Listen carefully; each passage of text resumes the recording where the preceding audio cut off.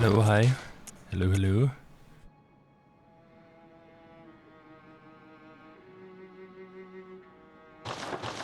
Alright, so yesterday I ended off killing Amelia.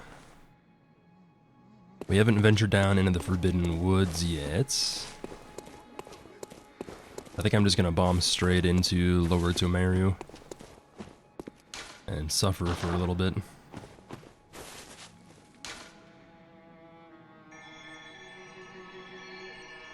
Did I ever finish off Lower Hintertomb? I don't think I did.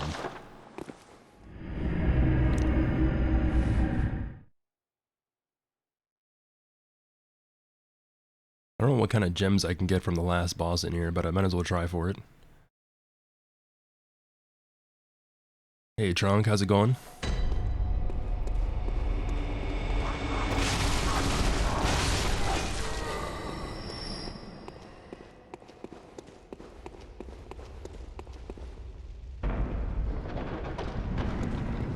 And this will also help me get some extra insight, I hope. I mean, I'm gonna get a bunch of Madman's knowledge and stuff for when I go to the Forbidden Woods, but I just want to make sure that I'm able to get 40 insight so I can show all that stuff off. There's also some more NPC quests for me to do in Cathedral Ward now that the night has progressed.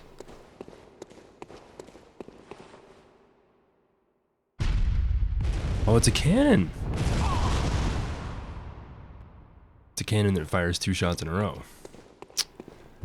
Trying to figure out what the hell that guy was doing behind a chest, and then the chest fired a giant projectile at me. Oh my goodness. Okay. Want to play hardball, huh? That's fine.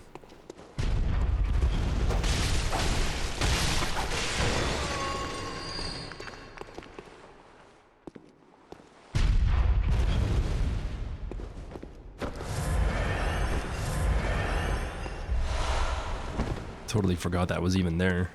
I haven't done Lower Hintertomb very much though. This is probably only my 2nd or 3rd time doing it.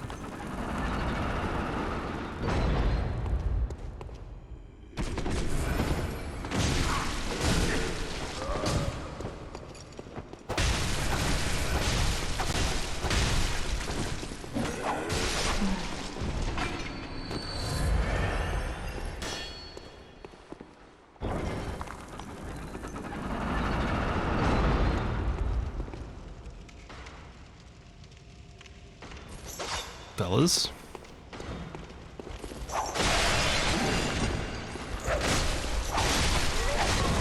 That's a lot of dudes. There's a lot of dudes. Okay, could you guys die, please? Thank you.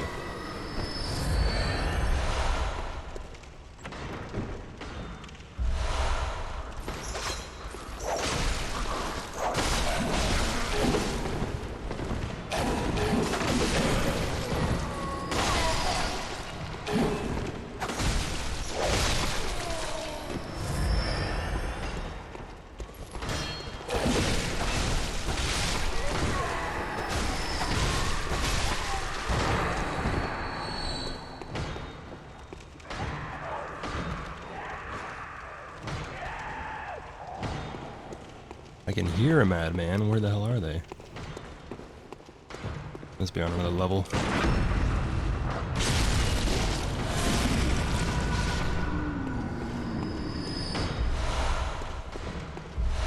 There's the first Tomb Mold 3. I found a few bone marrow ash down here as well.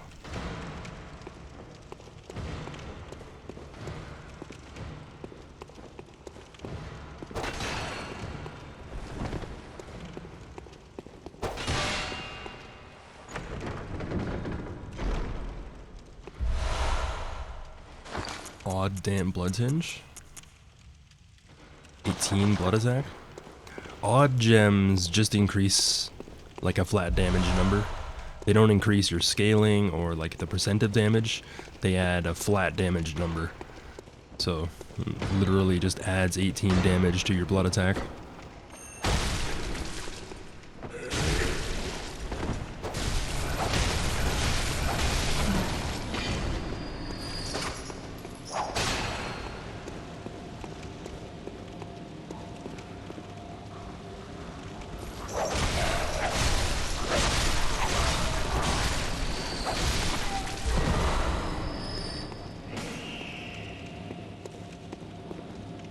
Alright, so we got spiders and madmen on the floor above me, I'm pretty sure.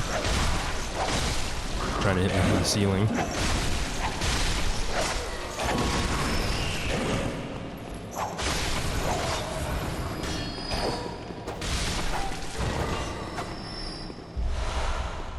Ooh, cursed murky. I knew we'd find some murky gems here, but I didn't think we'd find any cursed boys. Add slow poison. Add arcane attack. Attack down.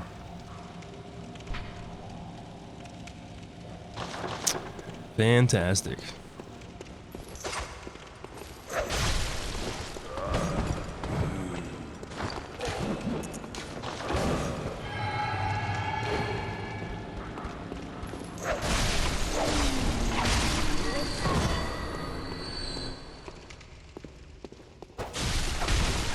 That was weird.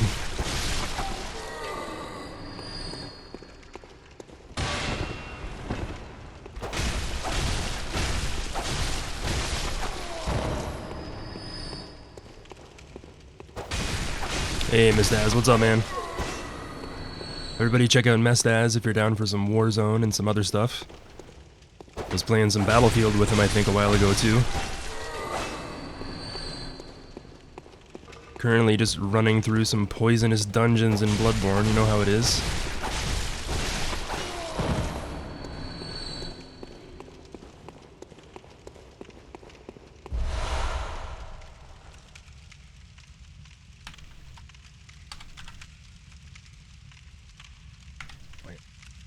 Check them out. Do it. 2, 3, 4, 5, 6. That is a satisfying number of echoes right there. Extremely satisfying.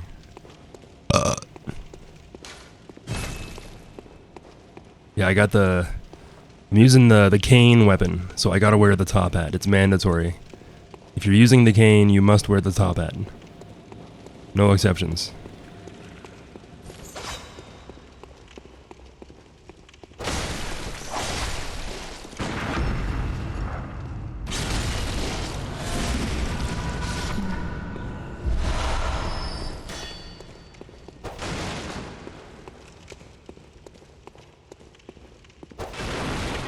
Can't tell which way I came from.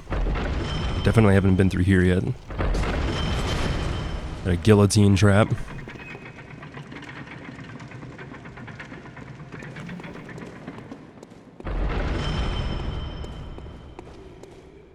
Alright, so here's that shortcut.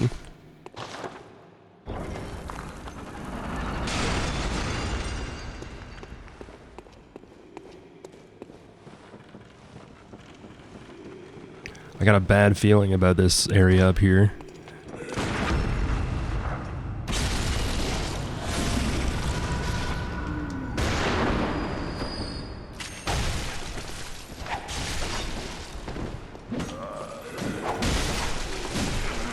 Please take my inputs.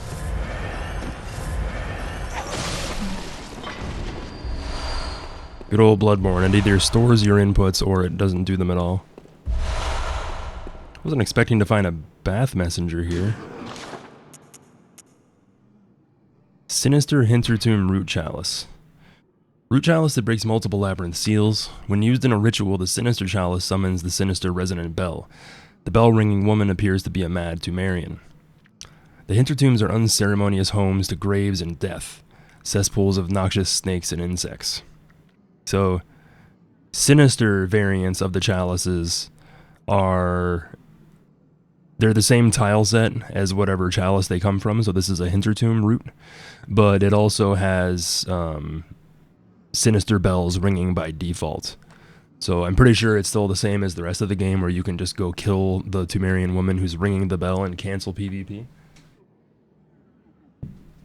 They are on by defaults, and it kind of mixes things up a bit too. Like, there's only so many areas that you can invade in the main game, so having chalices that are meant for PvP, it doesn't just add to the difficulty, it makes it a little bit more fun for people who might want different areas to PvP in and fight their friends.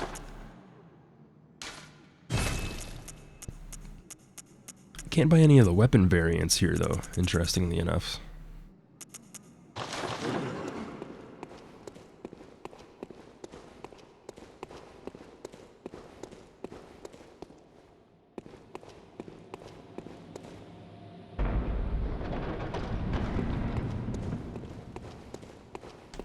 Ah, the spiders.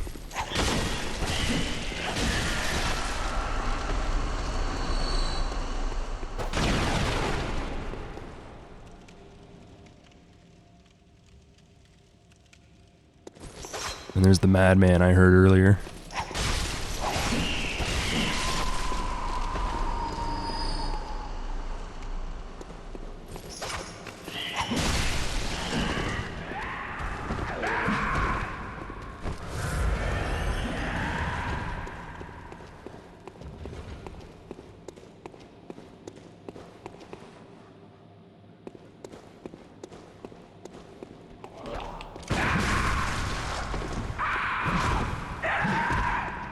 Yikes.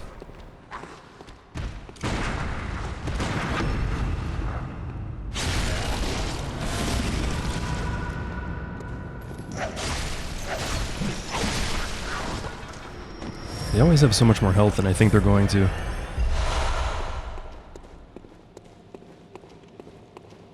Come here, you lousy spooters.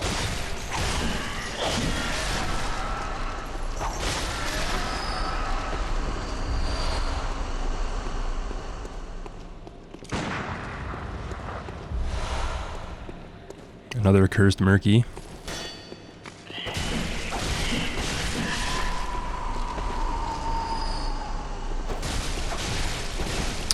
But yeah, the poison gems aren't really desirable in this game. They're always weaker damage. And the poison is almost never worth it. Or it's basically never ever worth it, to be honest. Just hit the fucking thing. You're locked on, hit him.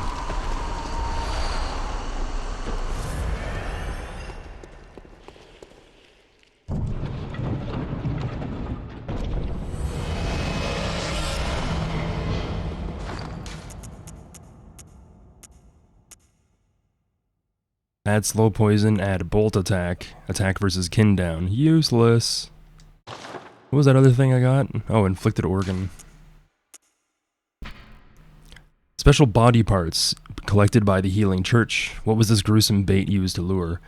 The additional rotted offering beckons ungodly forces, normally terrifying things, but also worthy prey for a special hunt. So this is the same as the sage's wrists in terms of use. When you make a chalice, you can add these different organs and body parts and stuff, and these increase the difficulty of the chalice, but also increase the rewards that you can get. We can find inflicted organ. We can find one of these in the Hunters, or in the Nightmare of Mensis. And the one reborn can also drop yellow backbones, which are also found in the Nightmare of Mensis. So the notion here is that it isn't just like blood and mold that we can use as offerings. We can also use body parts, whether they be eyeballs, hands, or organs. And then even later on, we can find the remains of stillborn infants and dead babies and stuff like that. So all of these resources are used to beckon ungodly forces. And this isn't just in a way that makes the chalices harder. When we're talking about how we commune with the Great Ones and what we have to offer them, it's usually sacrificial body parts and blood and all this other sort of stuff.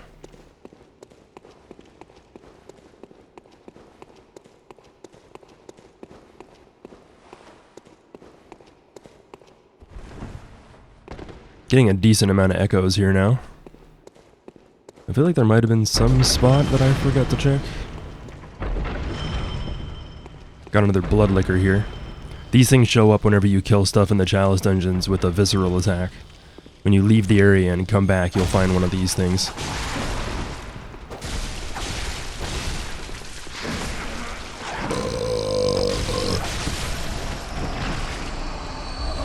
So everybody thinks that these are only from Canehurst, like the people from Canehurst turn into these things, but we can find the blood liquors in the Chalice dungeons, we find them in the Hunter's Nightmare, and we find them in Canehurst. So it may not necessarily be that they are native to Canehurst, but rather that you can find them wherever you can find large quantities of blood.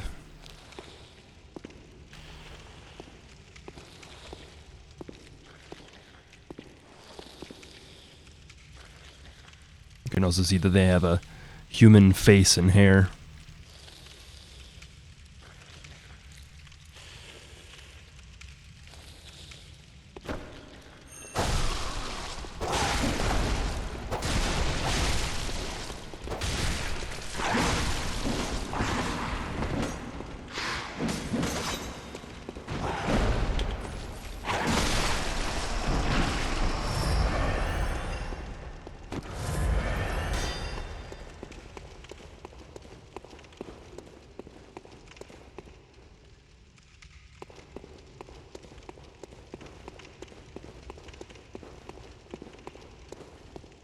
I don't think I missed anything.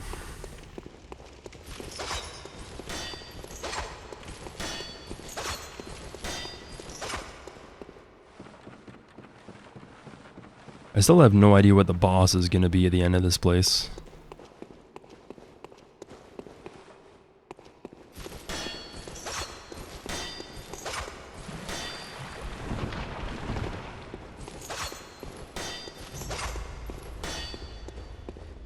Oh, I still have a door back here. That's what I was forgetting.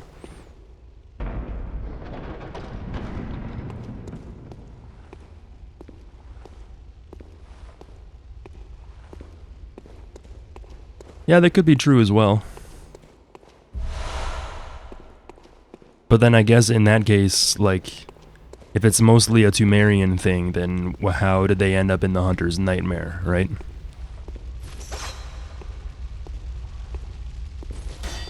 I'm not saying you're wrong by any means, but we don't normally associate the Hunter's Nightmare with Tumerians or the Chalice Dungeons. But, you know, all these places are connected regardless. So, that's another thing, is that everybody wants to isolate certain creatures or aspects of the lore to particular areas. But the main thing that we learn, and the main thing that the choir learned, was that all this stuff is connected. You don't necessarily have to reach the far-off reaches of space to see the great ones. They're all around us. And so too did the different nightmares and dreams and chalice dungeons that we can find. They're all connected as well.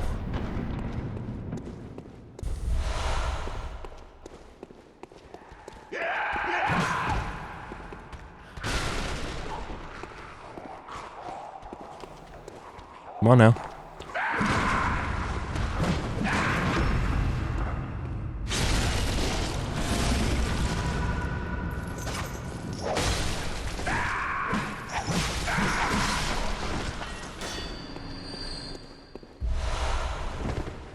Haven't got any Sage's hair from them yet. It's all wrists.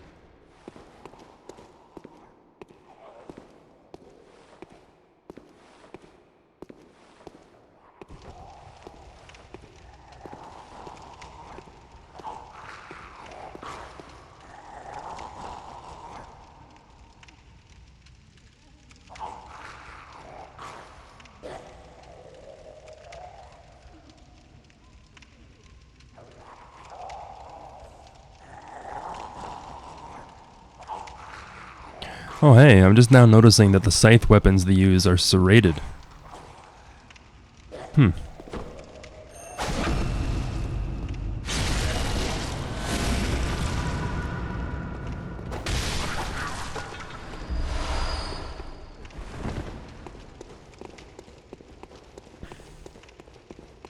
It's weird how all the murky gems that I'm finding down here are triangles. I wish they were physical gems instead of poison gems.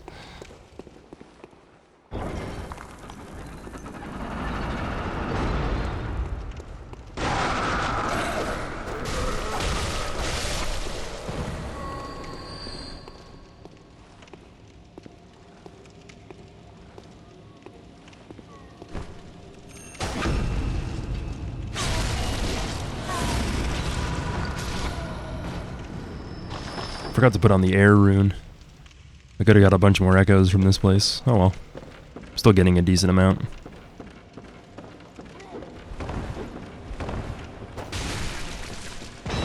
Later, nerd.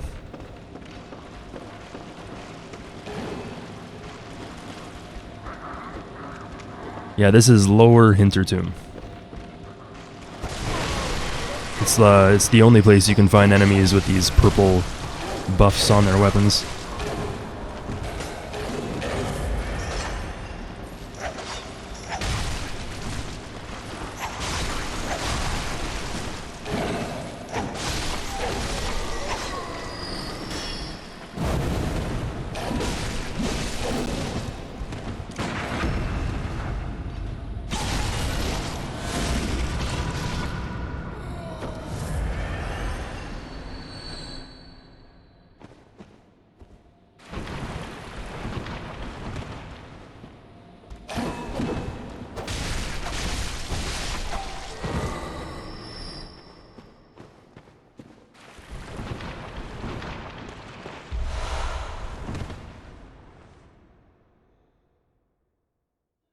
I don't want to go... Oh, there's two of them.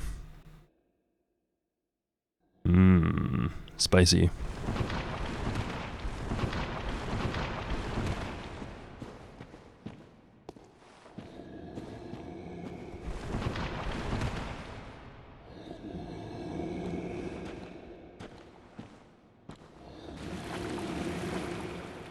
Damn it.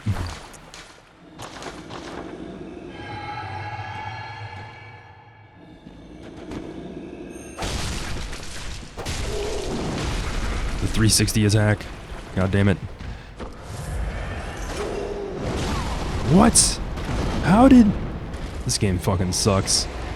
AC4.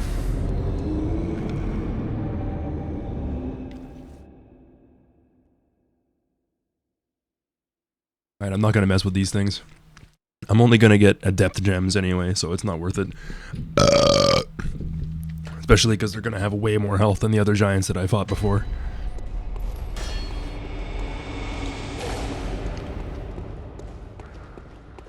That was pre-boss, I'm pretty sure.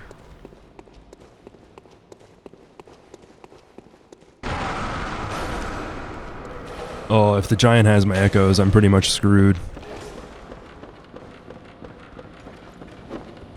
Got internet back, nice, nice.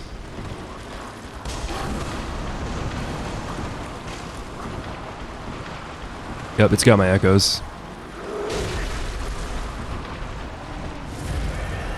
With any luck, maybe they'll hit each other or something.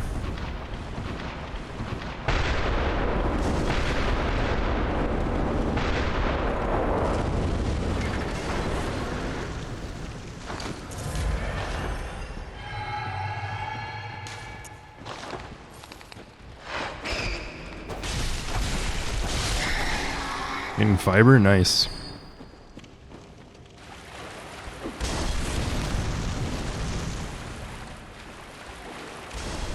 Man, I really want to get that 44,000 echoes back, man. I really wish I didn't fight that thing.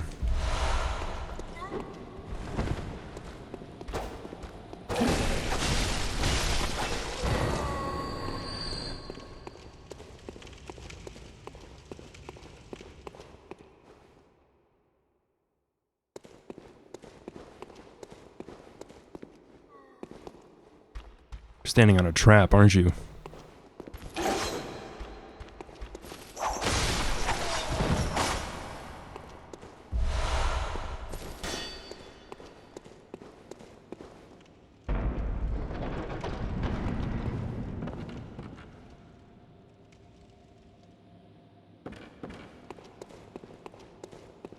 Oh, he wasn't. I'm surprised.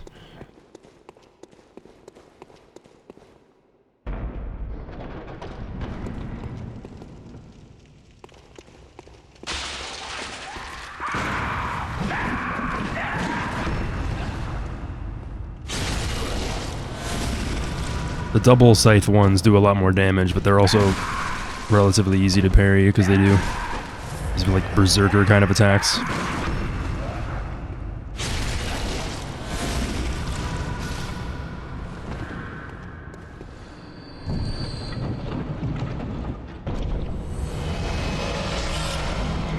Ritual Blood 4, nice.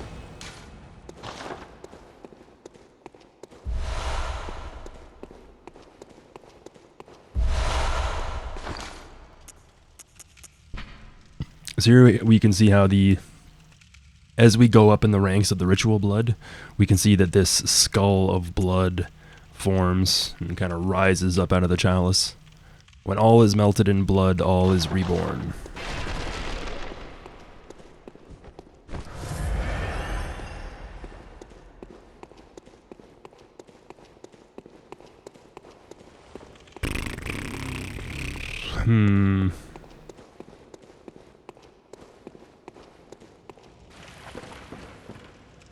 I can't really remember if you can make these guys hit each other with their cannons, but it's probably not worth it.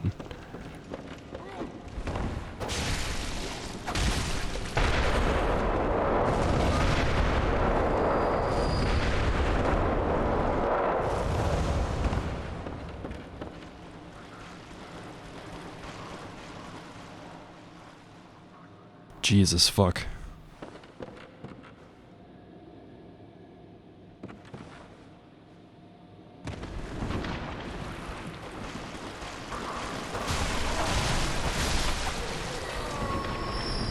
Oh god, that was a mistake.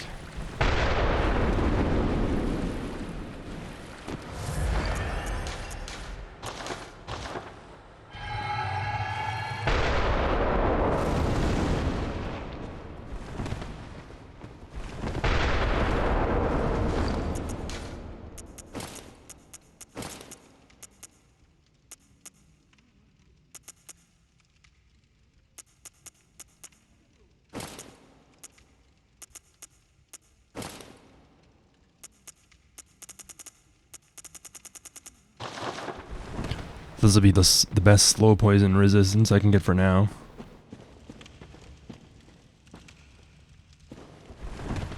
Oh, these lead to the same place?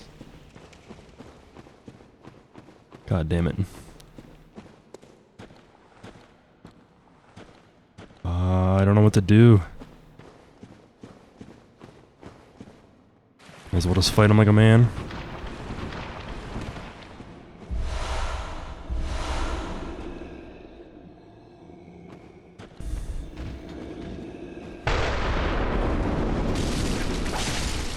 Oh. He's already like half health somehow.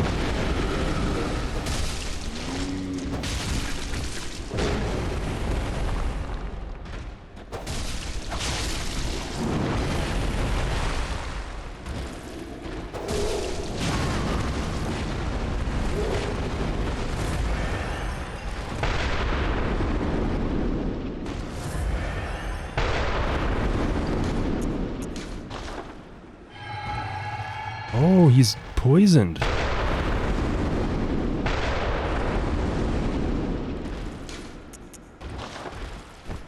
Fuck it, I'm just gonna let him vibe. I'm not risking it. I got 44,000 echoes on the line.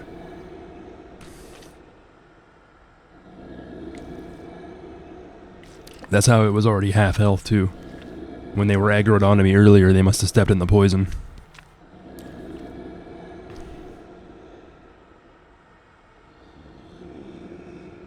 Cue the elevator music.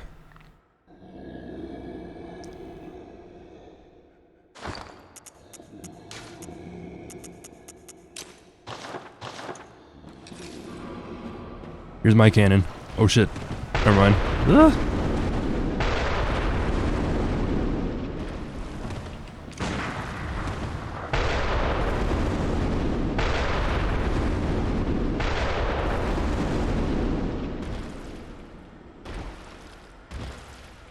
Bye-bye.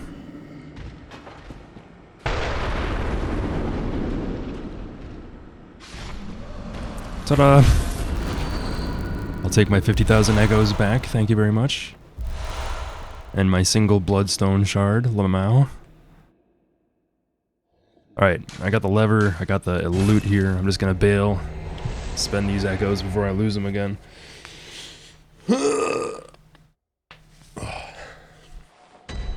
50,000 is the most I've had on this character so far.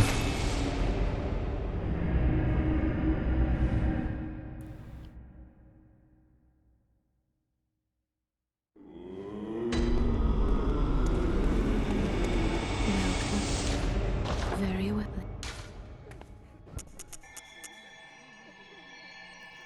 I think I need 18 arcane, so I can pretty much stop there. I want to put that air rune back on.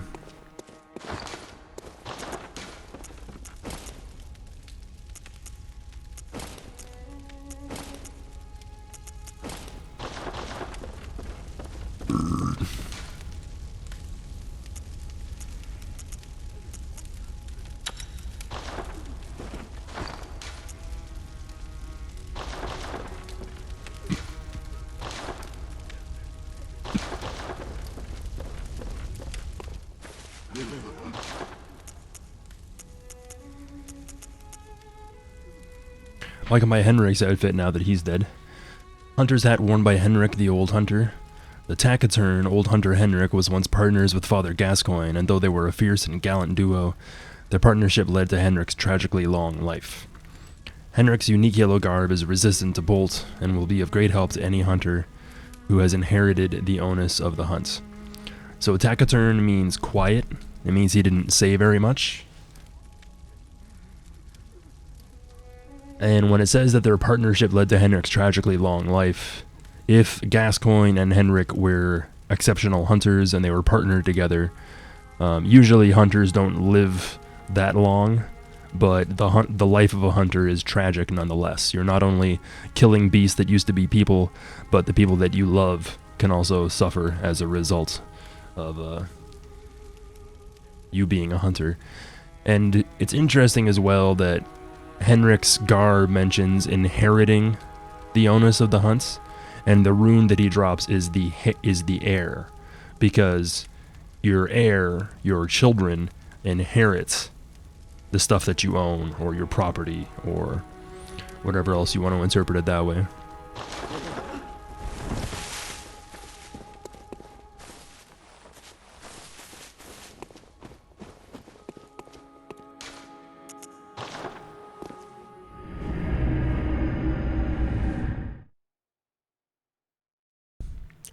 Alright, if I get full insight from this dude, it should put me up to 40, but I have some madman's knowledge anyway, so I'll be able to get to 40 regardless after this fight. And like I said earlier, there's a lot more insight for me to get in the Forbidden Woods as well. Technically, the next breakpoint is after I kill Rom, so I could even kill Shadows and then wander around without spending any insight to show off the 40 insight things. Alright, who do we got? Oh. Descendant or Elder. Oh, it's the Stick Boy. This guy has some really cool effects. The other guy with the scythe, he doesn't go invisible.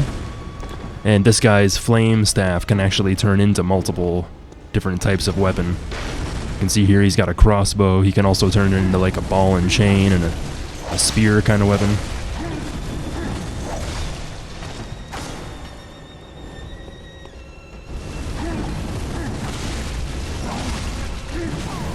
Ooh.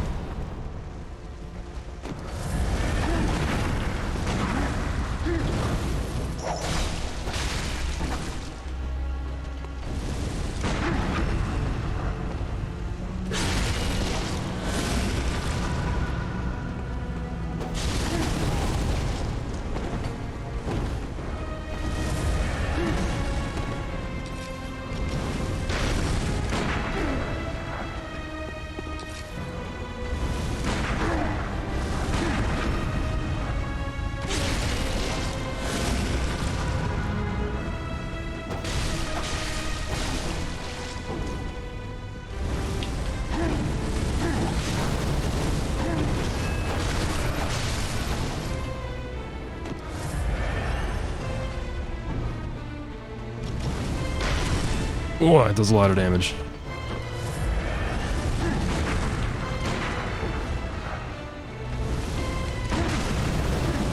As if I didn't parry.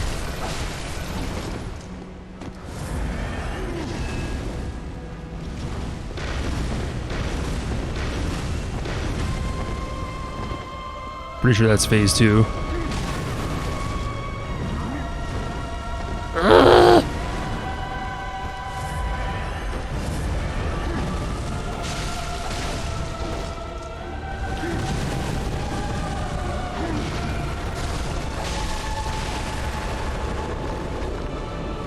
I forgot about that.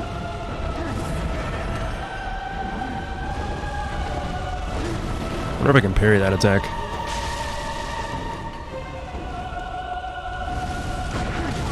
Fuck.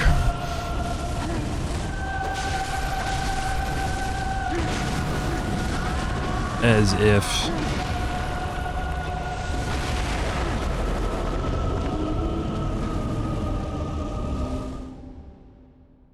I'm gonna level up my weapons and then come back later. That took way too long.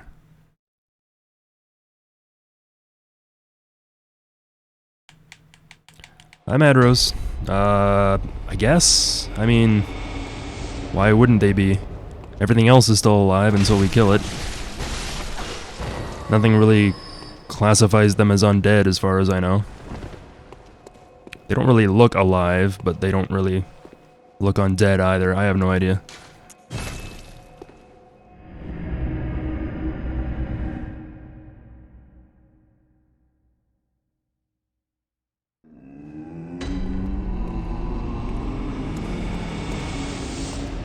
Onwards to the woods.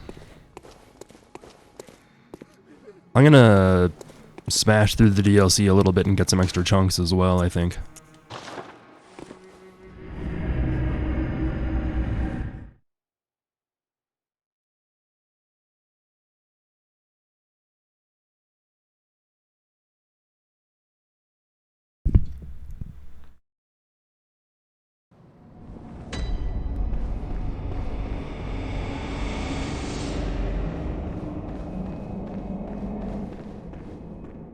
Hunter.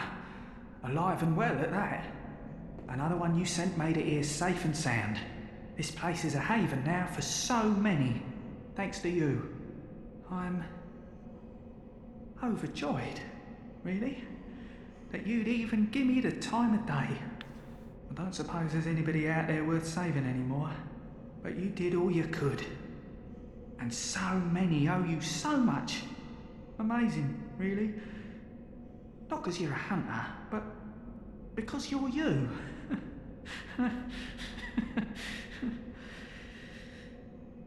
Makes me think, once dawn breaks, maybe I can just, you know, start over.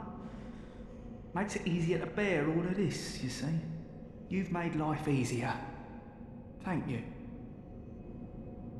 So you get this dialogue once you've rescued all the safe people. And even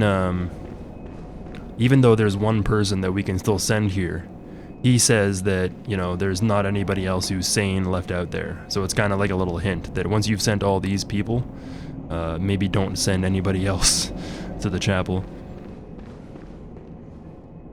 If you please, kind hunter, when the night of the hunt passes, suppose we could be friends? Maybe?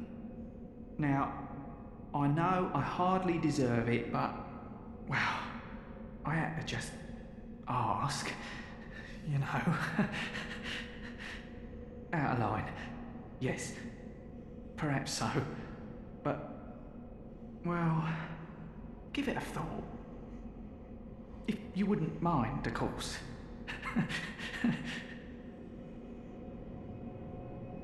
Bland.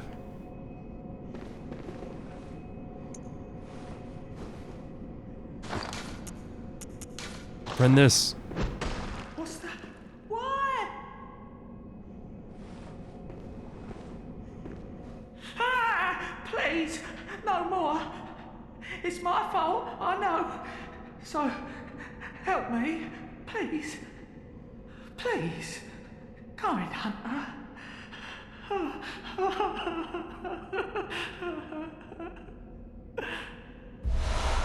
Oh, he gave me the pebble back. Isn't that nice? Once the night of the hunt passes, suppose we could be friends? Give it a thought. Well, if you wouldn't mind. Oh. How did we ever get into this mess?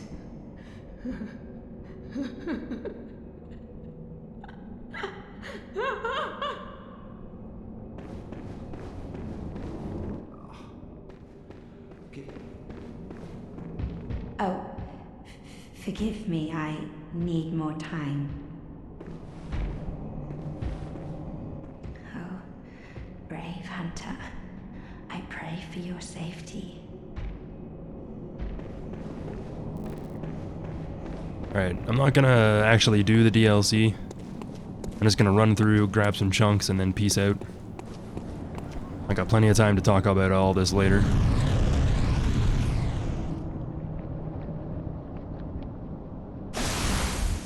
But you can see the faint outline of the creature here, but then when we actually go there, you can see the amygdala in full. Too.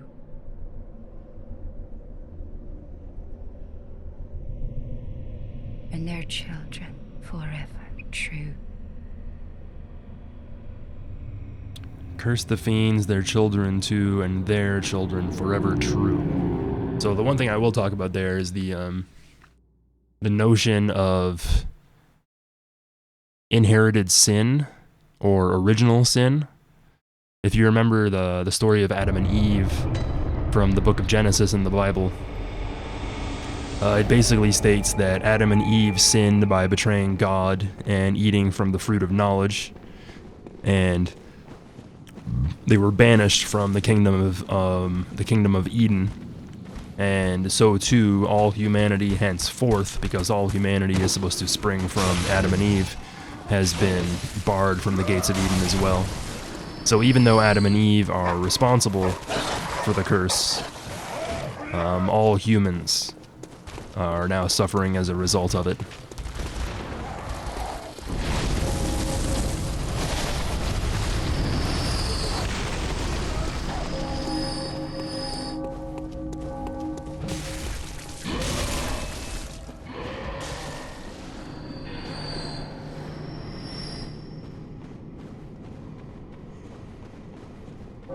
I'm gonna skip as much as I can here and just grab the chunky boys.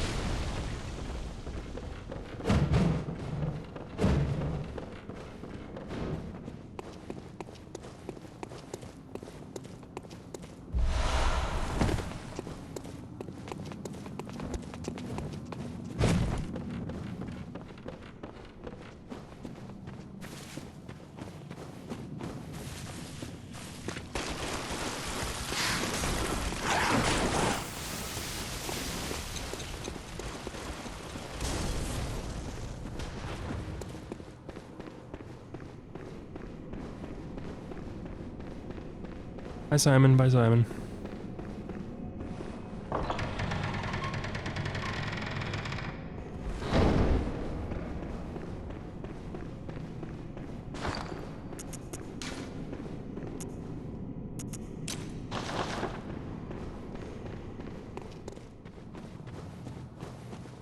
But I don't know, maybe we kind of can classify the Sumerians as being undead. Like, I'm not sure if all Tumerians take more damage from, like, Righteous. I know Righteous affects, like, the ghost-type enemies and some of the other enemies in Canehurst and everything, but the only reason that Queen Annalise is undead is because of the blood she got from the chalices, which we can safely presume was likely Queen Yarnam's blood, or something very similar to it. So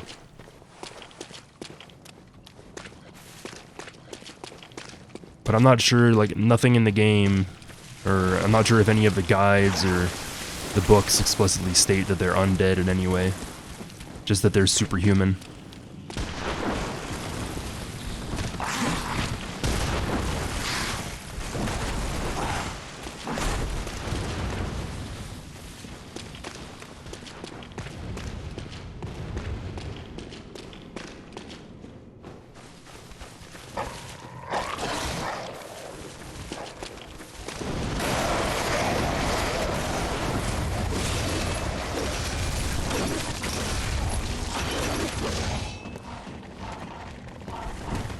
That was close.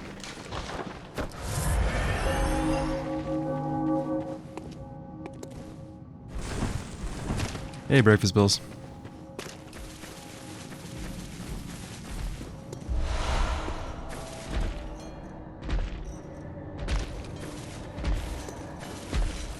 I'm just here for those sweet, delicious chunks.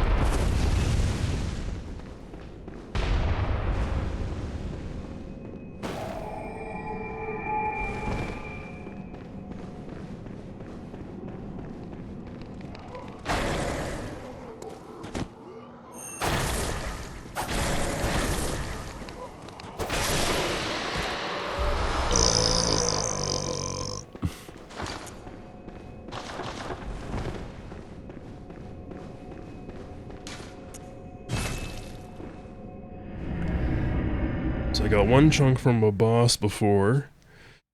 I can get one more in the woods. That still only gives me one upgrade.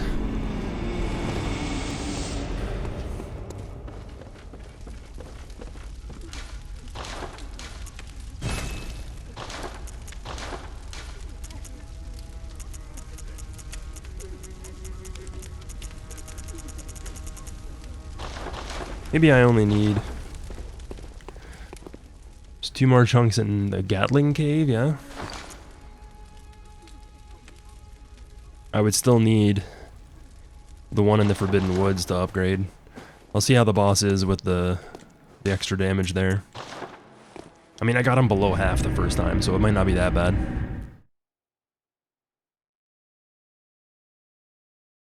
I'm pretty sure the boss won't drop a poison gem. He'll probably drop a normal gem. I'm just curious whether it's going to be a triangle or a radial.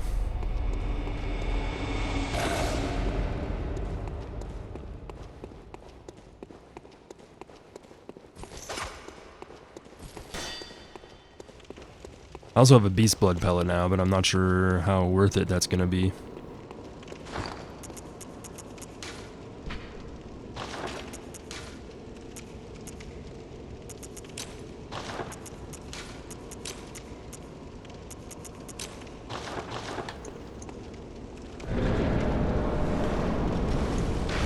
Nice.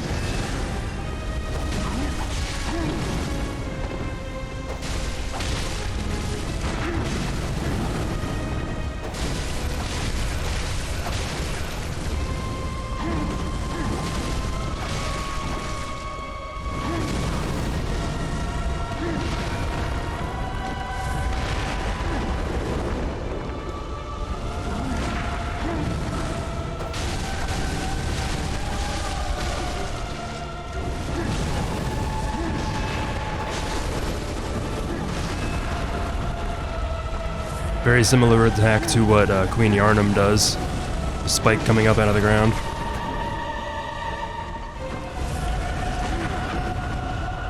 That was a clutch parry. It was huge.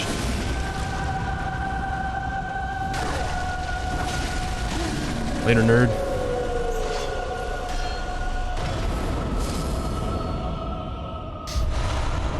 So yeah, the upgrade definitely made a difference, as well as the using the beast blood pellet. How come the earlier boss dropped a chunk, but the boss at the end dropped twins? So lame. And I also forgot that the Temerian Elder frequently drops cold gems. So that's a feel bad. Hey Sagittarius, what's up? Arcane scaling, add physical attack, add slow poison.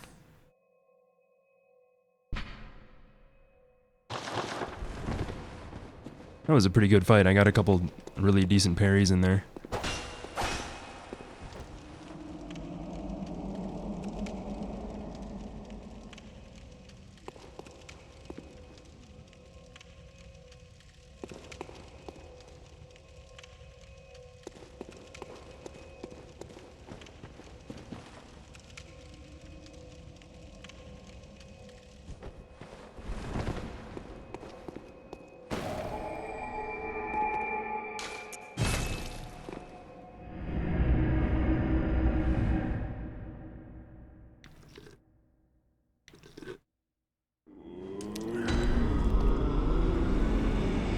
See, all I really know about the Tumerian Elders and the Tumerian Descendants is that Queen Yarnum has been dead for quite some time.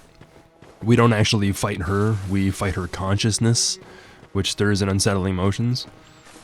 So either the Descendants and the Elders were the descendants of Queen Yarnum, or they're just like the equivalents of nobles or royalty. You have like the rest of the Tumerians who are like the common people, and then up in the higher ranks you've got the elders and the descendants, and then at the top you've got their monarch, the Queen Yarnum.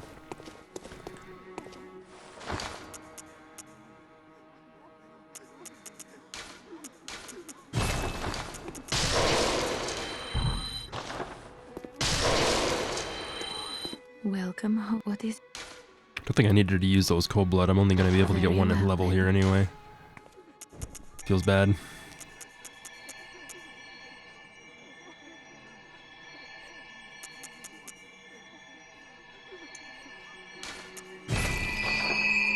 Well, I gotta replace all those vials I lost anyway.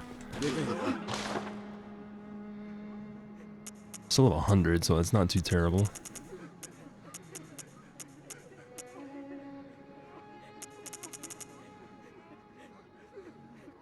Screw it, I'm gonna use Ludwig's rifle.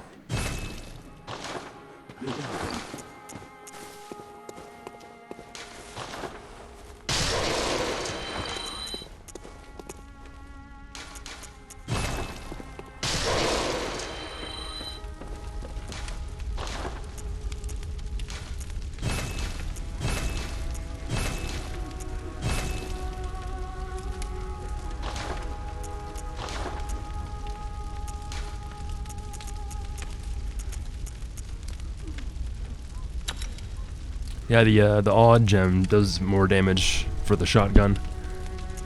All the other ones, it's like 6, 4, 8, and that adds 18 damage. That's pretty good.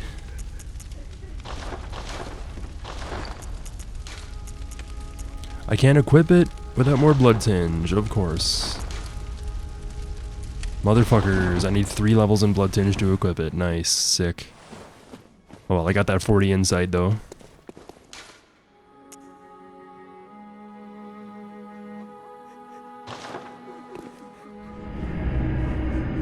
Go check up on Gilbert and see what's happening in the other windows in Central.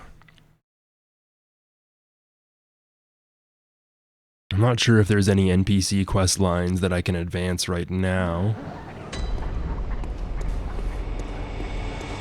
Have I heard of Bergenworth?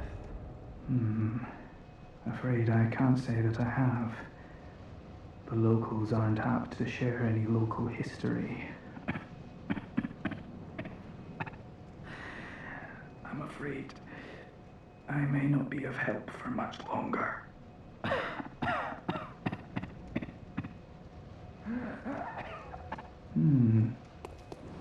I know nothing of a Bergenworth, and I'm afraid I may not be of help.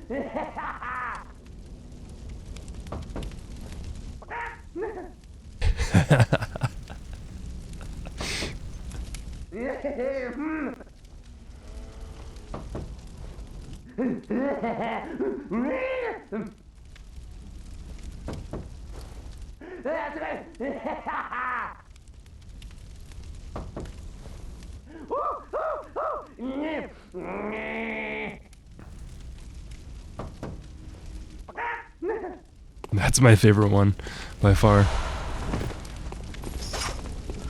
Okay. Stop.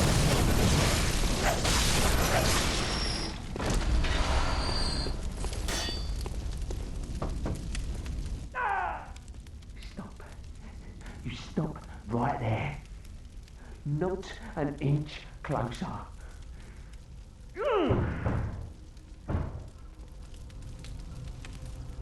So the people that are hiding inside in order to prevent themselves from getting slain by beasts are now all being either driven mad or there's even infighting inside the houses.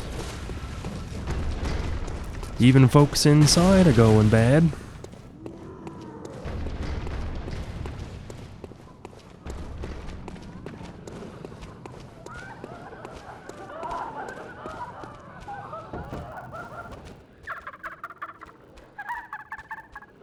Poor you. Poor you.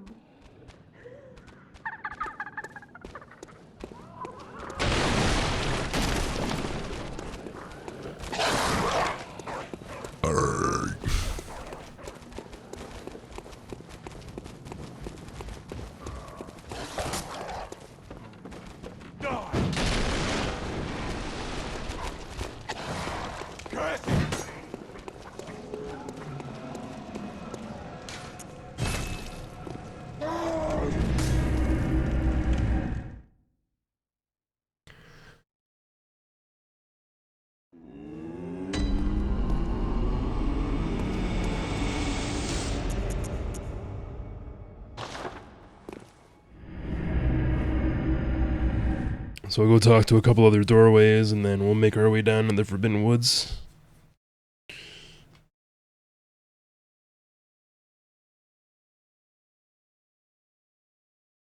They actually say this town's Finnish.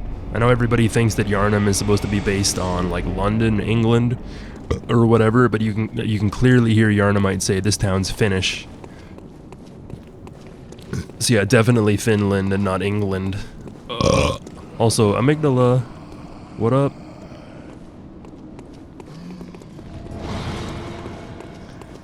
So when you have more than 15 insight, the church servants get new buffs and new attacks. This guy gets eyeballs on his lantern that allow the lantern to shoot homing projectiles. And what's interesting about this is that somebody was doing an interview with Miyazaki at FromSoft, and while they were doing the interview, they noticed that on Miyazaki's desk there was a couple Magic the Gathering cards. And one of the Magic the Gathering cards is, I believe it's literally called Lantern of Insight.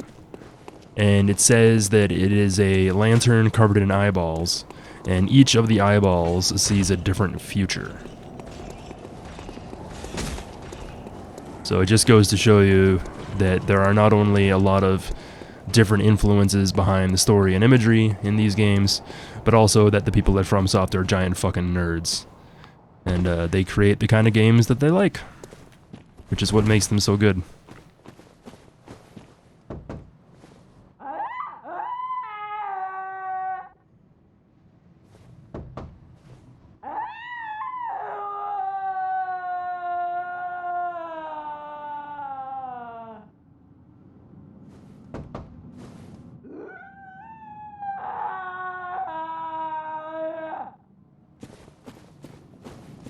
So these are the bless us with blood people that we heard earlier, but now instead of repeating their prayer or mantra or insane ramblings, they're just screaming. They're just screaming.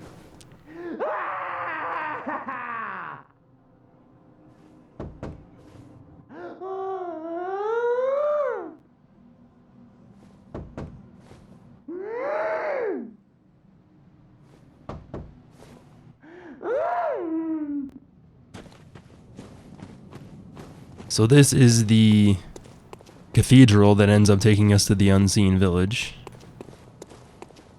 Up there somewhere is the church workshop. It's kind of covered up by this big rock thing though.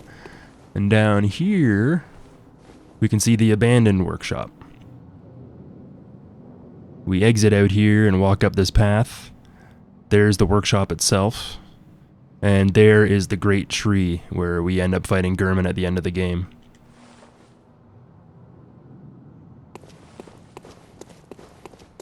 We already saw this guy earlier, but I'll pop down and check him out again.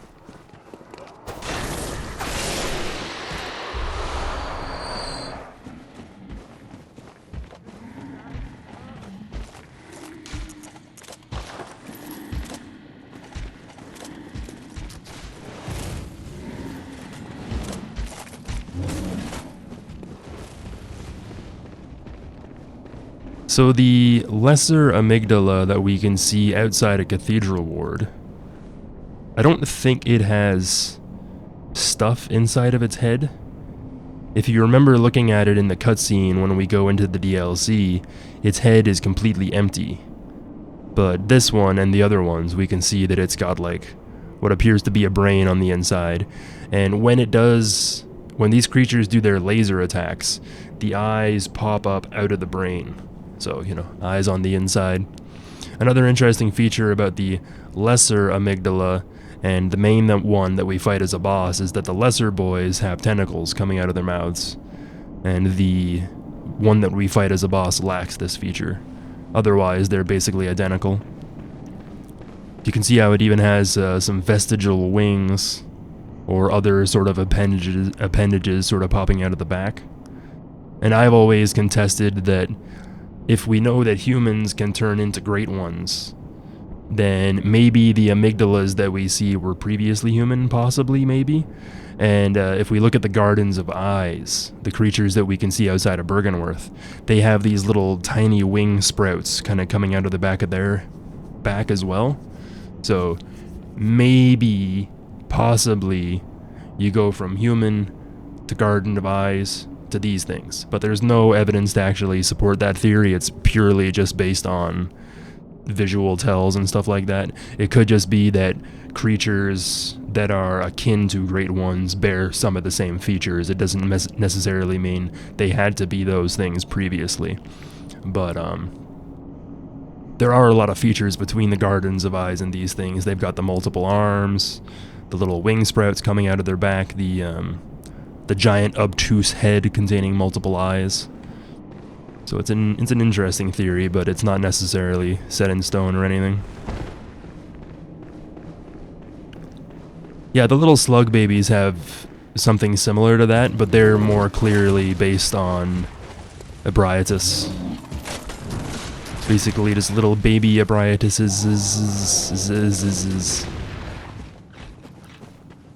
But a lot of the different types of great ones, and kin for that matter, do share some pretty interesting physical characteristics for sure.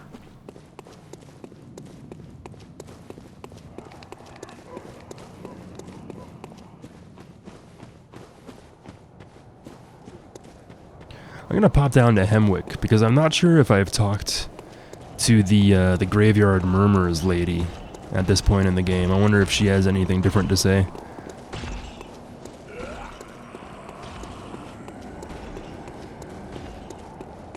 I also want to show off that trick again for how to clear this area here without having to deal with too much trouble.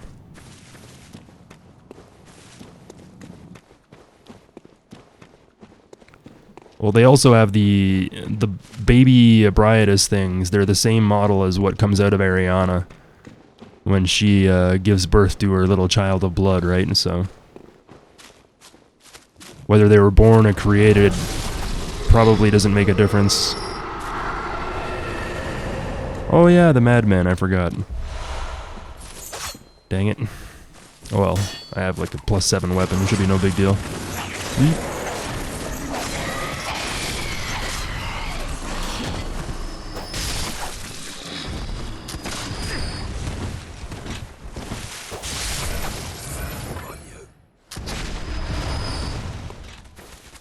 What?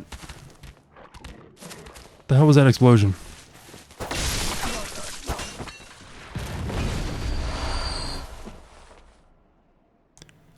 Why are all the... What? Oh, shit. They're already triggered because something blew up over there. Well.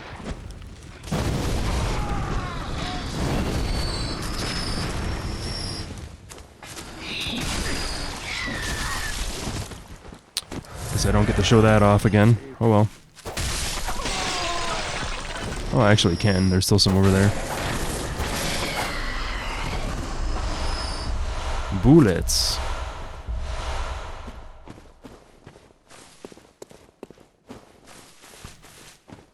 So you pop over here. Typically there's a guy, he's standing here, so kill him first. Pull out your monocular. And then shoot these urns. When the explosion happens, all the enemies in the area should run over to it and investigate the sound, but these guys got broken because something... I think one of these guys shot another one over here and broke it all. But if you don't use the urns to blow them all up, you can use it to at least pull them over to the area and huck Molotovs at them. There's also other urns over this way, so you can do the same thing over here. I must live.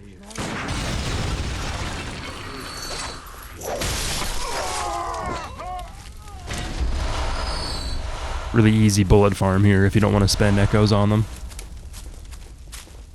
And here's the statue that we can see in the Grand Cathedral. But there's another one of them down here as well. And if we look up this way, we can even see a bit of the Grand Cathedral as well. As well also. Vocabulary go down the hole.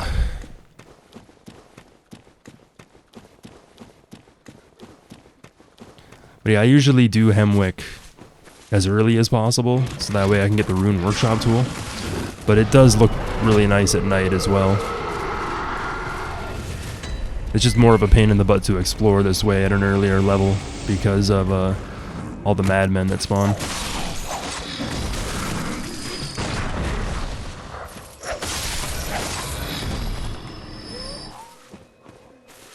But it does have a very...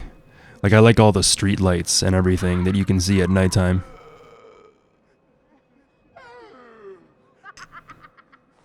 You know, like it's Bloodborne. Everything is gonna look better at night.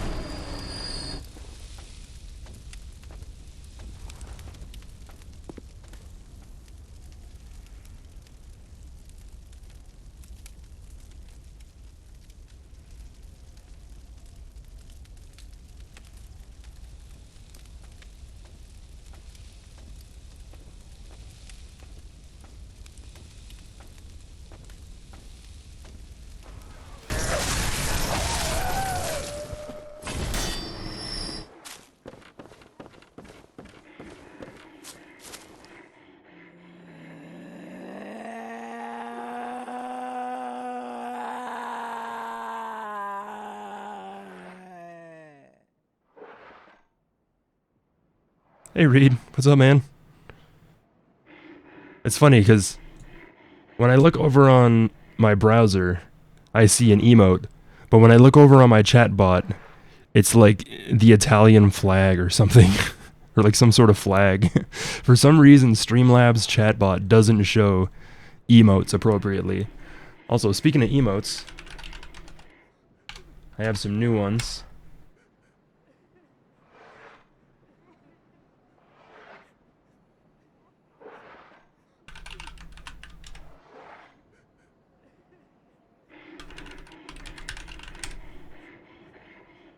Why did it not take the cringe one? Why is it not updating properly? God damn it.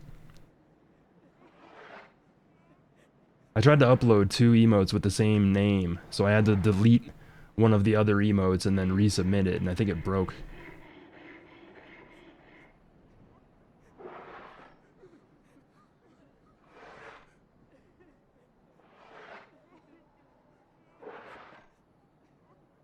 7G cringe. Yeah, something's wrong with the cringe emote, but yeah, yeah, that puke emote is one of my favorite things I think I've ever come up with.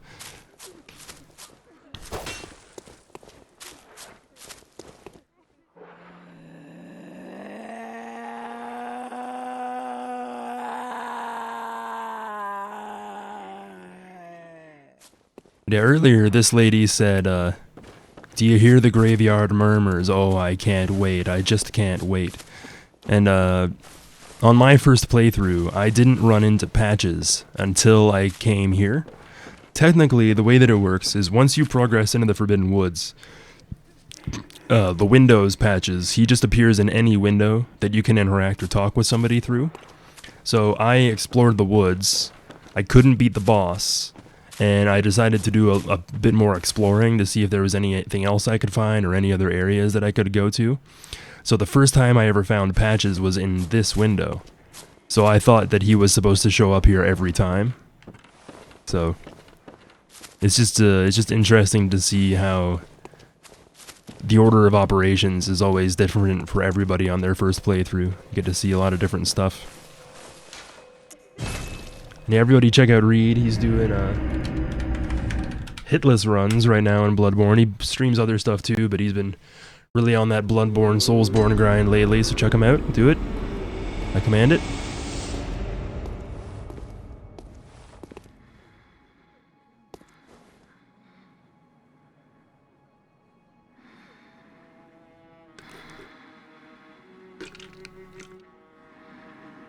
Hey Doc, what's up, man? Everybody check out Dr. Eklo. Him's Battlefield 2042 streamer. He also streams other games. I saw him doing some Exodus and some other stuff. And he's one of the homies, so definitely check him out. Lousy dolls asleeps on the jobs. Wake up. Welcome home, good hunter. I must have drifted off. What is it you desire? Nothing. I just felt like smacking you because you were sleeping on the job. Duh. I don't have anything new, do I?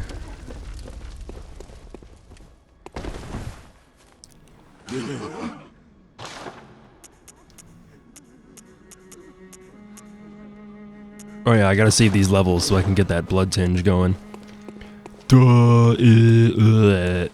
Back to Cathedral Ward, I guess?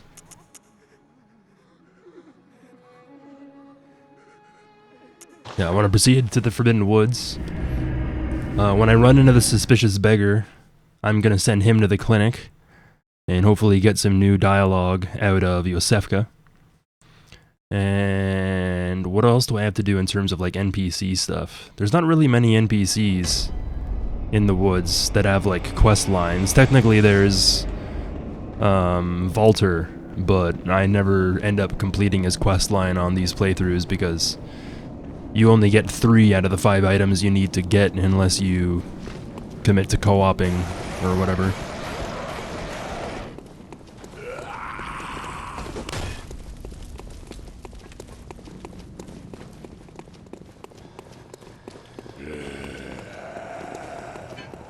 Well, yeah, like, there isn't a lot of, like, really heavy, like, implicative lore in Hemwick, but I like some of the visual details and stuff that are in the area. Like, there's a lot of unique enemies.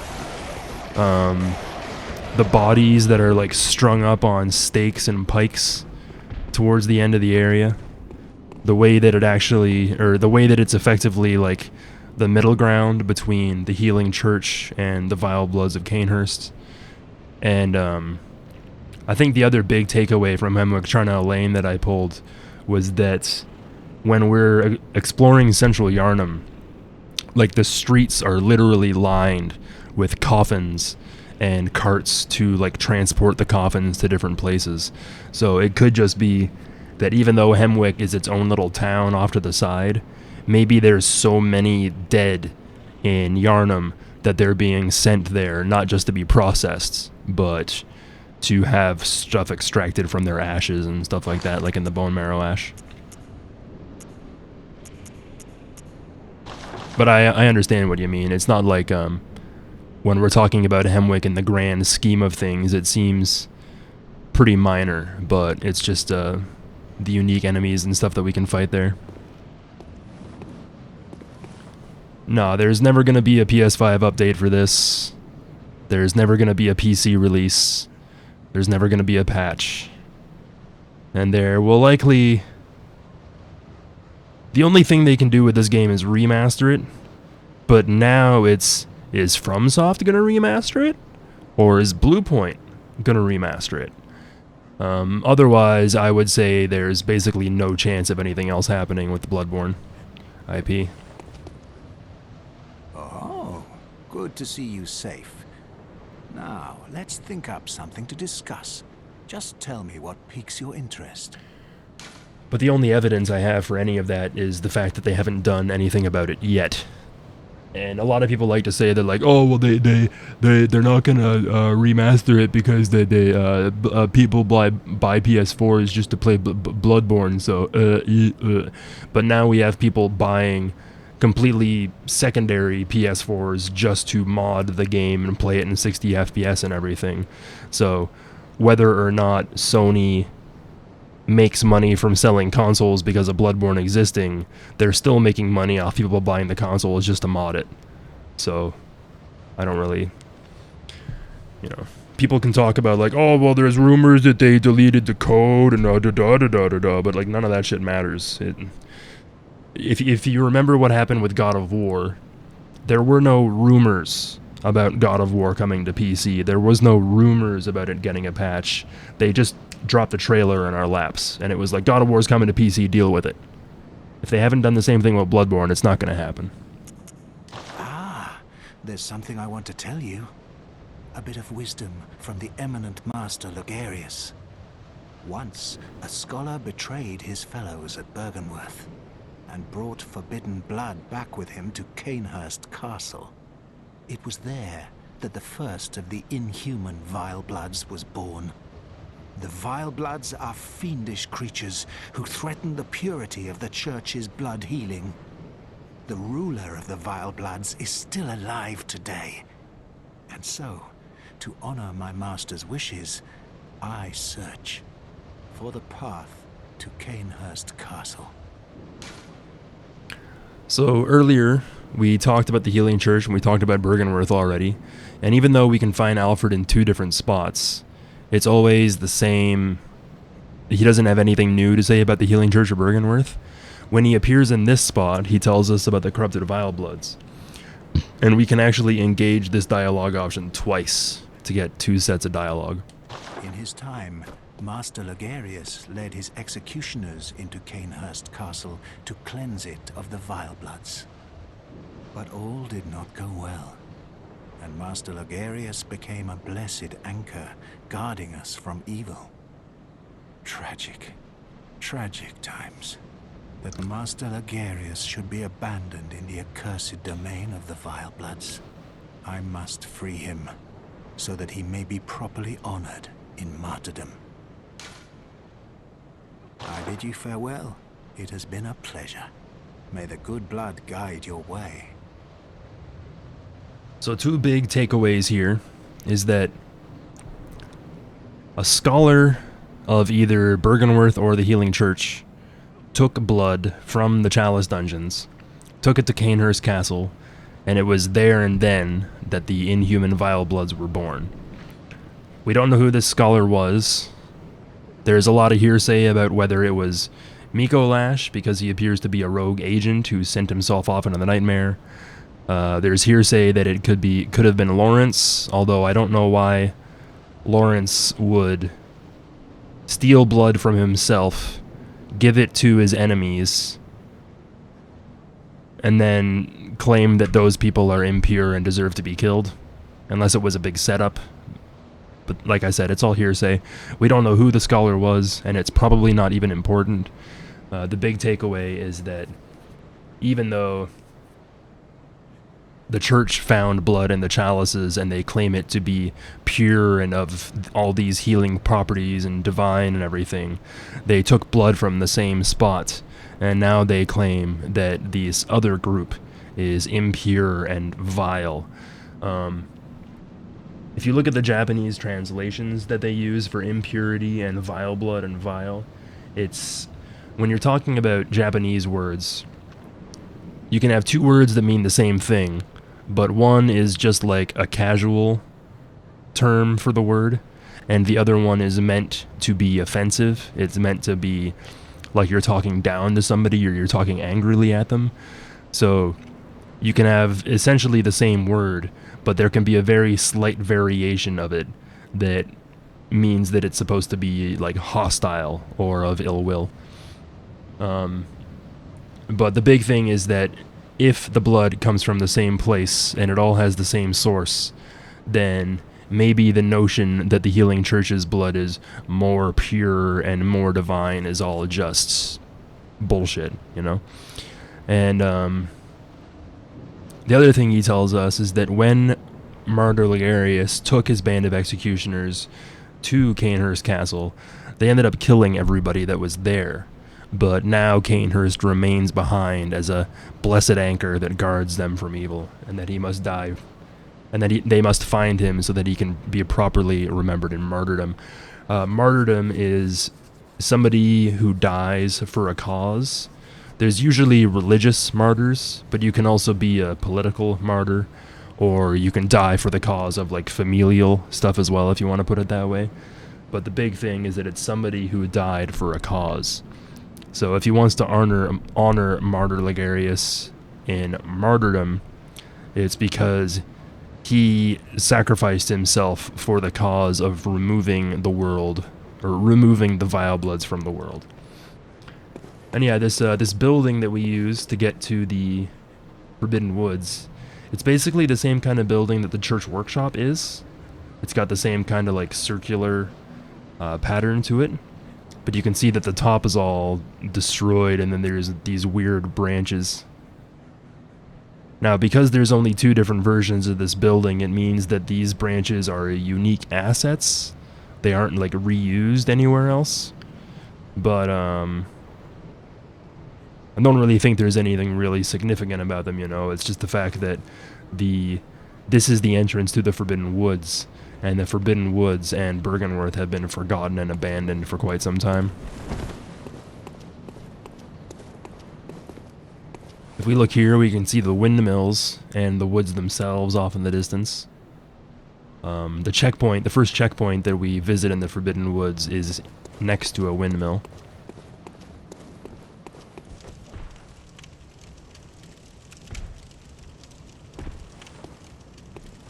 Oh yeah, there's the other windows I didn't talk to down here yet.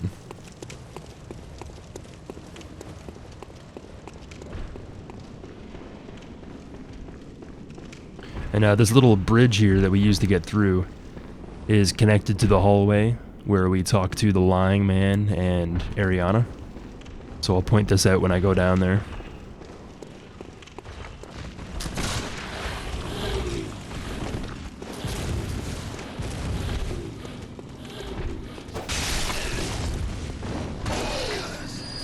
You're cursed.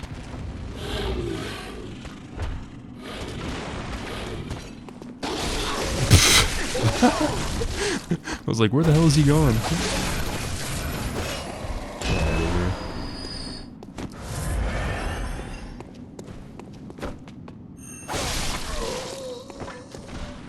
So there's that little walkway that I just ran through.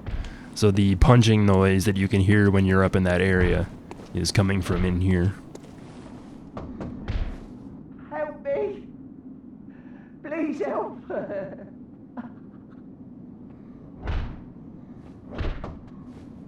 Help me! Please help!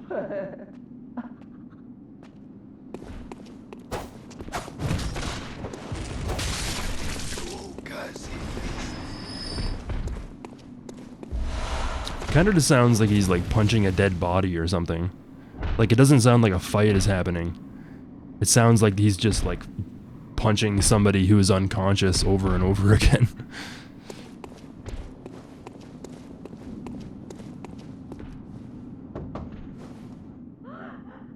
My baby!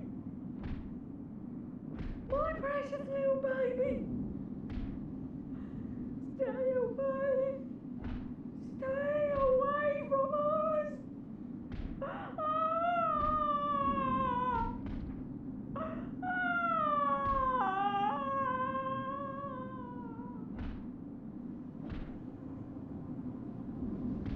So earlier, this person was saying that they had the deepest, widest gratitude for the church. Now she's saying, they've taken my baby, stay away from us. Or maybe not they've taken my baby. My precious little baby. Stay away. Stay away from us.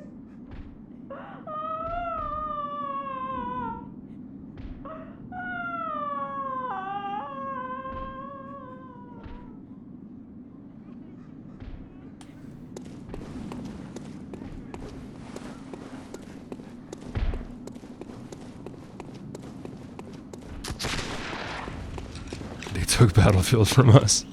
Lamau. Wait, what was that?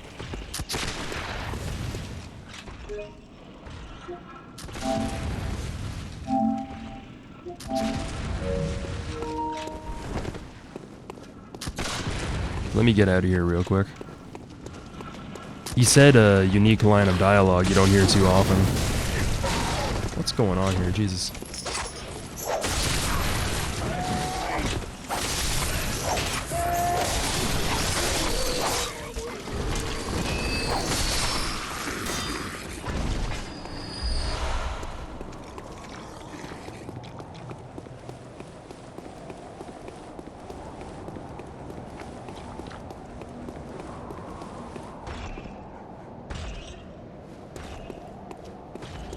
Nobody knows what she's talking about when it comes down to the baby. We don't know whether it was taken, we don't know whether it died and she just found it. All we know is something bad happened to a baby. Hey Blended, hey Scott, what's going on? Alright, now what the hell was that thing I just...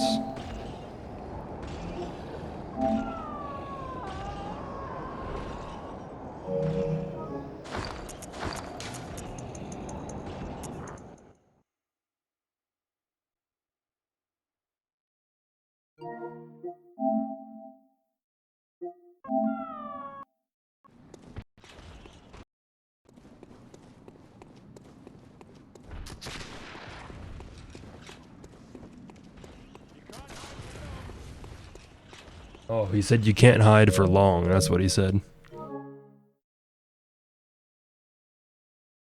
I thought I got Adola be the judge.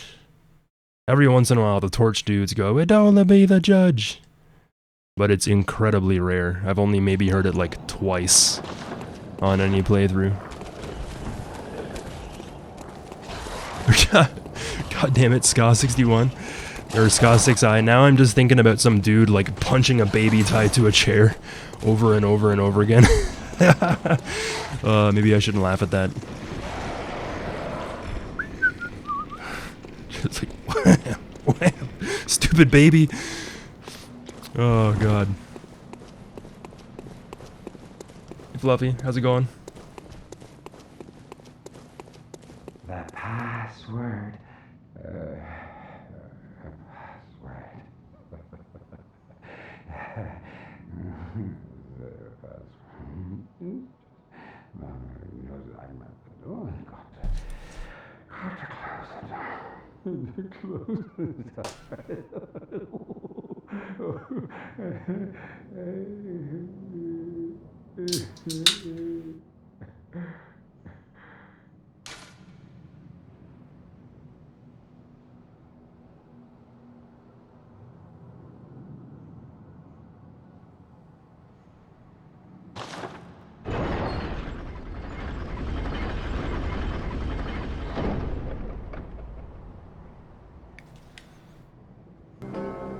Readimus with a resub.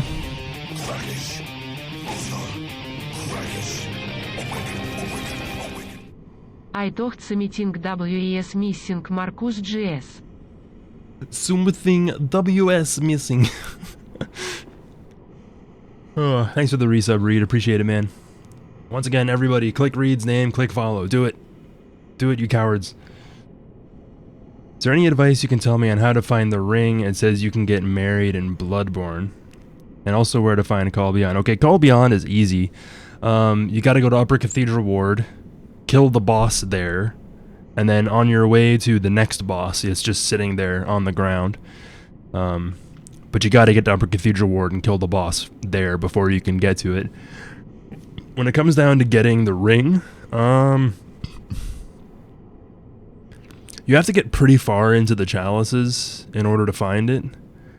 Like, I think you have to open up the defiled chalice, and then once you've opened the defiled chalice, you can either search for a glyph that has the Ring of Betrothal in it. It's called the Ring of Betrothal.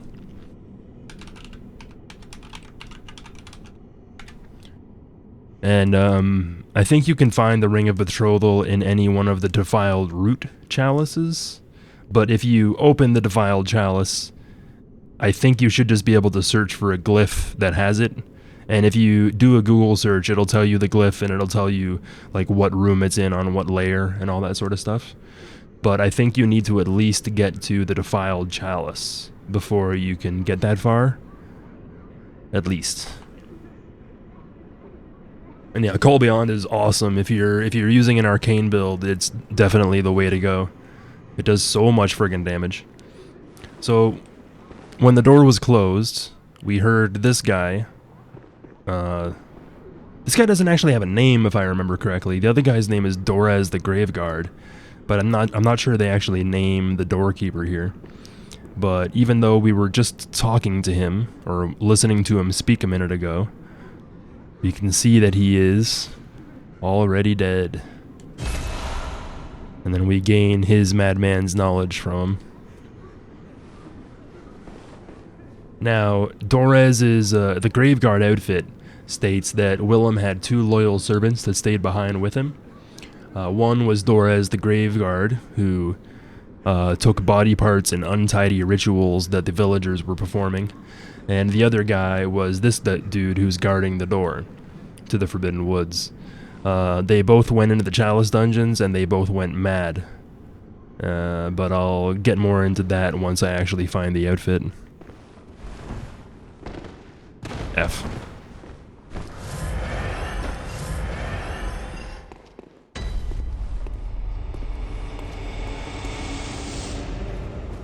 So here we have the Forbidden Woods. There's the windmills we could see in the distance earlier.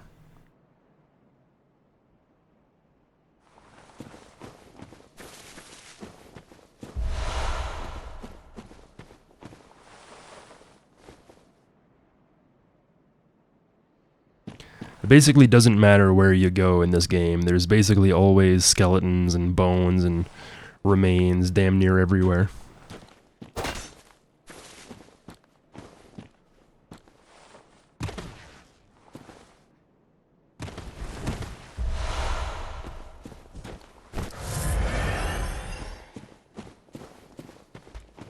These dudes throw oil on you. You can see I have got the oil debuff.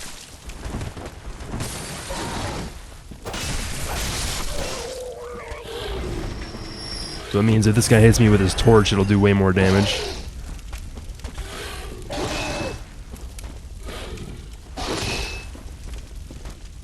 Give me the torch. Give me the torch.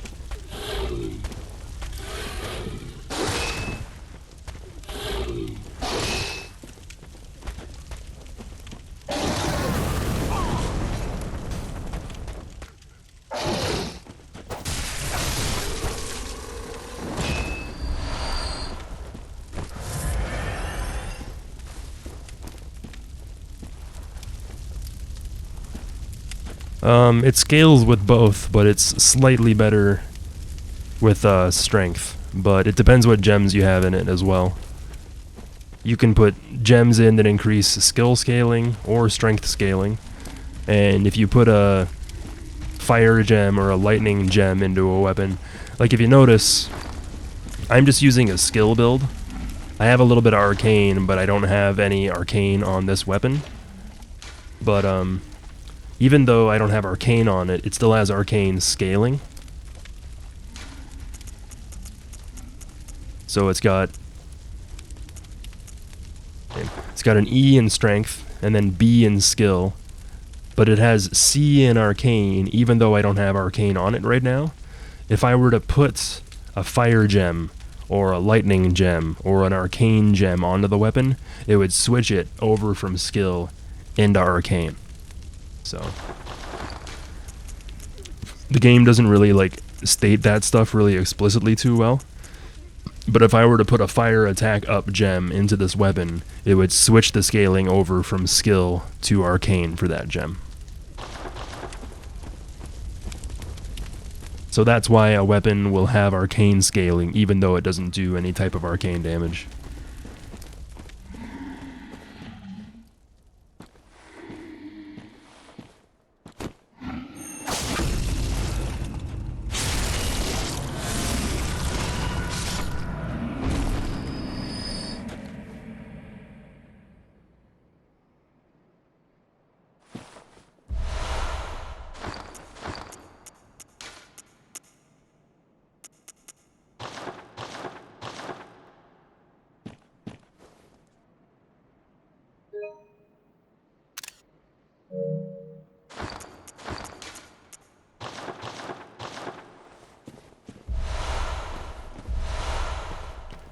So apparently in earlier builds of the game, this is just like a tunnel that leads to nowhere and has a couple items in it.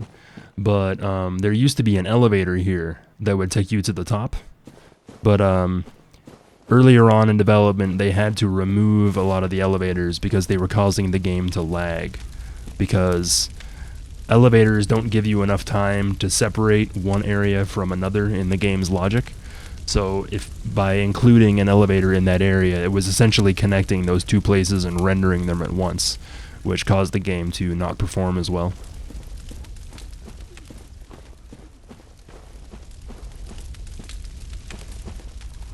The lanterns all throughout the area have these unfortunate little creatures burning in them. Very similar to what we see in the Chalice dungeons. A lot of the fireplaces in that area are filled with the remains of burning creatures that have been just burning for hundreds and hundreds of years.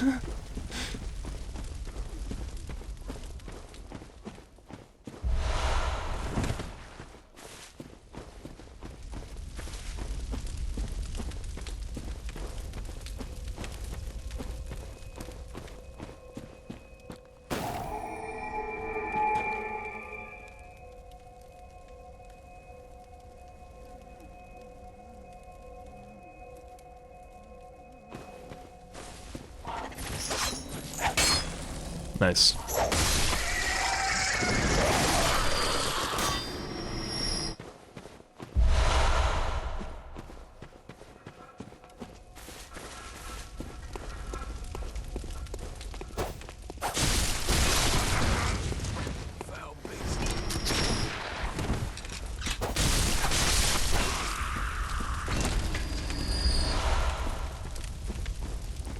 Yeah, I've seen a few of them.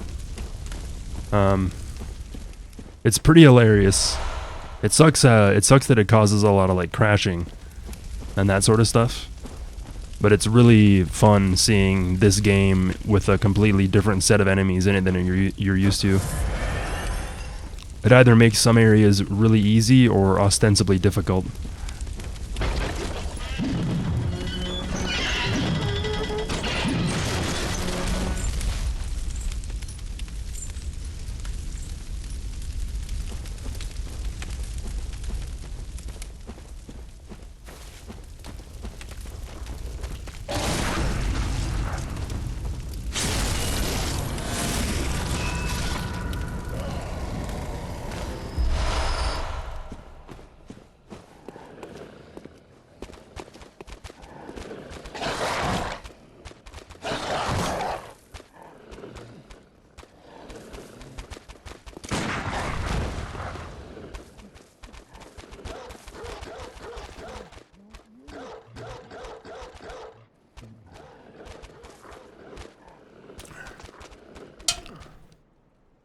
Usually they run straight into the fire.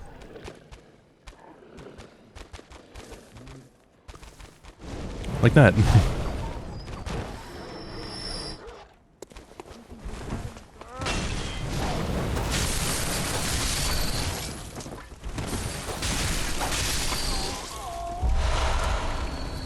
I call this Ainsley Harriet Alley because there's like 3 dudes that huck oil at you.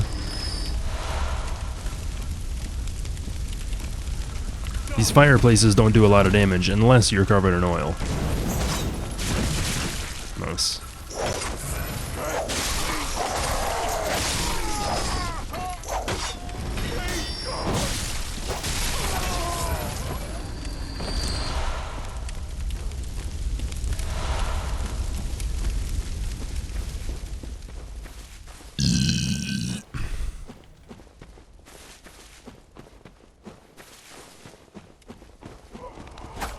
Nice.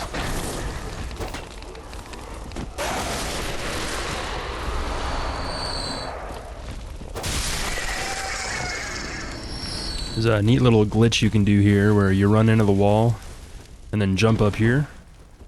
And as long as you keep rolling up this way, you can get around behind this and kind of skip a little bit of the area.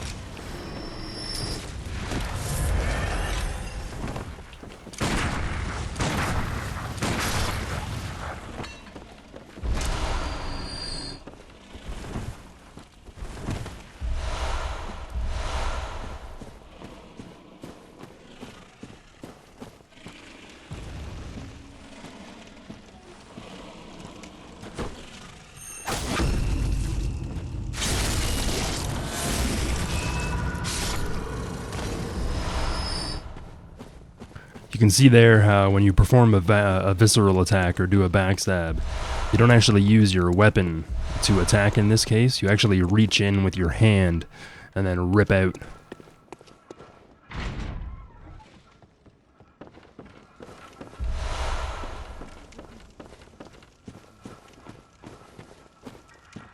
The Forbidden Woods is full of all these barrels with like weird black stuff in them, but when you break the barrels, it just looks like there's nothing.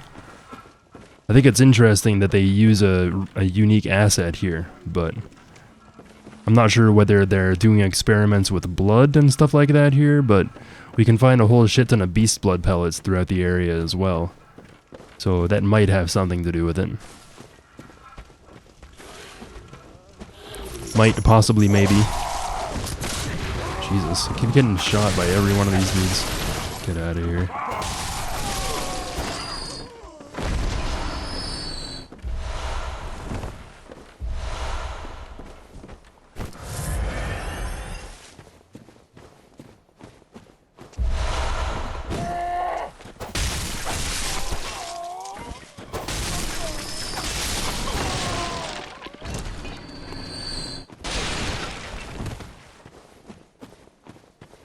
There's an item that's inside this building here,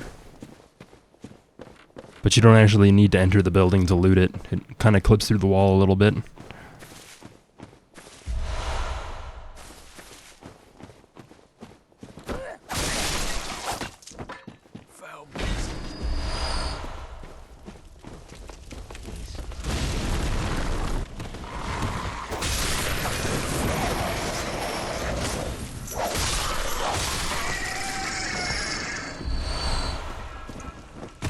Whoa.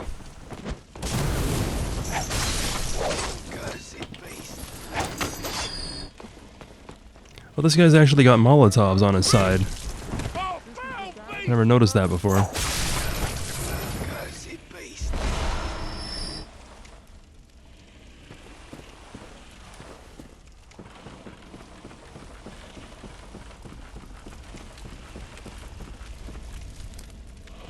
Well, this guy never aggroed, huh? Fight me.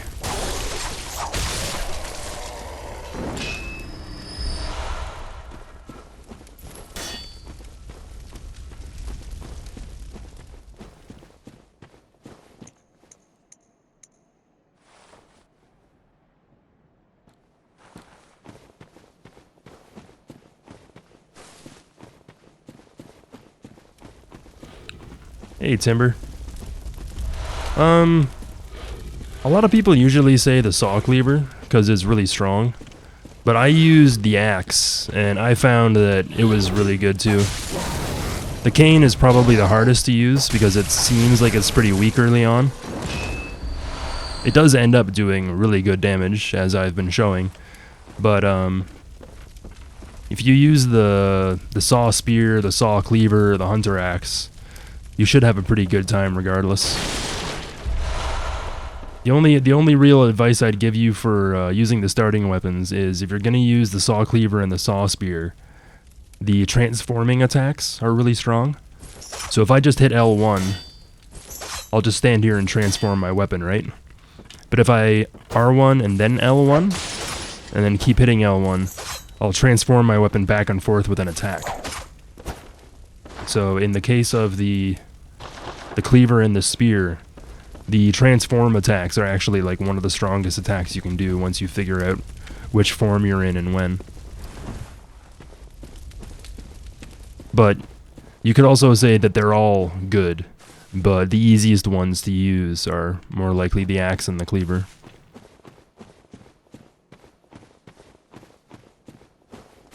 The real benefit of the cane early on is that you can turn it into a whip when you transform it. And this not only allows you to hit multiple enemies at once, but it's got like a really wide area of attack, so you can hit larger enemies in places without having to like aim at them in particular. But I used the hunter's axe on my first playthrough, and I just committed to holding R2 and doing fully charged attacks against every single creature that I could find. And it was pretty painful, but it worked eventually. You're about to start for your first time? Well, good fucking luck, man. Try not to get discouraged. And yeah, enjoy yourself. This game's a hell of an experience.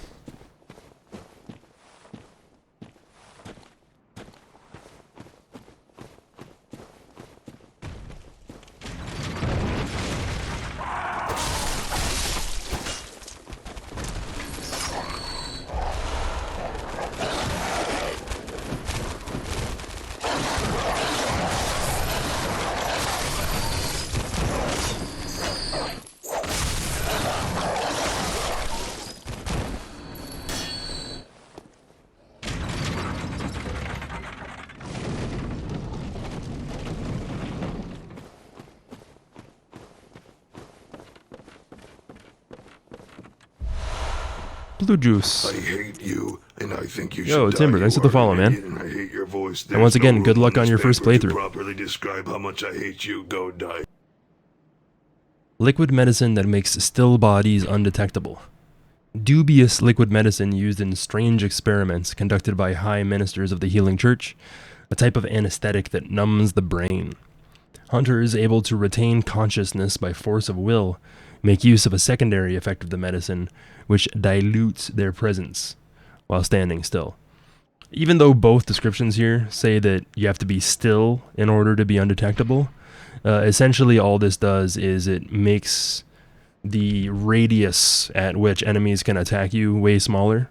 So they'll still notice you and they can still kind of see you, but they won't see you unless you're really, really close up.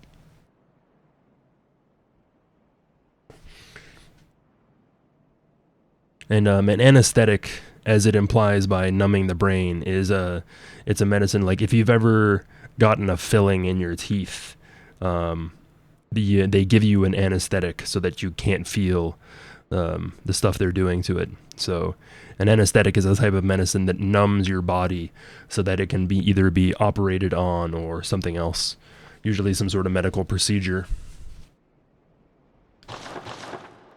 Blue elixir is really handy because it can help you get through an area that you might otherwise get noticed in pretty easily.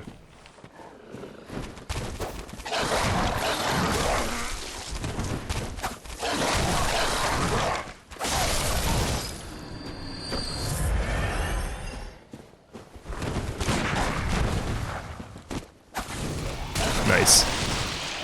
Excellent whiff. Just hit the fucking thing, Jesus.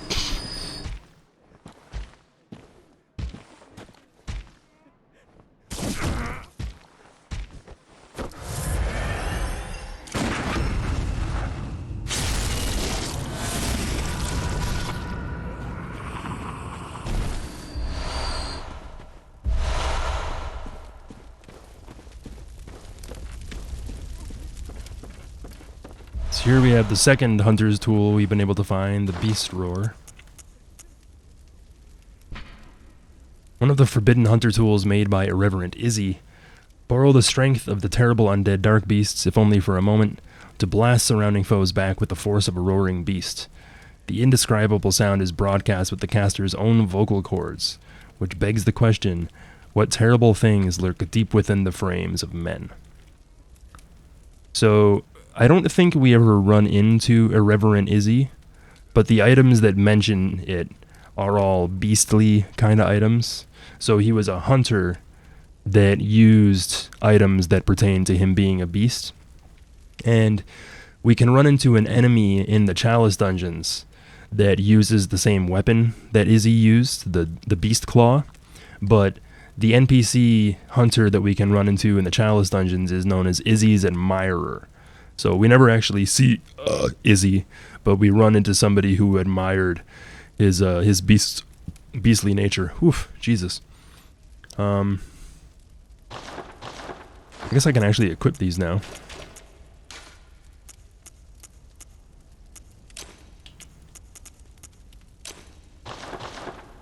So when we use the beast roar, you can see that I'm going to hold an item in my hand, and I'll clutch it and then roar. You can actually see the beast claw in my hand.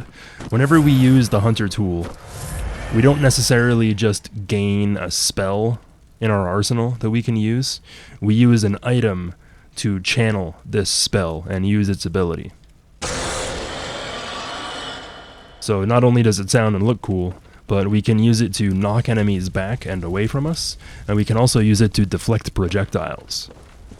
So if I go down here and these guys start hucking Molotovs at me, I can actually deflect them with this.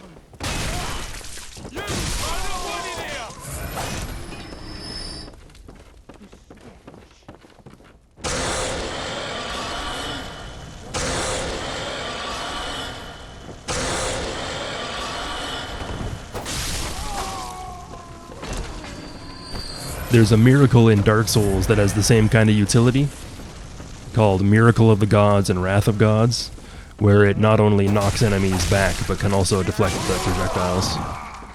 You can use it against you can use it against bullets, spells, Molotovs, anything that counts as a projectile.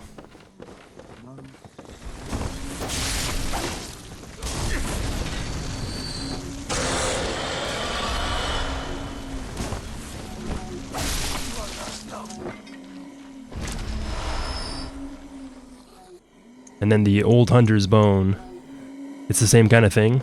I'll hold a bone in my hand and then gain the ability to quickstep.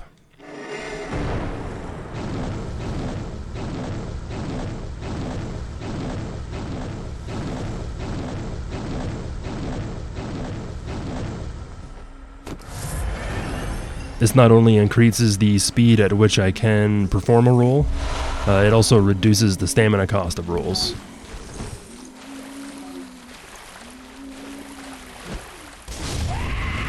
$1,000 damage with a Molotov because of the oil.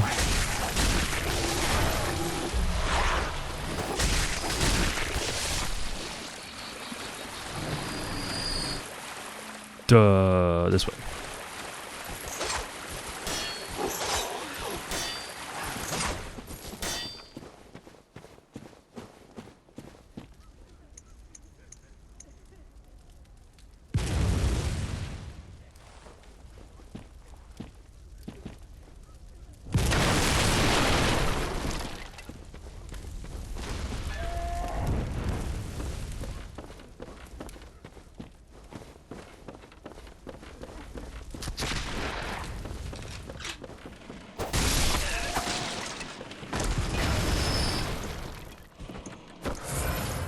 Now the question is, can I deflect a cannonball?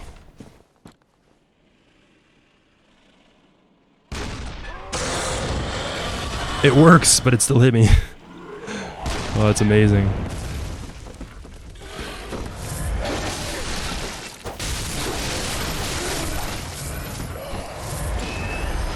I'm getting hit by literally everything in this game today. So yeah, there's like 3 different spots we can find beast blood pellets in the Forbidden Woods. And from a gameplay design perspective, it's nice because you'll probably run out of them by the time you get here, so it's nice getting another stock. But you have to wonder, like, the beast blood pellets say that they are banned by the Healing Church due to their unclear origins. But we find them in the Forbidden Woods, we find them in the research hall that the Healing Church operates, and usually anything that the church has banned due to their origin, we might also surmise that it's because the church developed them originally. But this also makes us ask the question exactly why the Forbidden Woods have been abandoned if there's still people here working on these experiments and collecting body parts, and we find all these beast blood pellets here as well. So I'm not necessarily saying that beast blood pellets originate from the Forbidden Woods, but the nature of the woods being abandoned and then us finding all these people here anyway. I'll mess up your brain! Oh God! And some of these guys even have outfits that are very similar to church garb. Like, look at this guy's boots. And then look at the black church boots. They're basically the exact same. So it could just be because it's Yarnum fashion, the fashion that was fashionable at the time.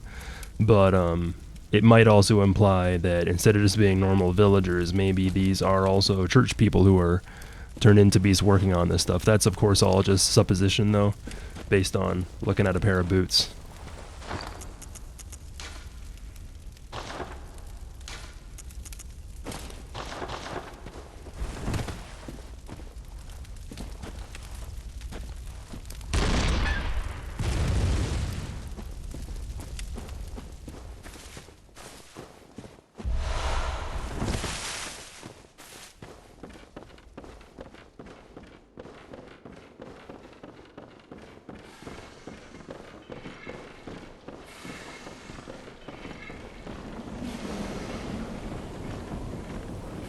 These jovial fellows, I believe, are parasite hosts? I think their name is parasite hosts or something like that. Well, we can see that a whole bunch of snakes pop out of their head.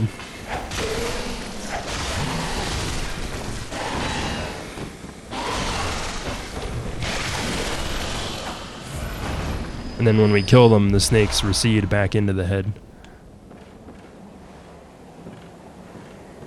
A lot of snakes in the Forbidden Woods. Tons of snakes.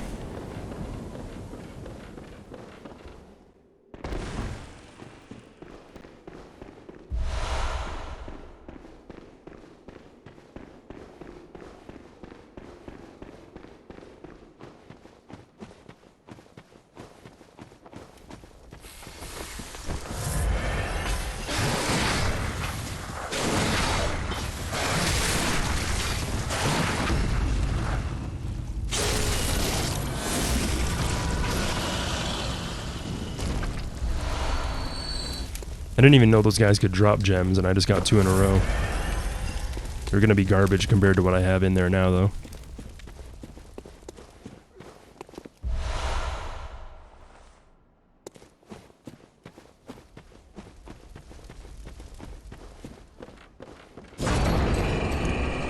Hail, Satan.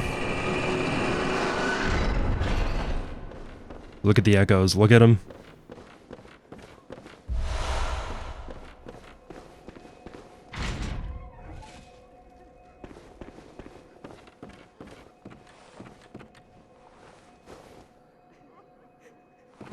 This guy definitely listens to Buckethead. No doubt in my mind. Ah, a new face, are you? And an accomplished hunter, it would appear. I am Volta, master of the League. Members of the League cleanse the streets of all the filth that's spread about during the hunt. Like any half-decent hunter ought to, you know? Haven't you seen enough of these wretched beasts? Freakish slugs and mad doctors. Sentence these fiends to death with the help of your League confederates. What do you say? Why not join the League? No. Yes, I suppose I should not force your will. But you are a hunter, and we'll see soon enough that on a night of the hunt, no, on any night, nothing out there deserves to live. Well then, you've seen enough out there. You fancy joining the ranks of the League? Yes, as a hunter well should. Commit this to heart. Our own Carol rune, symbol of the League. The night brims with defiled scum and is permeated by their rotten stench. Just think, now you're all set to hunt and kill to your heart's content. Hunt in cooperation with your fellows, your League confederates.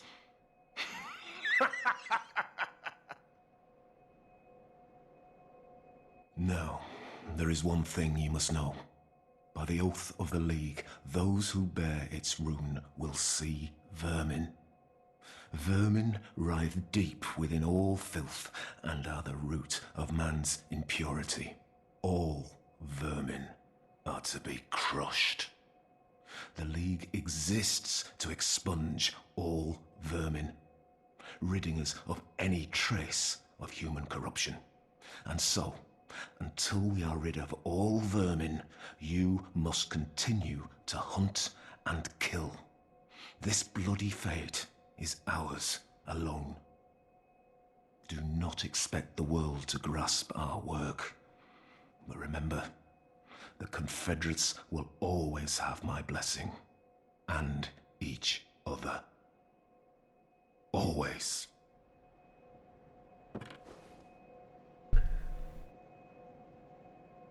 So we typically associate hunters with killing beasts, but there's other types of hunters out there as well that we've run into. The executioners don't hunt beasts, they hunt the vile bloods of Canehurst. And when we run into this guy, he gives us a rune and implores us that nothing out there deserves to live. It doesn't matter what's out there, whether it be human or beast, freakish slugs or mad doctors, nothing out there deserves to live. And if we read his rune, this is the first Covenant rune that we've gotten. So the other runes we just equip and they give us the stats, but the Covenant rune has additional effects. It doesn't just boost our max HP during co-op, but it also signifies us as a member of the League. A Carol rune that transcribes inhuman sounds. This rune, discovered inside the Forbidden Beast Eater, came to symbolize impurity and the Oath of the League. So most other runes are words that are interpreted by Carol and depicted as these shapes and figures, runes, but this rune was discovered inside the Forbidden Beast Eater. Confederates of the League cooperate with hunters from other worlds and hunt to discover vermin. Vermin writhe within filth and are the root of man's impurity. Crush all vermin without hesitation. So because this is the co-op rune, it boosts max HP during co-op. When somebody in your party has this rune equipped, you don't need it yourself. As long as one person in your group of summons has this rune on, bosses that you kill can drop vermin. In order to complete Valtyr's quests, you need to crush 5 vermin and then return to him, and something will happen. You can get 3 vermin from the DLC from enemies that drop them, but in order to get the next 2, you either need to co-op and kill bosses to get vermin, or you can keep the 3 and then go on to New Game Plus, go into the DLC and get the extra ones that you need. So the vermin that we get from the rune are represented by centipedes. They're referred to as centipede-like creatures that come out of blood. And centipedes, especially in Japanese culture, have always been attributed to impurity because they're usually found in corpses or growing out of corpses, and as well as the just like disgusting nature of centipedes. There's also certain types of creature that if they need to lay their eggs in bodies of water, they either have to lay it in fresh water, which is always moving, so you'll often find that the eggs are durable enough to travel through the water, or they have something that like binds them to a certain place so they can't move around too much. But there are other types of creatures that have to lay their eggs in still bodies of water. And when you have a still body of water, there's no new water coming in to cycle out the old and bring in the new.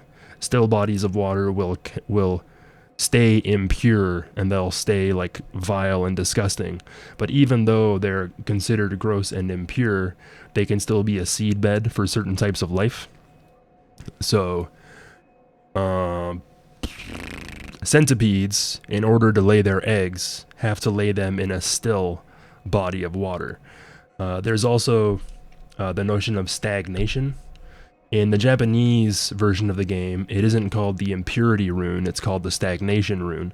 Stagnation is way more of a big deal in Japanese culture, but if your culture or your economy stagnates, it means that there's no growth happening, there's no metamorphosis or change happening. If you stay the same and you stay comfortable for too long, you won't get the changes you need in order to become better. So you'll just kind of, and you won't even stay like at the same level. If you stagnate for too long, you can eventually become impure and start to become on the downfall as well. So in Japan, this isn't just like a notion throughout history. There was a period like 20 or 30 years ago-ish where Japan experienced zero economic growth for like almost a decade. So they refer to these periods in time as like the stagnation of Japan's economy. We also see this theme brought about in Sekiro as well.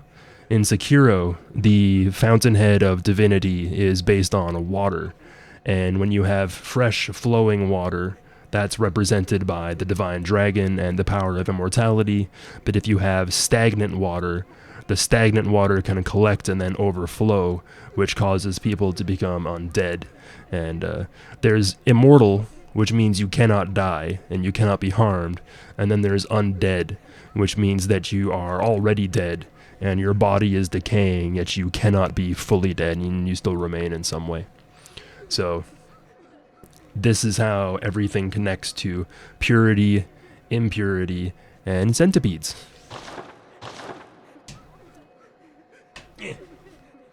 Sekiro lore and story playthrough coming up soon, so stay tuned for that.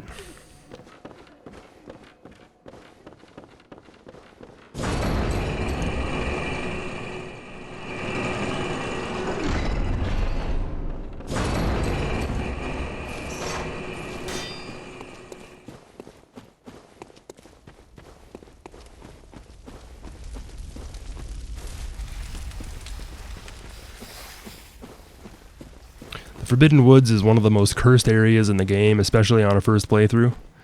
It's got a really confusing layout, and a lot of stuff just kind of like, it's really hard to make out distinguishing features in this area that can help you navigate your way around.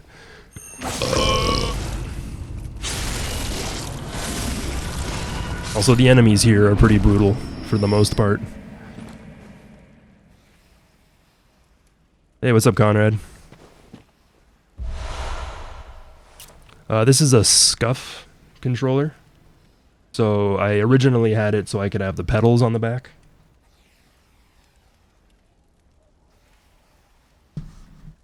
Which I can't find right now. So if I have the pedals installed, I can run with one hand.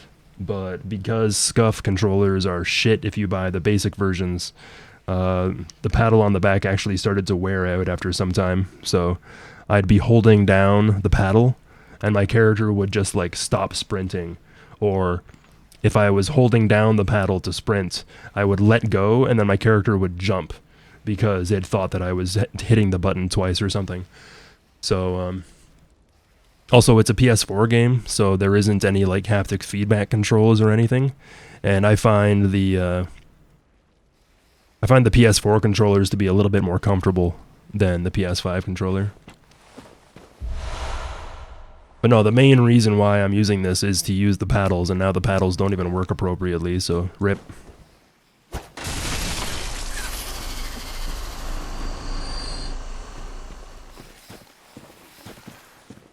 So throughout the game, we've seen multiple corpses worshipping tombstones. But these tombstones obviously stand out a little bit because they're not only huge, but they have some interesting details on them.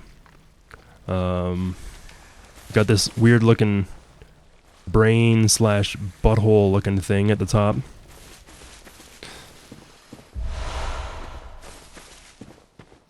And if we go around to the back of these tombstones,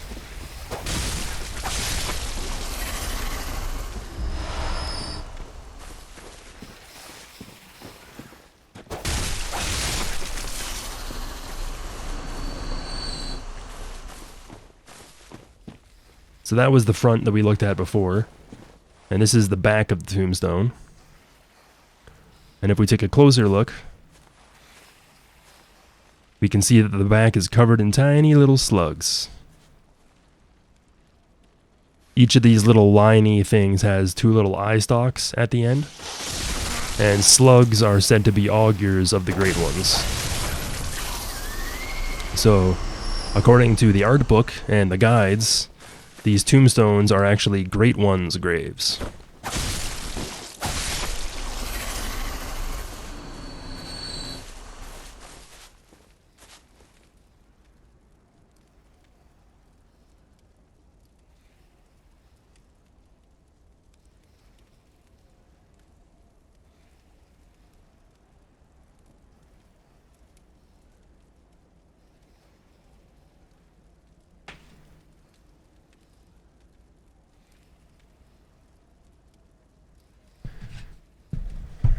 So here we have the official Bloodborne guide, the collector's edition guide.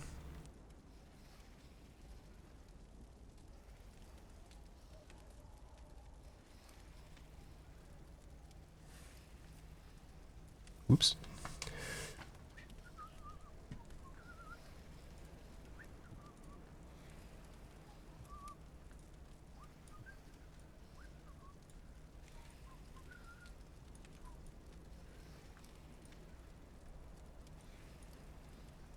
You saw nothing. And then here we have the Bloodborne official art book.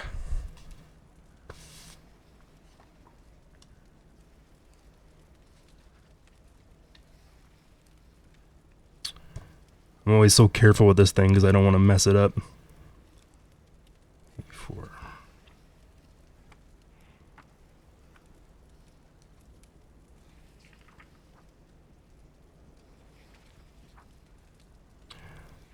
Okay, so the guys with the snakes that come out of their heads, they're called snake parasites, not parasite hosts.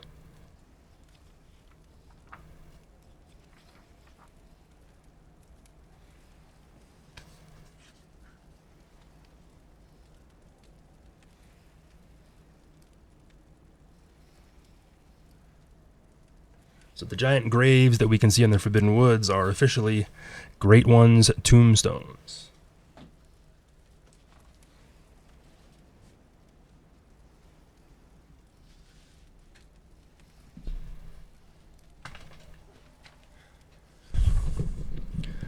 So not only are the Chalice Dungeons a Great One burial site, because they're referred to as the Tomb of the Gods, but the Forbidden Woods are also a Great One burial site, because their tombstones can be found all over the place. And I believe the arena where we fight the Shadows of Yharnam is even referred to as the Forbidden Grave, and it has the highest concentration of these tombstones.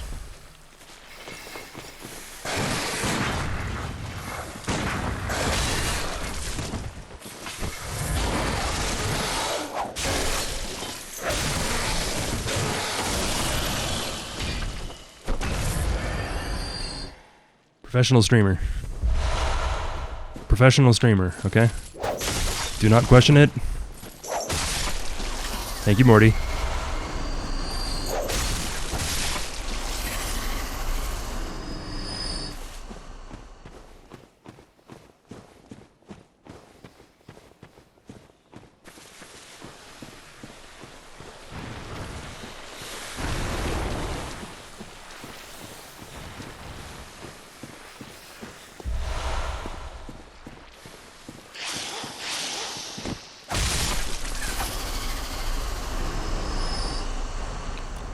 So these enemies are referred to as snake balls.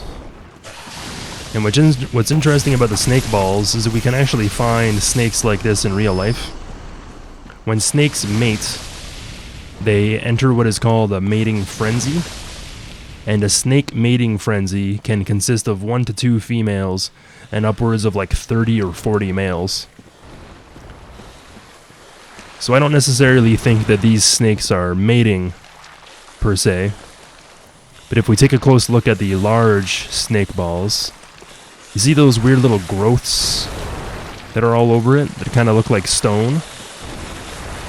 Those are ticks. Blood-engorged ticks.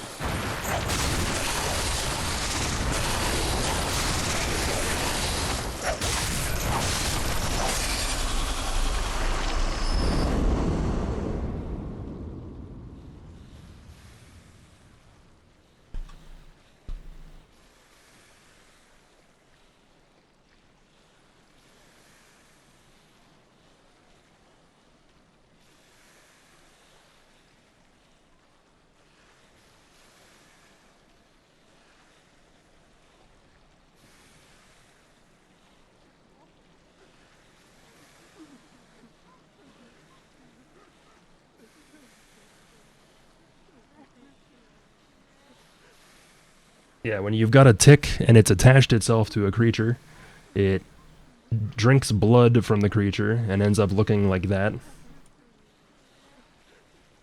So that's what those weird growths are all over the snaky boys. Oh god, no. Go back.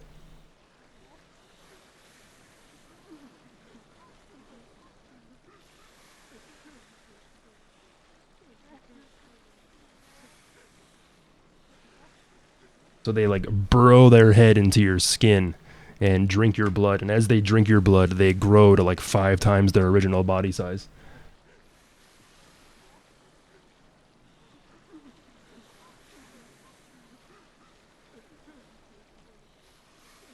If it's not covered in fur and doesn't look like a werewolf, it's not a beast, no. A beast doesn't just mean it's an animal. A beast is a werewolf-looking thing.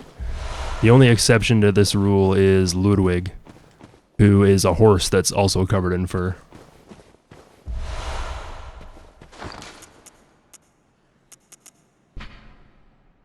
So we have found the lake rune earlier, and now we have the deep sea rune, a secret symbol left by Carol, runesmith of Bergenworth.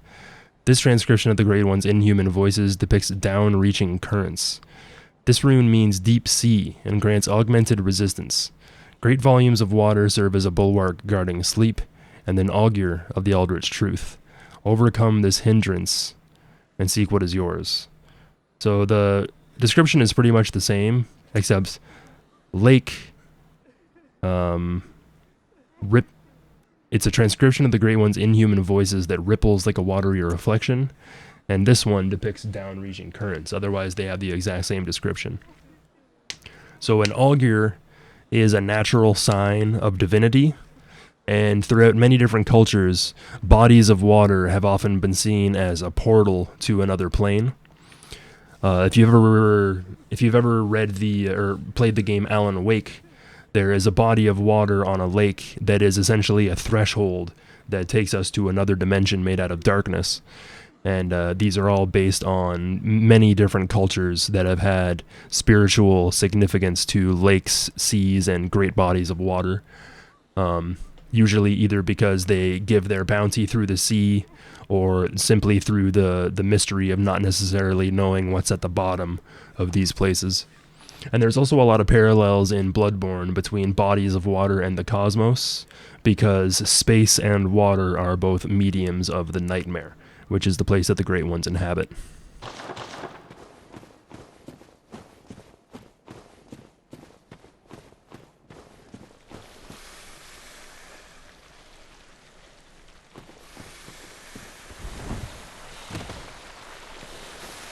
Hello, gentlemen.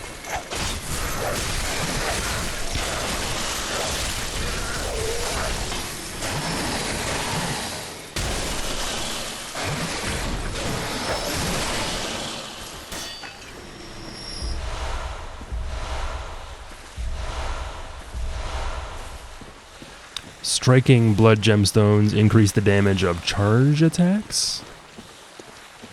If I remember correctly.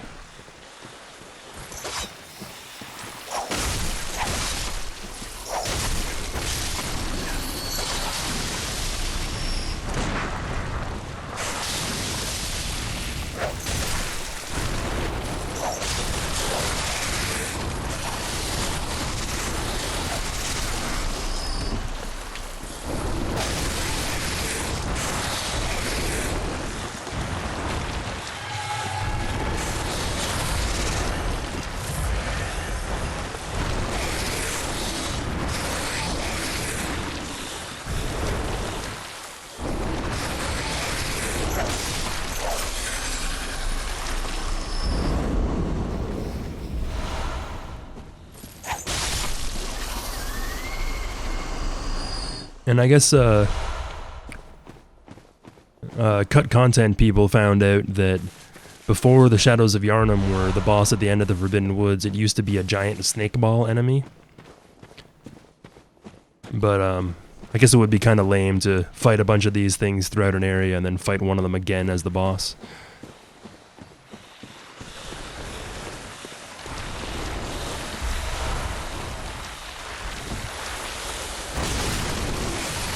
Nice. Still got fall staggered there.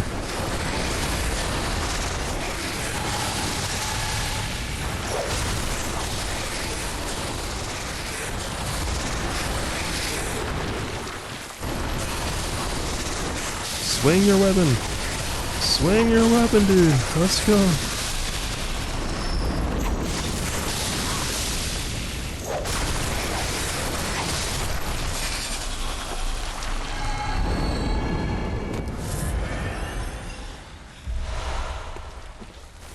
These snakes are protecting another deep sea rune. I believe this one gives us frenzy resistance.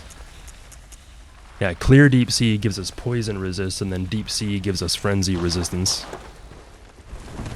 But otherwise, all the lake and all the sea runes have the same description, even if they protect us against different elements or have different damage reductions on them.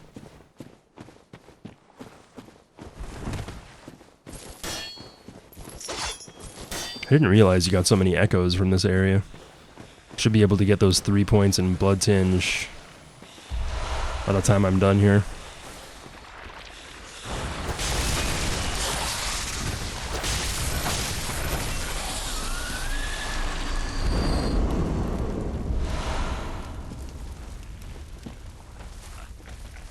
You can see the hunter's mark on some of these tombstones here.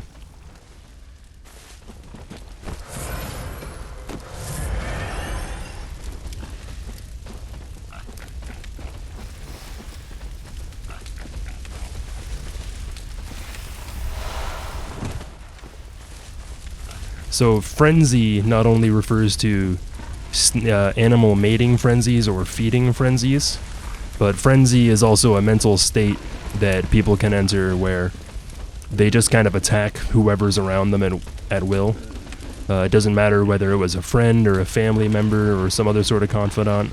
When you're frenzied, you have lost your mind and you become incredibly violent to anybody that's around you.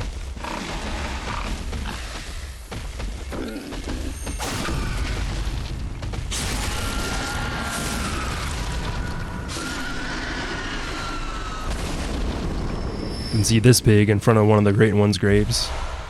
And when it comes down to the different animals that we see throughout Bloodborne, crows, snakes, pigs, dogs, their appearance can probably be explained because they've been feeding on corpses or otherwise of people that have been infected by the old blood.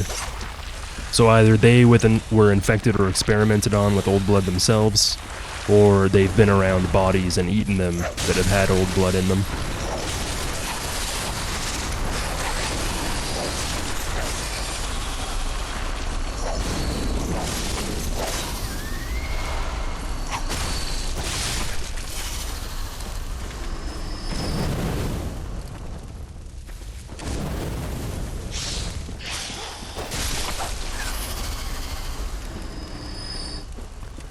So when we get down far enough into the woods, we can see some interesting statues kind of popping up and growing out of the ground. These little dudes are the same kind of statues we saw in the Unseen Village. You can even see they've got like tentacles on their face and everything. And these other statues not only look like Amygdala, the boss that we can see later on in the Nightmare Frontier, but they also represent morel mushrooms.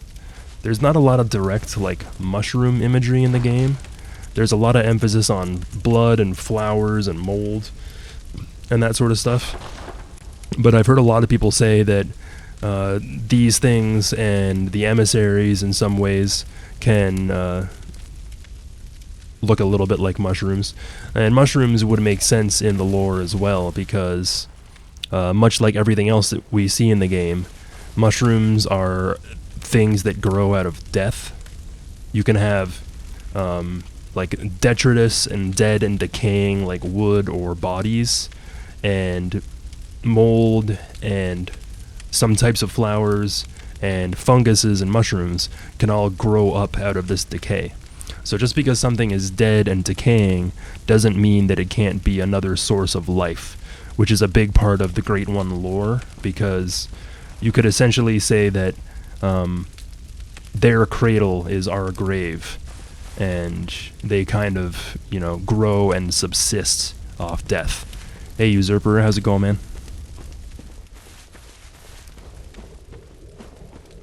Yeet!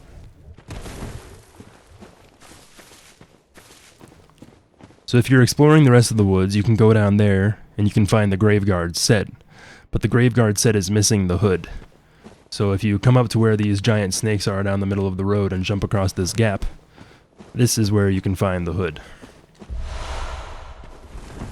Or the mask, I should say.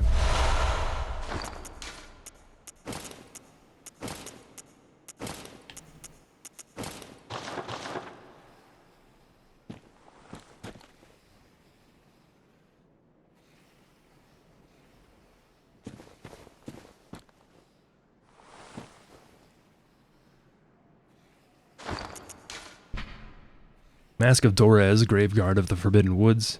His pale countenance mimics the Labyrinth Watchers. Willem kept 2 loyal servants back at Bergenworth. When they were sent into the old labyrinth, they encountered the Eldritch Truth and went mad. One became the password gatekeeper, while Dorez became a Graveguard of the forests. Both remained loyal even in madness. Countless bloodied ritual tools hang from its back.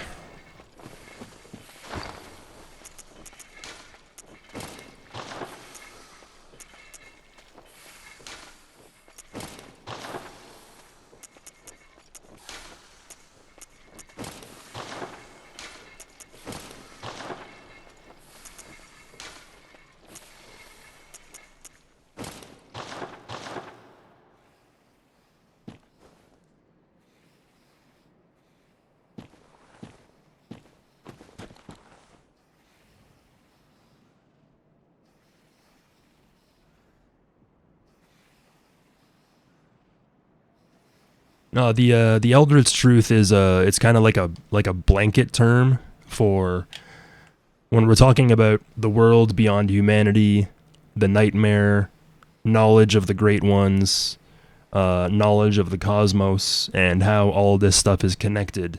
It's the Eldritch Truth is a blanket term for all of these things and how they're all connected. The old blood is really just what put all of these different things into motion. Hey, nerdy.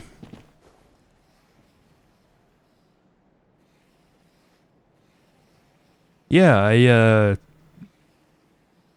I can't remember whose chat I was in, but I remember seeing all that sort of stuff too. I don't think I've ever actually heard King Vendrick talk because I'm the least familiar with Dark Souls 2. But I like that FromSoft keeps rehiring the same voice actors for different roles, because it makes everything seem so much more connected. Hi, Usurper, appreciate it, man. Thank you. Enjoy your lurk.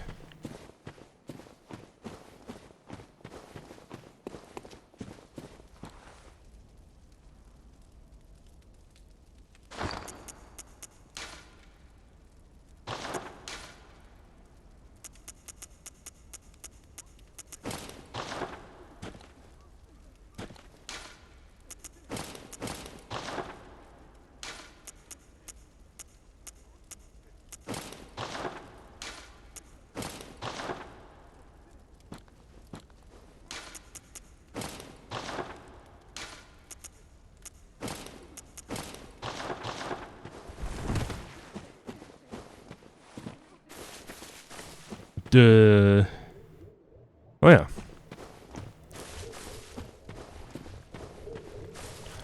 A Lamau? A Lamau.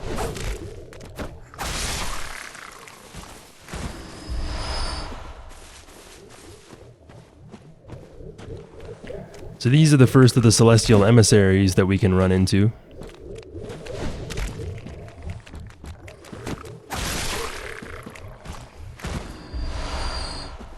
Now, we find these in some other places as well. We find them in the Is Chalices, as well as the Upper Cathedral Ward. Some people think that these particular emissaries are here because of the proximity to Yosefka's clinic, but the entrance to Yosefka's clinic is on, like, the other end of this entire zone. So I don't necessarily think they would have wandered out from the clinic and found their way all the way over here. I don't necessarily know what the justification is for putting them here in the first place, but if we found all those amygdala statues growing up out of the ground, maybe it's something similar happening here.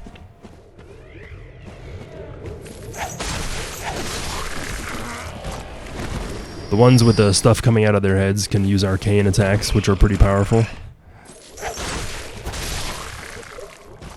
And these enemies count as kin, so they're weak to thrust damage.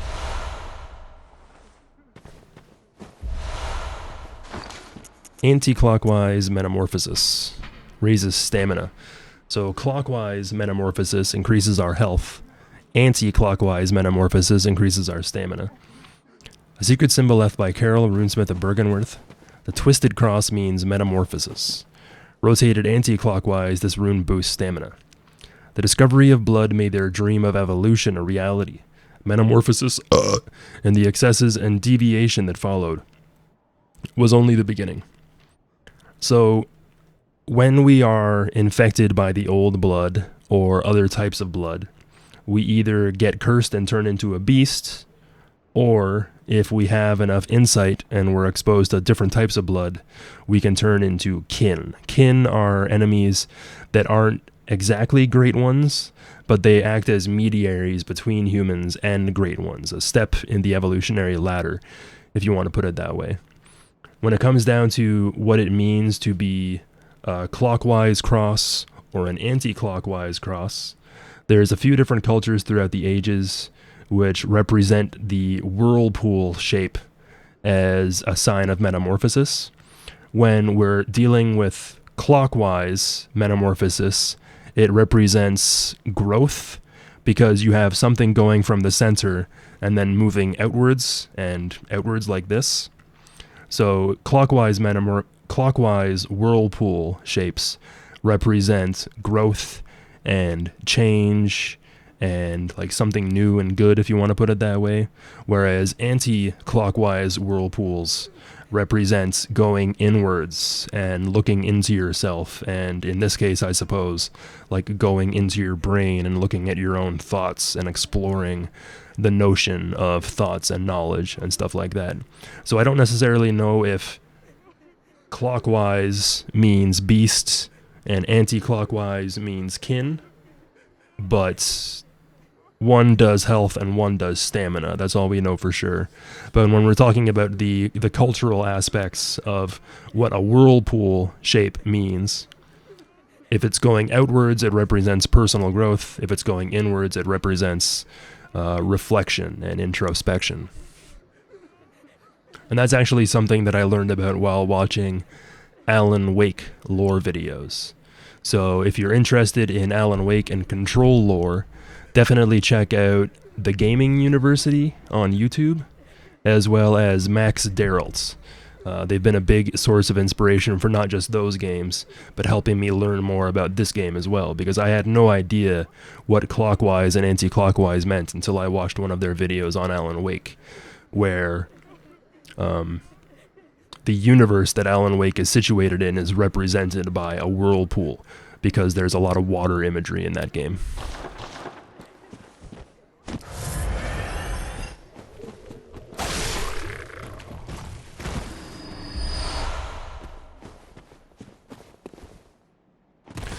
The emissaries here can drop a whole bunch of different gems. I just got a couple like triangles here that are... The Fool's Blood gives me attack up at full HP, which is kind of not good. These other ones are just flat 7 and 8%, so instead of needing full health, I just always have it. And they can even drop different types of arcane and fire gems as well. Yeah, they're not bad, especially because like it's kind of harder to find triangle-shaped gems. But this character has already been all the way through like lower to Mario Chalice, so I already have some. I have a 12 and a 10% in here already, thanks to the chalices. So this is the cave, or the path that takes us to where all the emissaries are located. And at the end of the Forbidden Woods, we have this interesting little body of still water. I say it's still water because there's no source of the water. It's not a river running down. It's just a still body. And we can see these particles here, which have this green kind of glow to them. There's no lore explanation for why these green particles are here in the first place, but if we think about all the other types of particles that we've seen in the game, whether they be white, blue, or green, it could represent some form of arcane haze, which is a chalice material. And if we look at the tomb mold, we can even see little bits of arcane haze coming up out of the mold. You could also say that they're spores, I guess, is probably a more accurate depiction of them. I know that there's fireflies that have a very similar kind of color, but these green specks here are isolated to this body of water here in the Forbidden Woods. And like I said, there's no like lore explanation for them or whatever. It could be because of the water. They could be fireflies. Maybe fireflies have to lay their eggs in still bodies of water the same way centipedes do, which would help that make a bit of sense. We're gonna have to do this Epsilon later, Run but, with the could you raid. do me Thank a you, favor? man. Thank you, I appreciate it. Could you have a great day? Everybody check out Epsilon Could you do Run. that for Ah, me? I'm getting raided. Ah. What were you up to I today, my hate dude? you, and I think you should die. You are an idiot, and I hate your voice. There's no room on this paper to properly describe how much I hate you. Go die. Oh, you were doing some Bloodborne. Excellent, excellent. Thank you for the raid, man. Bad Shadow Man, thank you for the follow. What's going on, Gordo? Frog I Sensei? hate you, and August? I think you should Hello, die. hello. You are an idiot, and I hate your voice. Hey, thanks for the There's no follows, room guys. on this Appreciate paper it. to properly describe how much I hate you. Hi, Go die. how's it going? My name's Devin Guy. I'm currently doing a lore and story playthrough in Bloodborne, where I go through the game and I read a bunch of item descriptions, and I try to do as many NPC quest lines as I can, as well as explaining the other options in those quest lines. And yeah, I try to be as thorough as I possibly can, but you know, the Bloodborne lore iceberg is the gift that just keeps on giving. So even after doing like 30 or 40 of these runs, I'm still finding out new stuff all the time. Hey, Frog Sensei, thanks for the follow.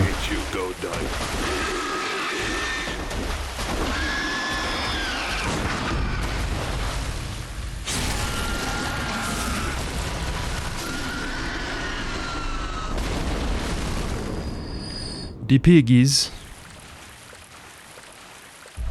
If you didn't know you can parry that attack, now you know. Alright, I'm kind of over this garb, to be honest. I gotta put my top hat back on, it's very important.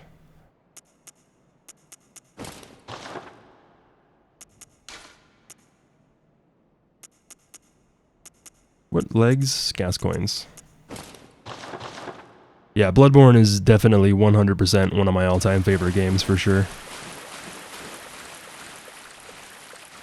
I do play a lot of other stuff on the channel. I was playing a lot of Battlefield 2042. I played Death Stranding, Control, Alan Wake. I'm gonna be playing the shit out of Elden Ring when it drops, and I'll be trying to beat that punk fatty video to all the lore stuff, so stay tuned for that once it drops. And yeah, I try to focus on the lore whenever I can, but I still like challenge runs and that sort of stuff as well. I just don't do them very often because I get butt frustrated.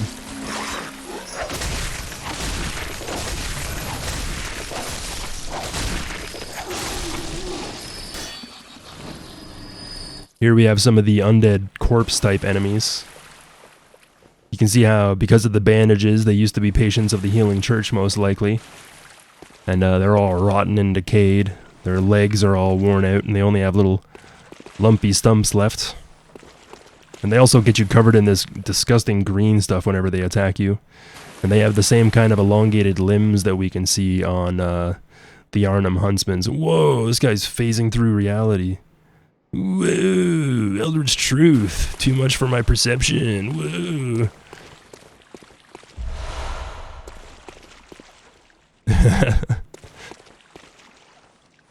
I should get some merch rolling, shouldn't I? Some lore merch.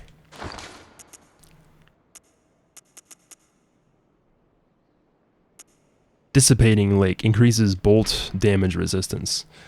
So like I was saying before, the lake runes always have the same description, and the deep sea runes always have the same description. But for all the new people, this transcription of the Great One's inhuman voices ripples like a watery reflection. This rune means lake, and those who memorize it enjoy reduced physical damage. Great volumes of water serve as a bulwark guarding sleep, and an augur of the Eldritch Truth. Overcome this hindrance and seek what is yours. So an augur is a natural sign of divinity. So when we see lightning strike somebody, or when we see like light come through the clouds, we could consider these to be augurs of natural divinity. It's not some far-off like god that we're imagining. We can see stuff in the world that reminds us of the divine. The Eldritch Truth is the knowledge or the insight about the world beyond humanity, the truth that was discovered long ago at Bergenworth, and basically any knowledge of nightmares, great ones, and how the weight of this knowledge can drive you mad. These are all aspects of the Eldritch Truth. And when we get to the Moonside Lake and we dive into its waters, we're transported to a nightmarish version of the lake where we end up fighting a great one known as the Vacuous Rom. Throughout many different cultures and ages, bodies of water have been seen as, for lack of a better word, gateways or portals to another dimension or to another plane. And that's taken quite literally in the context of Bloodborne, where when we dive through the Moonside Lake, we end up on its underside in a completely new area. No, the Bloodborne comics aren't canon, they're just inspired by stuff that we see in the game. If it's not in the game, it's not canon, as far as I'm concerned. They do a very good job. The comics do a very good job of interpreting the stuff that we see in this game, and they do have interesting takes on some of the characters and everything. But while they're very much rooted in the same story, we can't regard them as canon because it didn't come from Miyazaki.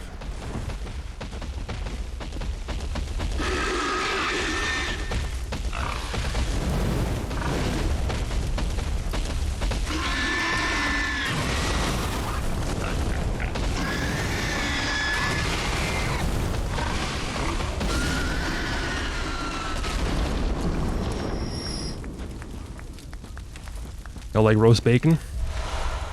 Roast ham for dinner.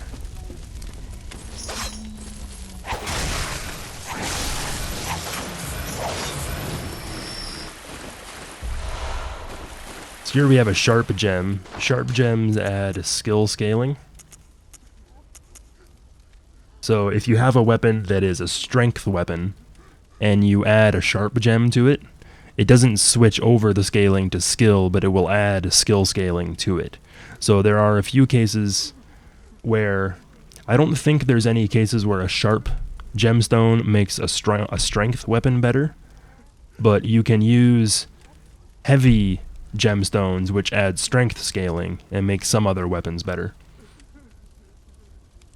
Yeah, it was nice meeting you too, man. I will follow you right now, and I will check you out later. Thank you for the raid, I appreciate it, and I hope you have a good day.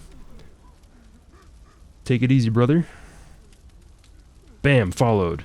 I did it. I did it. Everybody check out Epsilon Run for more Bloodborne content. Do it. Do it.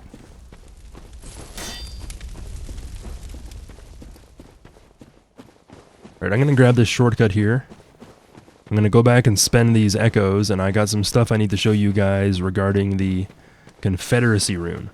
So I don't have a Covenant rune on right now. You can see the blue spot right above here is empty. And there's nothing on the ground in this spot. When I go up here, I think I can summon this guy, but I might have to be a member of the League in order to do that as well. Yeah, so okay, so for both of these guys, you need to be a League Confederate to summon them.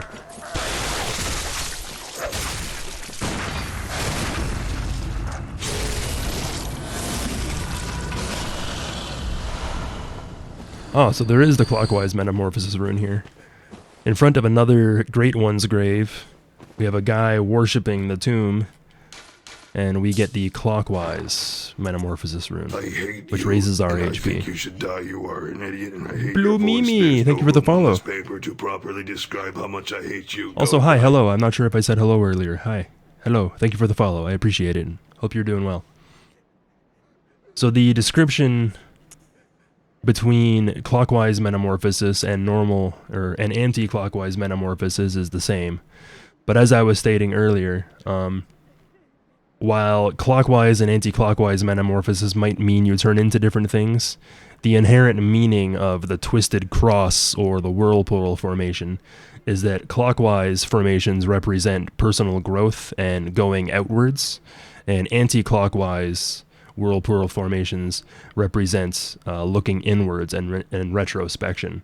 If you think about bodies of water have whirlpools, and there's all sorts of water imagery in this game that how it relates to lakes, seas, and the nightmare, which is the place the Great Ones inhabit. And even if you look at galaxies that are out in space, we often depict galaxies as spirals. I'm pretty sure galaxies are always clockwise, because there's something in the center that's pushing all this other stuff outwards.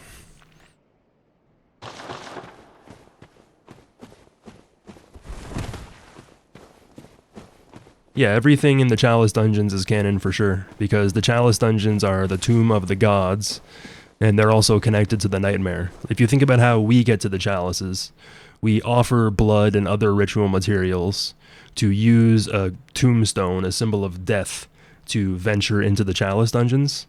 And if the Chalice Dungeons are the tomb of the gods, it's either that it's a place where the Great Ones are buried, or it could even be the fact that when a Great One dies, their consciousness is transported to the Nightmare, which is connected to the Chalice Dungeons. So, if the player character can die and then wake up in a dream over and over and over again, the Great Ones likely have the same sort of ability, because we can surmise that it was a Great One that gave us the Hunter's Mark, which names us as a hunter. This is the mark that allows us to awaken afresh as if it were all just a bad dream. So if we can die and then sleep and then repeat this dream over and over again, Great Ones are likely the same.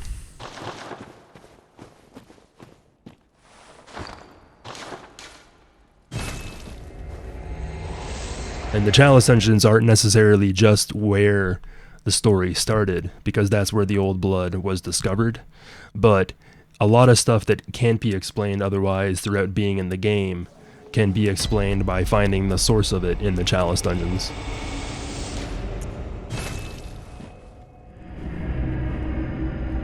If you think about some of the repeated bosses we see in the Chalices, like Brainsucker, Bloodstarved Beasts, Keeper of the Old Lords, etc., there can be multiples of those people because it's just like a different keeper. It's a different Brainsucker. There's multiples of those enemies.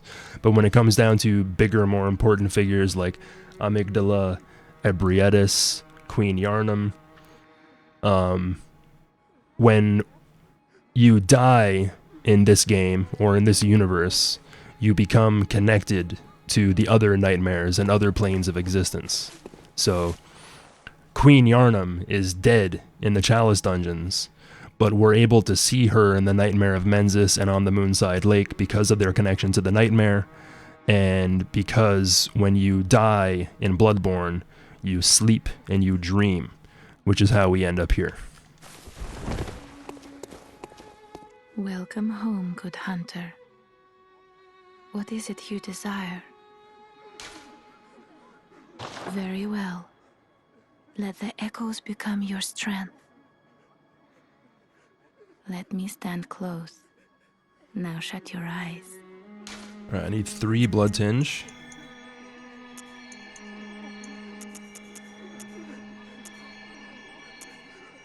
They're putting more into health, I guess, now.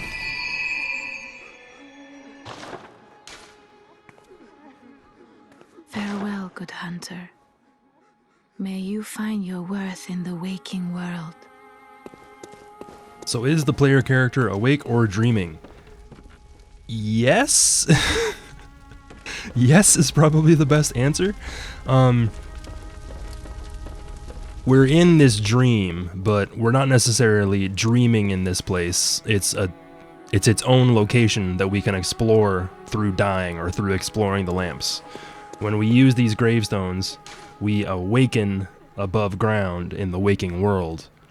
But even when we're in the waking world, we can die and repeat the same events in tandem, right? So we're not supposed to necessarily know whether everything is real or everything is a dream, because when we talk to NPCs throughout the game, they talk about how this night is long. They talk about how this night is lasting longer than a lot of the other nights, and the night doesn't end until Gurman kills us and we awaken out in the actual waking world, where we see the dawn of a new day. But technically, the night of the hunt doesn't end until we awaken under those circumstances. So throughout the entirety of the game, there's this sort of false pretense that everything we're seeing is nightmarish because we're having a dream or a nightmare, but we come to find out that the dreams and nightmares that we've been exploring are actual real places that exist on a totally different plane of existence, which is how the Great Ones operate. So the question isn't necessarily, is the player character awake or dreaming? It's, are nightmares real or not? And we come to find out at the end of the game that they are real places that we can inhabit, but only if we have this connection to the Great Ones and the Nightmare.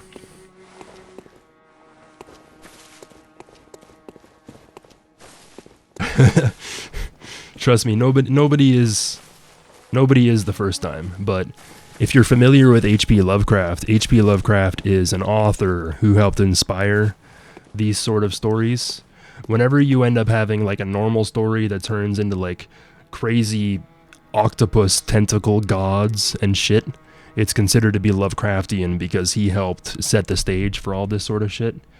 And I think the best interpretation of all this stuff is from the Dreamlands in H.P. Lovecraft tales, where whenever we're talking about H.P. Lovecraft's stories, you'll have a very normal, ordinary person experience all these crazy, ridiculous things, and then at the end, it's like, oh, well, they were just crazy.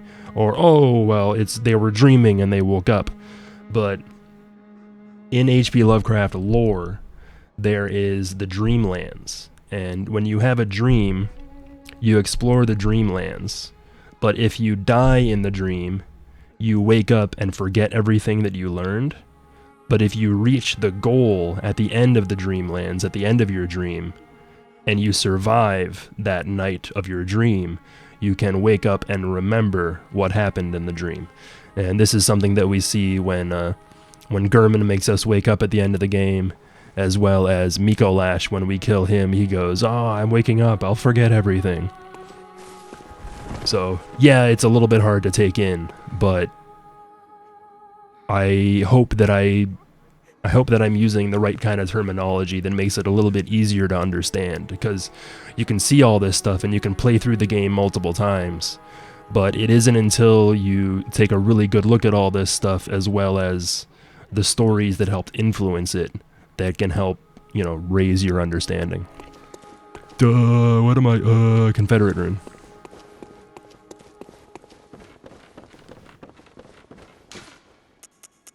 So now we have the impurity rune on. I'll get rid of this and give myself some more stamina. Seems good.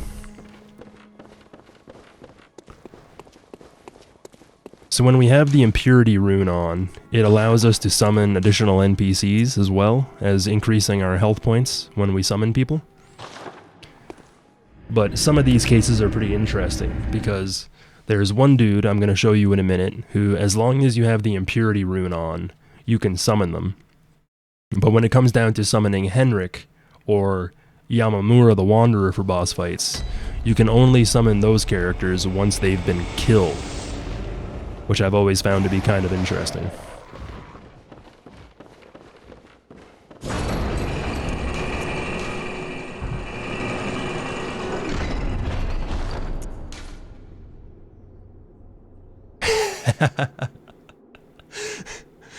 I found a corpse that was like bent over a railing, and I put reeks of defilement, therefore time for thrust attacks, and it's the only note that I've put down that got ratings so far.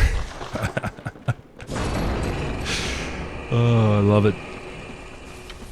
Alright, so if you're stuck on Shadows of Yharnam, and you want to get down to the boss the quickest way, there is 2 different elevator shortcuts that you can use, but if you want to get to the boss the quickest way after getting both of them, just go down the first one. The first elevator at the windmill next to the lantern takes you down to this path. The path has a road on it. It's like a cobblestone road. So you can just run all the way straight down the road.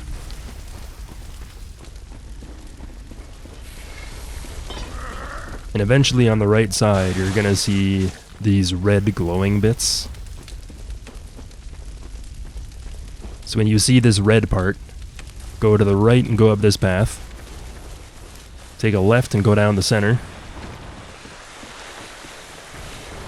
Stay along the fence. And then provided you open this gate down here, you can just drop down this way. And that's the quickest way back to the Shadows of Yharnam.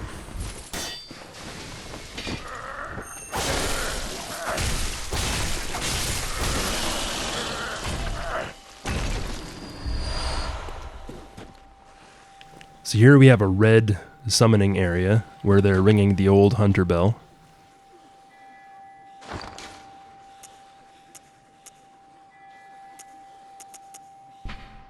One of the resonating bells that cross the gaps of worlds. This bell is cracked and stained with the blood of beasts. A human must expend insight to ring this uncanny bell.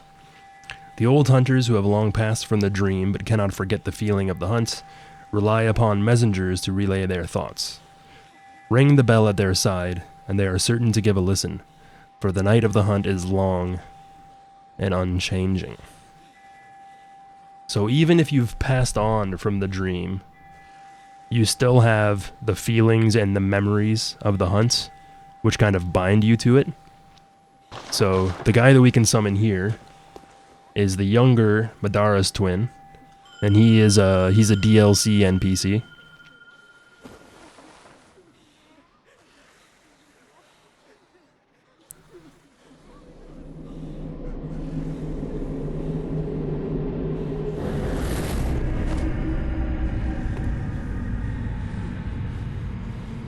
And the younger Madar's twin is a guy who will also attack us once we get far enough into Valter's questline. If we consume a bunch of vermin and then return to the windmill, this guy will actually attack us. So, we never run into this guy earlier than this point in the game, so all you need is the impurity rune in order to be able to summon him. But when it comes down to Henrik is not only a member of the League, but in order to summon him, you have to actually kill him in order to summon him, which I've always found to be kind of interesting.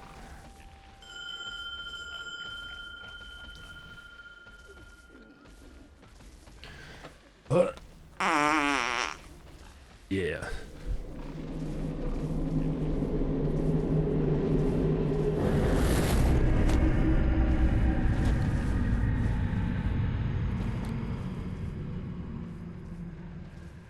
Hi, Henrik.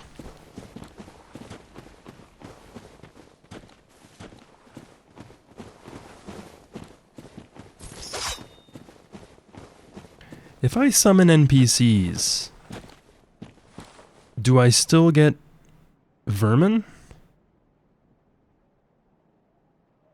Fuck it, I'm gonna test it out.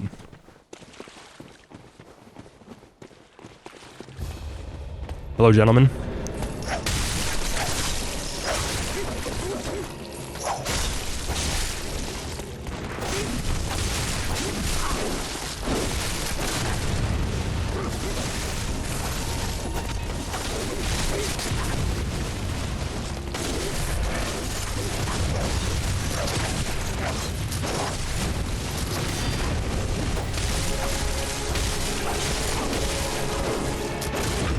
Don't.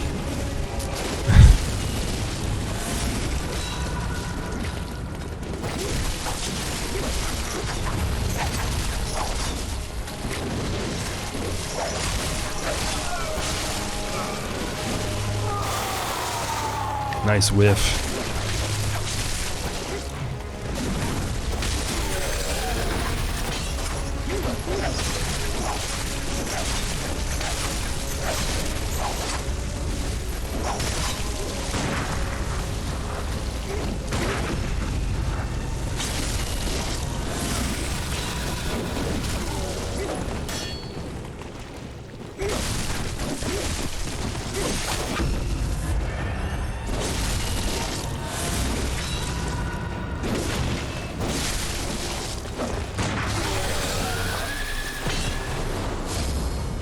Do I get a vermin?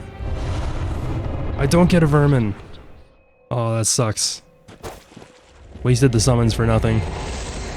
God damn it. So you only get vermin if you summon actual people for the fight. Feels bad.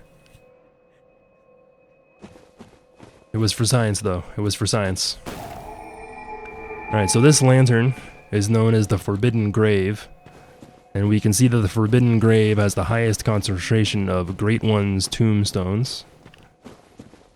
As I pointed out before, if we look at the back of these tombstones, we can see slugs, who are considered to be augurs of the Eldritch Truth, natural creatures that guide us towards the divine, or the Great Ones. We can see that it's also full of more corpses and skeletons. And this is a common theme throughout many different areas in Bloodborne, where it's not just like a normal grave site. There's literally the dead lining the ground all over the place. The Shadows of Yharnam give us the Blood Rapture rune, a carol rune that transcribes inhuman sounds. Blood Rapture is the raw euphoria of the warmth of blood. Restores HP with visceral attacks, one of the darker hunter techniques. This rune resonates with servants of the Queen, carrier of the Child of Blood, who yearn for their queen's blood with little hope of requitaments. For them they find solace in blood rapture, that serves as a surrogate for their desires. So when you have this rune on and you perform a visceral attack, it'll actually restore some of your health, which is kind of nice. Now when it said that this rune resonates with servants of the Queen, carrier of the Child of Blood, there's two different ways that we can interpret this. One is the Shadows of Yharnam can always be found nearby where we find Queen Yharnam. And if we proceed towards Bergenworth and venture to the Moonside Lake, we find Queen Yarnum there. So the shadows of Yarnum are protecting Queen Yarnum and from us finding them out on the Moonside Lake. The other implication here is that the same rune can be found from the Bloody Crow of Canehurst, who is an NPC we can fight on Eileen's questline. And the Bloody Crow of Canehurst represents the Vile Bloods, but he drops the same rune. So, when we heard earlier from Alfred that a scholar of Bergenworth stole blood from the tombs, and then basically started the Vile bloodline, there's a direct parallel here between Queen Yarnum and the Vile Blood Queen Annalise. So, if both of these characters are some of the only people who are able to carry a child of blood, then there's a direct parallel between those two, and this means that it was likely Queen Yarnum's blood that started the Vile Blood line. When we use Shikage, the katana that we can buy using the Vile Blood badge, it does rapid poison damage, and rapid poison is also a part of the Queen Yarnum fight. So when it says that the queen is the carrier of the child of blood, those are the only two figures aside from Ariana, and we have to remember that the reason that Ariana was able to carry a child of blood was because she's part of the Vile Blood lineage. It says that the Shadows of Yarnum yearn for their queen's blood with little hope of requitement. Requitement can mean revenge, so they're seeking revenge for the death of their queen.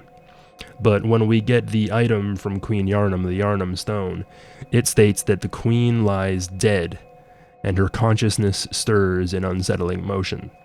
So if the Shadows of Yarnum seek Queen Yarnum's blood, they can't get it because she's dead. If the Vile Blood nobles seek blood for their queen, it's because the Blood Drag item states that blood dregs are taken by the Canehurst nobles so that they can give them to Queen Annalise so that she may bear a child of blood. And if we look and zoom in at the Blood Drag icon, we can see little spermy boys in there. So there's a lot of direct parallels between Queen Yarnum and Queen Annalise, and the Blood Rapture rune dropping from the Shadows of Yarnum, as well as the Bloody Crow of Canehurst, helps solidify this.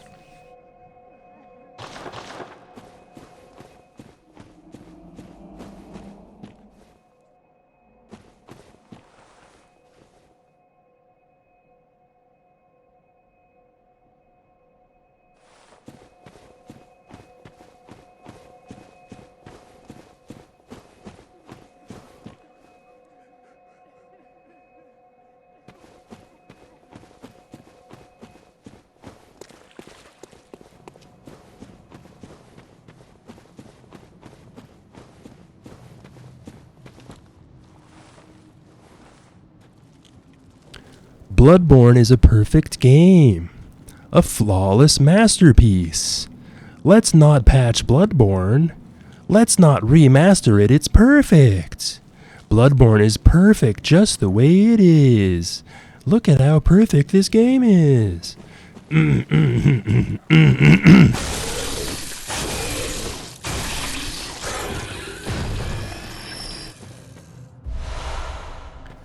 These enemies are known as Gardens of Eyes. The name Gardens of Eyes comes from the Japanese translation of the same enemy. And the word that they use for garden in Japanese can also be referred to as seedbed. I think the only time the word seedbed is used in the English game is when we read the milkweed rune, where when we use the milkweed rune, we turn into a flower that is used as a seedbed for phantasms to feed on. Gardens of Eyes have multiple eyes on their head, which might explain why the students or the professors at Bergenworth had these creatures here, because they would have been a good source for multiple eyes. And if I can flip the body around, we can see how the Gardens of Eyes have very similar features to the amygdala in some ways. They've got multiple arms growing up out of their backs.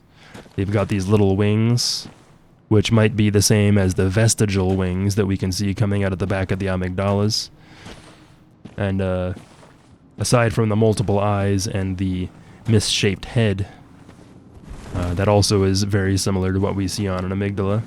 I'm not necessarily saying that gardens of eyes are amygdalas, but it might just be another example of how different types of kin or great ones can share physical characteristics.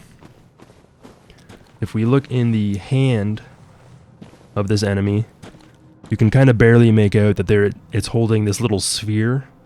The sphere has the same eyes the gardens of eyes do, as well as a spider on it. This is likely alluding to the spider that we find at the end of this area and fight as a boss.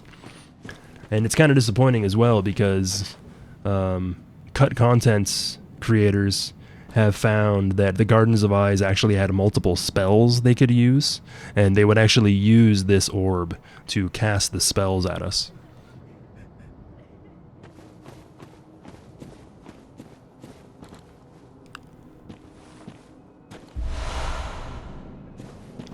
Bergenworth is covered in all these statues that, apart from being kind of horrifying, vaguely resemble people that might be transforming into something else, which lends into the themes of metamorphosis that we have throughout the game. We can also see statues of the messengers holding up lanterns as well.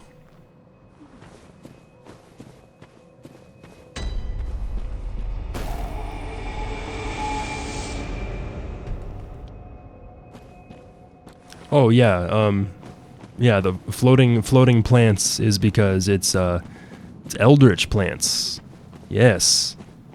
That's this plant is privy to the eldritch truth and is trying to fly back to its homeland. Yes.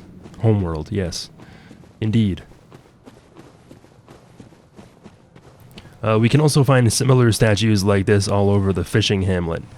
And the fishing hamlet priest at the beginning of that area says that it was Bergenworth who sent the blood-crazed hunters to that area to commit the sin of the fishing hamlet.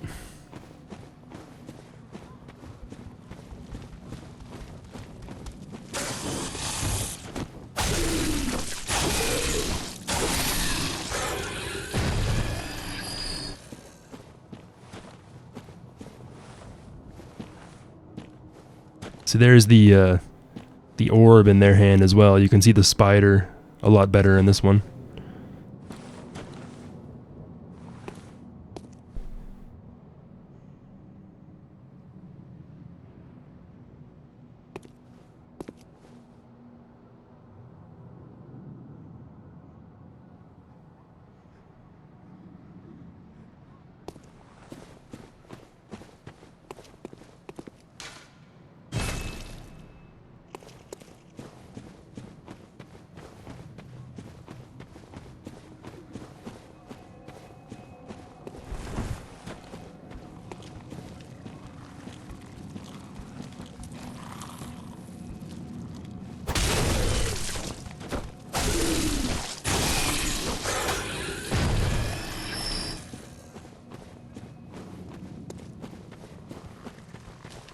The only real attack these guys have, aside from their basic melee, is a grab. And when they grab us, it causes frenzy.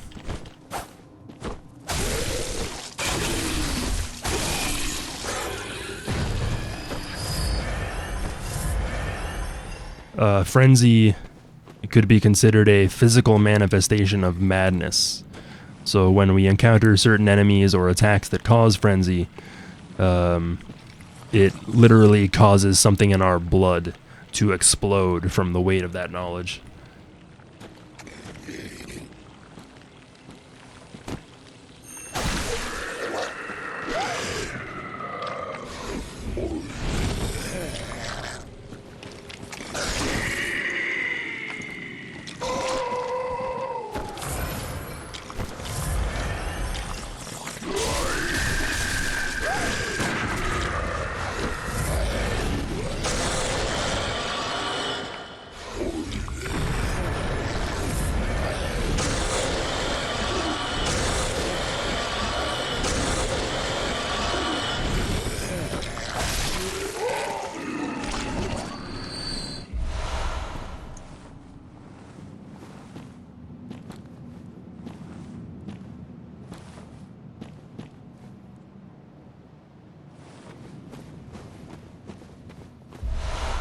Here we get the Arcane Lake rune, which increases our arcane defense. And if we look from this spot, we can even make out Willem rocking out in his chair over there.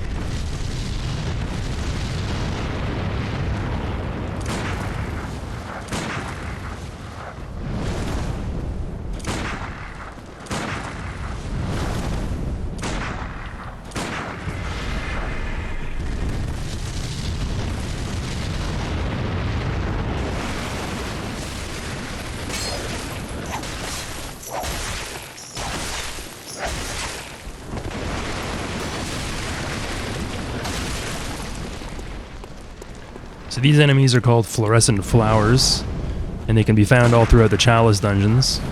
You can even find them in the very first Chalice dungeon that we explore. And if you aim at the head, you can actually just shoot them to death. But even if you aim at the head and shoot them, the flower doesn't fall from them.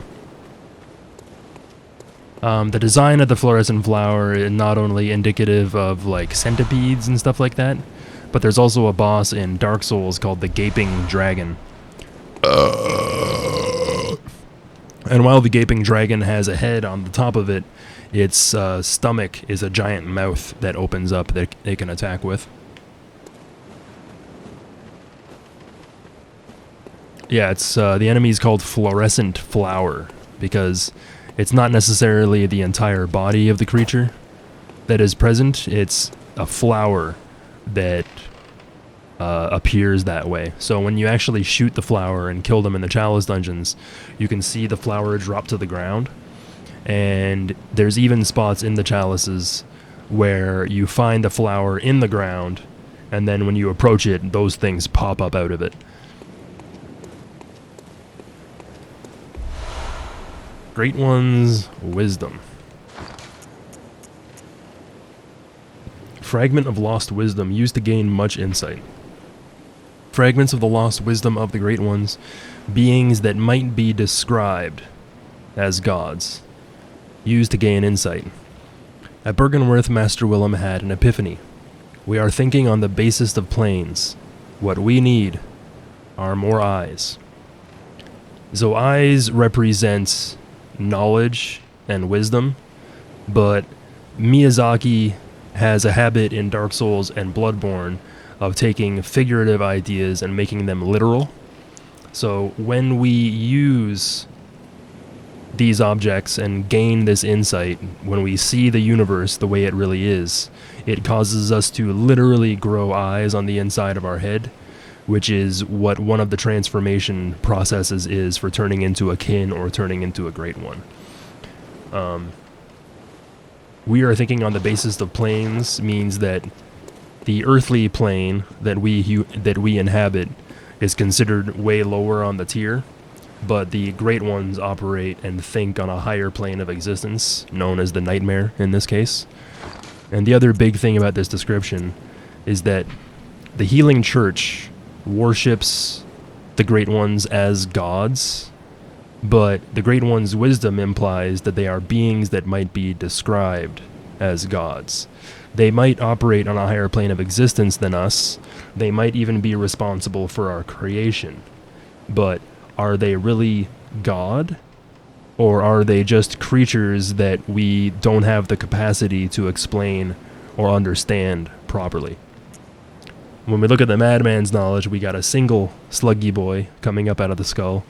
And then when we have the Great One's wisdom, there's a whole lot of slugs coming up out of the skull. Because slugs are considered to be augurs of the Eldritch truth that guide us towards divinity.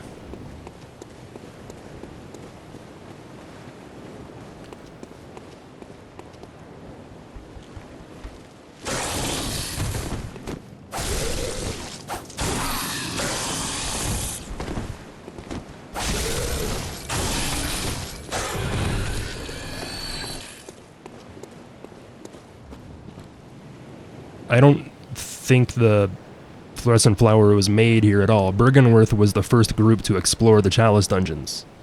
So it helps strengthen the connection between Bergenworth and the Chalice dungeons, because they were the first people to explore it. Do I think there's more to Patches since he's a spider? Well, spiders are creatures that have 8 eyes, so they have more eyes than humans, and eyes are considered to be insight. Not only is Patches incredibly insightful, but he's also one of the only creatures aside from us who is able to navigate these different planes of existence. We find him in the waking world, we find him in the nightmare, we find him in the Chalice dungeons.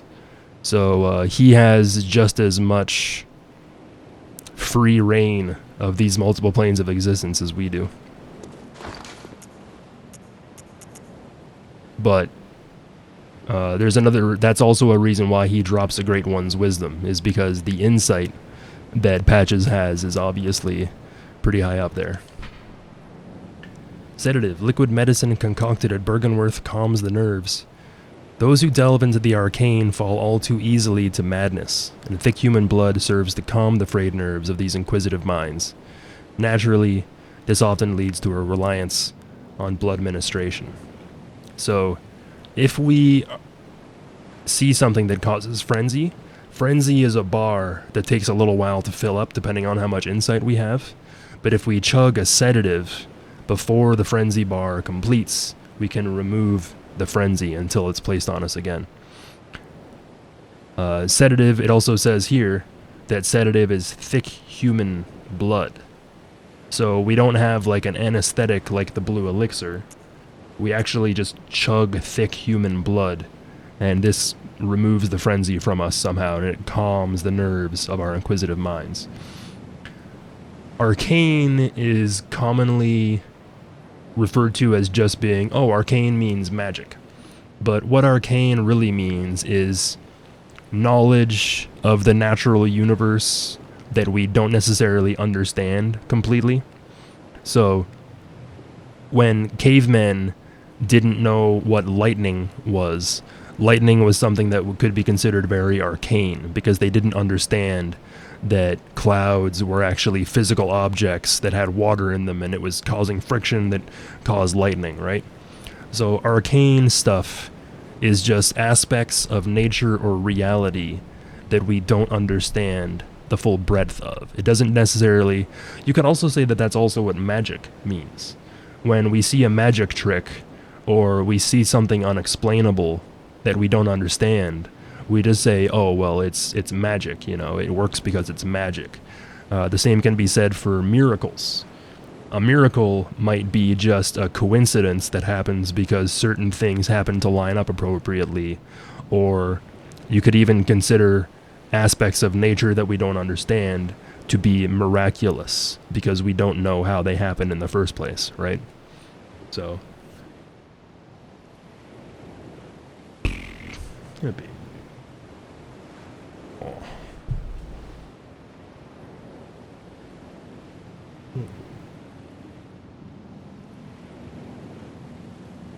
Lick my beard. Licking my beard. Oh. Now my beard smells like cat food. Thank you, honey. Thank you, baby.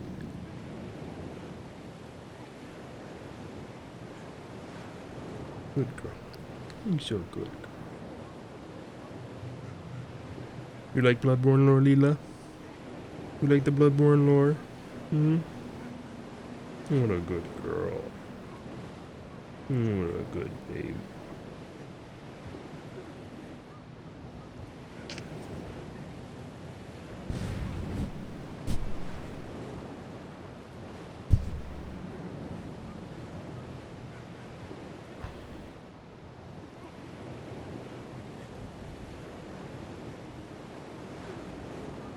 On your tail.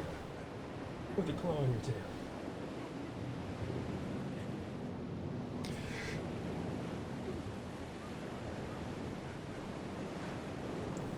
Yeah, you can find Patch's spiders in the chalices.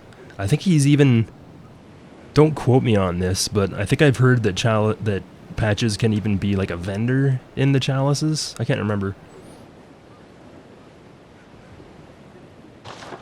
Well, it's the sedative description says that it's thick human blood, right? And if we read thick cold blood, it says that a strong will produces thick blood. So the stronger your will, the thicker your blood. And this also helps explain why sedatives reduce frenzy.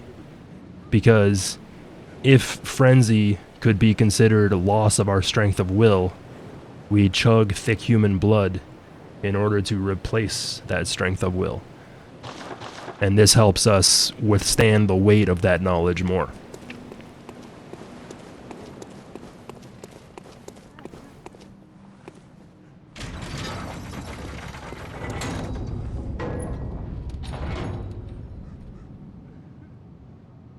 I love how somebody can, like, they can just be, like, memeing about something, but then I find a way to justify it in the game lore. I fucking love it. It's so good. Actually. Alright, so Bergenworth, the college, is set on side, or beside the Moonside Lake. Big ol' lake with the moon next to it. And there's an interview with Miyazaki where they talk about the vagueness of the term pale blood. And one of the interpretations that Miyazaki wanted to put forth while people were like partway through their journey of discovery in the lore was that pale blood might refer to the way that a body looks when it's been drained of blood or when they've been dead for a few days. When you die, your body stops producing blood, so the tinge of your skin can actually change depending on this.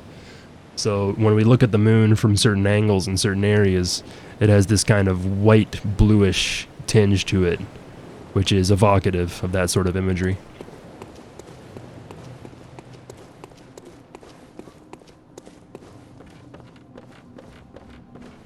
If you remember the cutscene that we watched after fighting Amelia, when we touched the skull on the altar of the Grand Cathedral, this is the table that Willem was sitting at.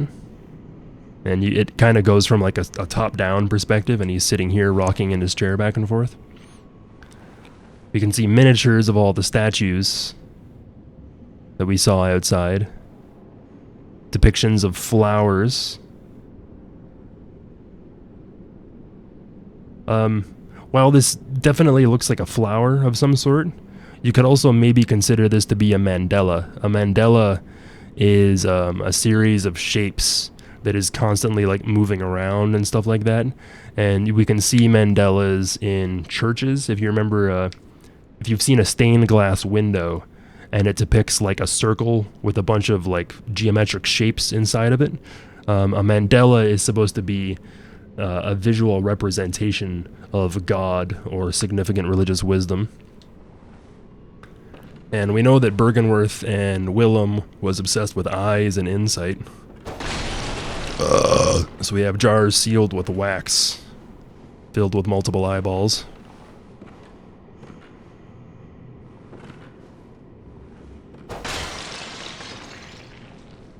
We have astrolades, which are tools that are used to measure the movement of stars, the moon, and other astral bodies, as well as cages that have Great One infants in them.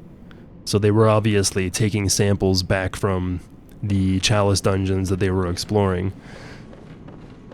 Bergenworth was the first group to explore the Chalice dungeons, and Lawrence was a scholar at the college who ended up leaving and eventually becoming the head of the Healing Church.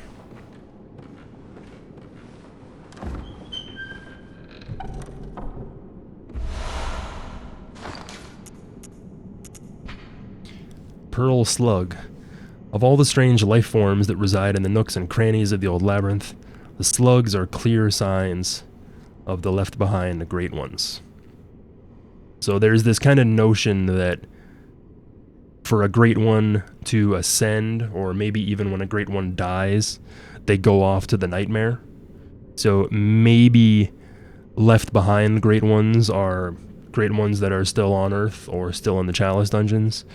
I think there's a little bit of a discrepancy between the English and the Japanese translation here, where the English translation says clear signs of the left behind great ones, but I think it's singular in the Japanese translation, and whenever we're hearing about the left behind great one, it's usually referring to Ebrietas specifically.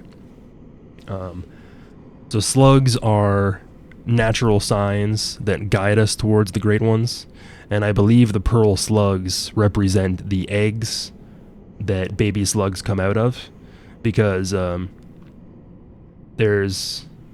is caviar is fish eggs, right? But you can also have like slug eggs, and you can eat them too. So I believe that pearl slugs represent the eggs that these slugs come from, and you can see how they're all different colors as well.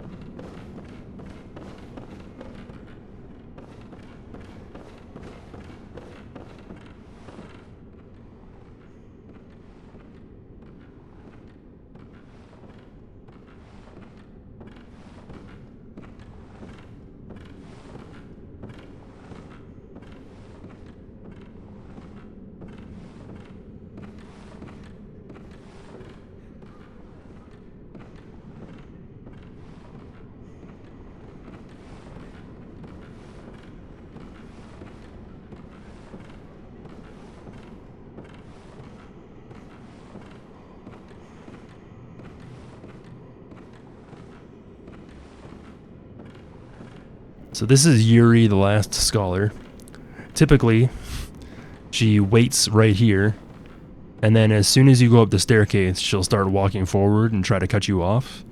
But if you trigger her to start moving and then hide by standing under the staircase, she'll eventually loop back around and then come over here and look at this chest. I'm not necessarily sure what the name Yuri means, but throughout multiple Dark Souls and Demon Souls, there's usually a character named Yuri or Yuria or something to that effect. So it's one of the names that Miyazaki has used in multiple FromSoft games. Yuri is the last scholar, and she's also a choir member. She's not necessarily the only living member of the choir that we can find, because we can also find Albert, or is it Edgar, choir intelligence?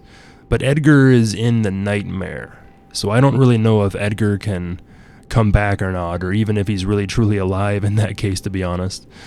But she wields a cane.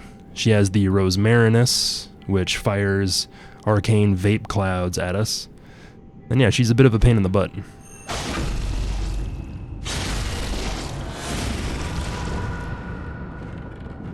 Henrik, save me.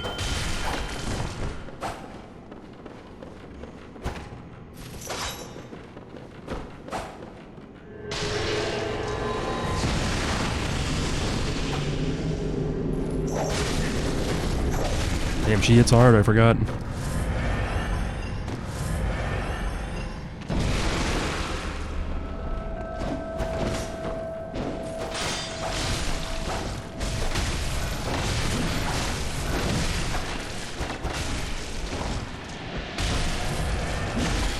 Henrik does use throwing knives. But you have to summon him in order for him to use them. Excellent. He's got that R2 follow-up. Very nice.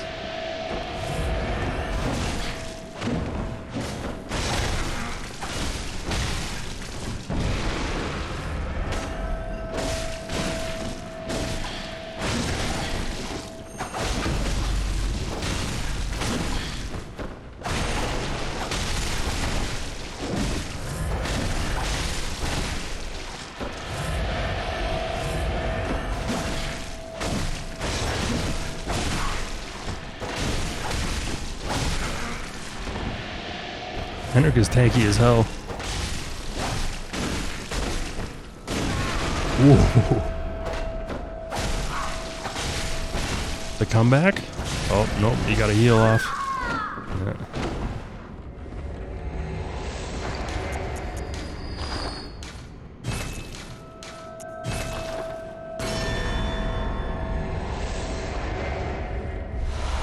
And Yuri gives us some more blue elixirs as well. When the red moon hangs low, the line between man and beast is blurred, and when the great ones descend, a womb will be blessed with child.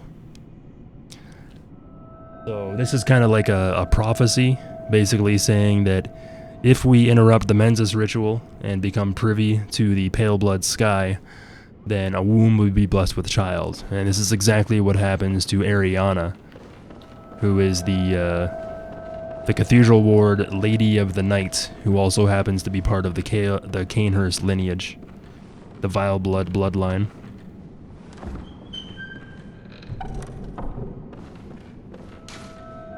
The spider hides all manner of rituals, certain to reveal nothing, for a true enlightenment need not be shared. So, Rom the Vacuous Spider, the boss at the end of this area, is responsible for hiding the Mensis ritual and its effects from the general populace, or from us in particular, however you want to interpret it. But even though it reveals something to us, it's not necessarily true enlightenment, not only because we don't necessarily find out the answers, but you can't give true enlightenment to somebody else. If you are enlightened, you can't share that aspect of your mind with somebody else, even by giving them certain amounts of knowledge.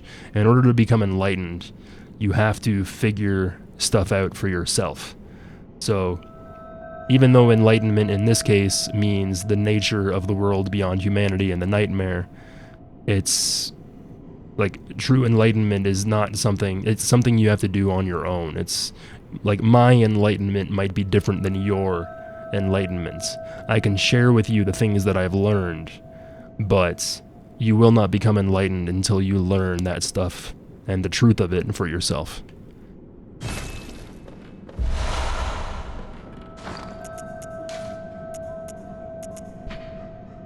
Uniform of the students of Bergenworth, a bygone institute of learning, features a thick cape. The Healing Church has its roots in Bergenworth and naturally borrows heavily from its uniform design. The focus not on knowledge or thought, but on pure pretension, would surely bring Master Willem to despair, if only he knew. So, pretension can loosely be regarded as thinking you know the answer without finding out the truth for yourself. So, if you just pretend to know the answer, it's not the same as having true knowledge or thought. And having great insight and knowledge of the universe is something that Master Willem was obsessed with.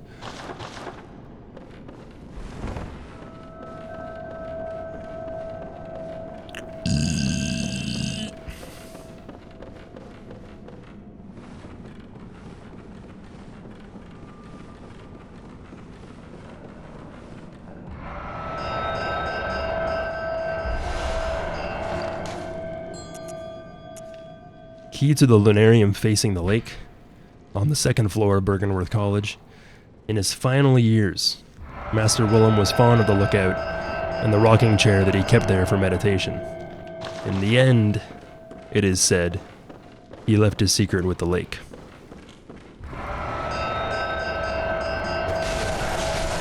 Trying to tell a story over here. Keep it down. So, this item, twice in one description, implies that Master Willem is in fact dead and gone. In his final years, Master Willem was fond of the lookout. In the end, he left his secret with the lake. And if we attack Willem, even though we can attack Willem and he bleeds, he fades away like he's a spirit of some sort. But the same can be said for all sorts of different enemies in this game, so it's kind of vague.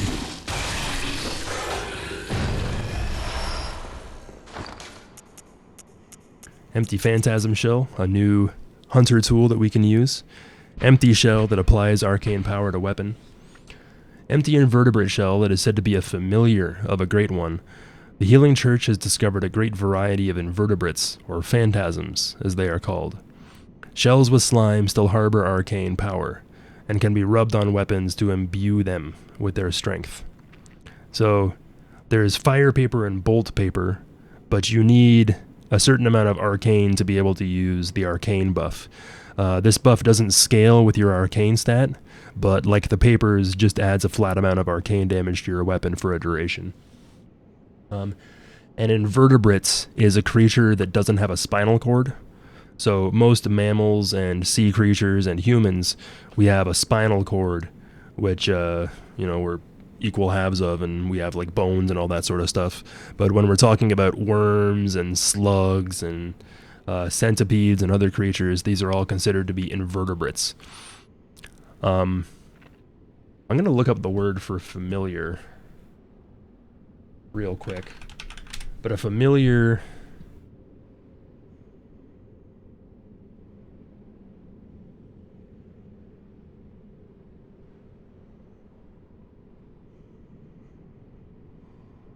A familiar could be loosely interpreted as a spirit or deity that assumes the form of something else.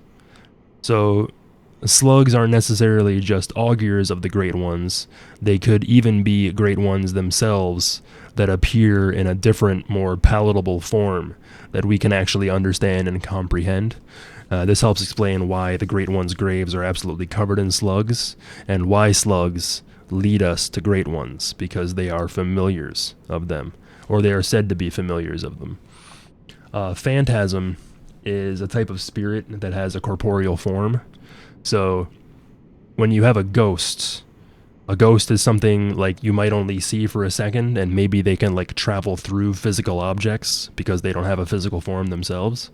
But a phantasm, the example I always use is Slimer from Ghostbusters. If you know Slimer, he's a ghost, he's a spirit, but when he travels through objects or people, he leaves behind a slime or an ectoplasm. So a phantasm is loosely defined as a spirit that has some sort of physical form or leaves like a physical substance behind, much like the slime that still harbors the arcane power here.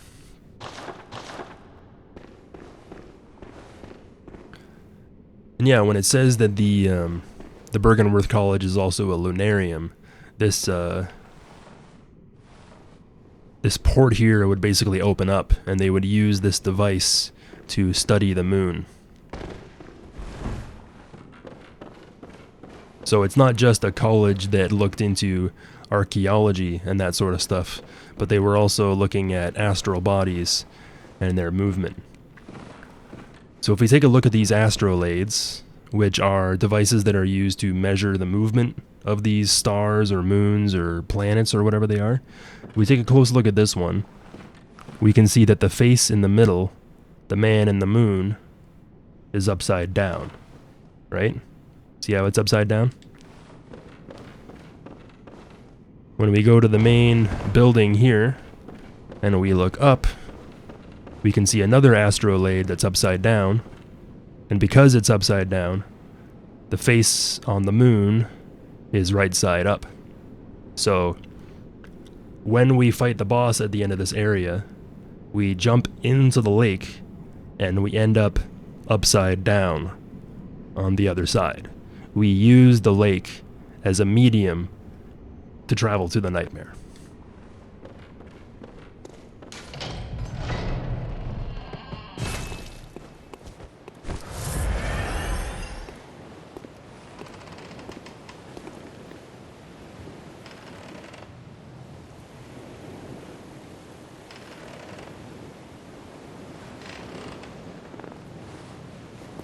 Excuse me, mister, you got a little something growing out of the back of your neck. I'm not sure if you're aware.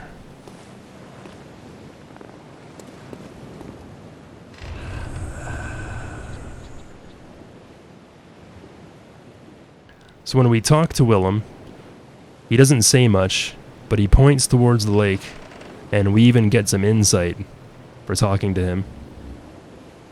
His outfit strongly resembles the outfit that Yuri was wearing, so it's very similar to the choir garb. It's even got some of the same adornments that we can see here in the little necktie. The eye covering is also something that we see later on in the choir garb, and we can even see a statue leading up to the research hall that depicts someone with a very similar kind of hat as well. These fluorescent kind of mushroom-looking growths coming out of the back of their neck are very similar to what we see on some of the great ones, like Vacuous Rom. And the staff that he wields has leaves with pearls on them. Now, I know that, like, actual pearls are just sand that clams ingest and gradually form into these pearls, but we also just looted some pearl slugs. I'm sure there's some sort of, like, philosophical or spiritual significance of pearls, but I haven't quite looked it up yet.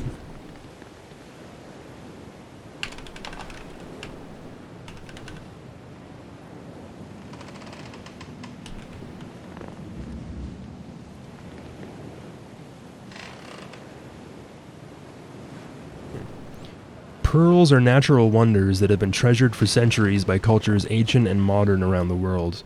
Greek mythology proclaimed pearls to be tears of joy shed by the goddess Aphrodite. Ancient Egyptians associated pearls with Isis, the goddess of healing and life. So in Greek and Egyptian mythology, pearls are associated with gods or the divine. Cool. We can also see pearls on the outfit that the choir garb has as well.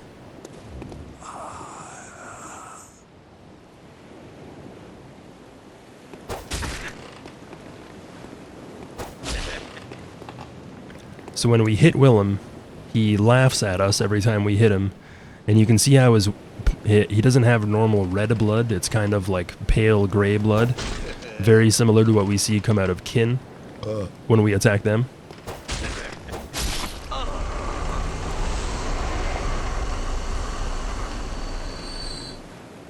And when we kill him, we receive the eye rune. A secret symbol left by Carol, runesmith of Bergenworth. A transcription of eye is spoken by left behind great ones, allows one to make additional discoveries. Eyes symbolize the truth Master Willem sought in his research. Disillusioned by the limits of human intellect, Master Willem looked to beings from higher planes for guidance, and sought to line his brain with eyes in order to elevate his thoughts. Hey Gloomy, what's up, man? Just a little bit of a senior abuse. No big deal. It's okay, it's fine. He's likely dead anyway. If you abuse a ghost, it's no big deal. Alright, I got some more stuff I need to do before I proceed to the next boss fight. I never talked to Patches, and I have a couple areas that I can explore now as well before moving on to the boss. Nice, nice. See what you did there? Kuomo Spirit, Jesus Christ.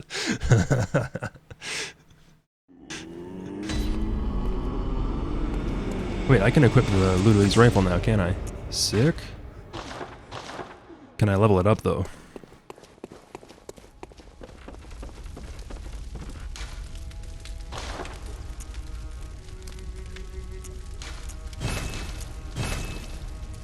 I gotta save those chunks.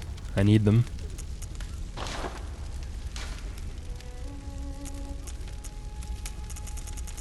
don't think I have anything better here, do I?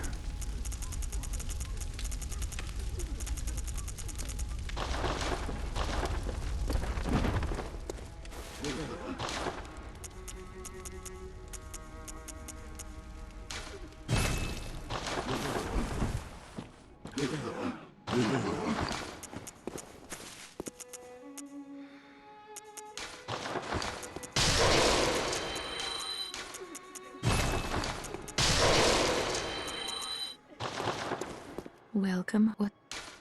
Very well.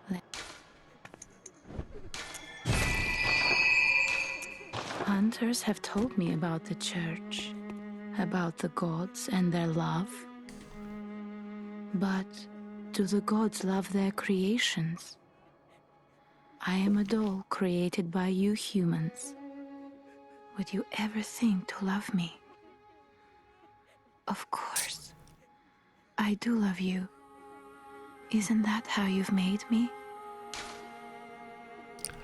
So when we think about the notion that God created man, man worships God and talks about the love of God without understanding the truth about whether or not God can actually love man or not. The parallel between God and man and doll is that man creates a doll in his image with the intent of having a companion or an imaginary friend or something that it can play with to bring him comfort. But even though man created the doll in terms of some sort of love, it is impossible for the doll to love man because it doesn't have the capacity. The doll here is the exception to the rule because it's actually been imbued with some sort of life. It's an actual living being, but it doesn't shed blood nor tears. So what is the true nature of the doll? There's some article I read a while ago about how the opposite of God is not man. The opposite of God is a doll. Hunters have told me about the church, about the gods and their love. But do the gods love their creations? I am a doll created by you humans. Would you ever think to love me? Of course. I do love you. Isn't that how you've made me? Farewell, good hunter.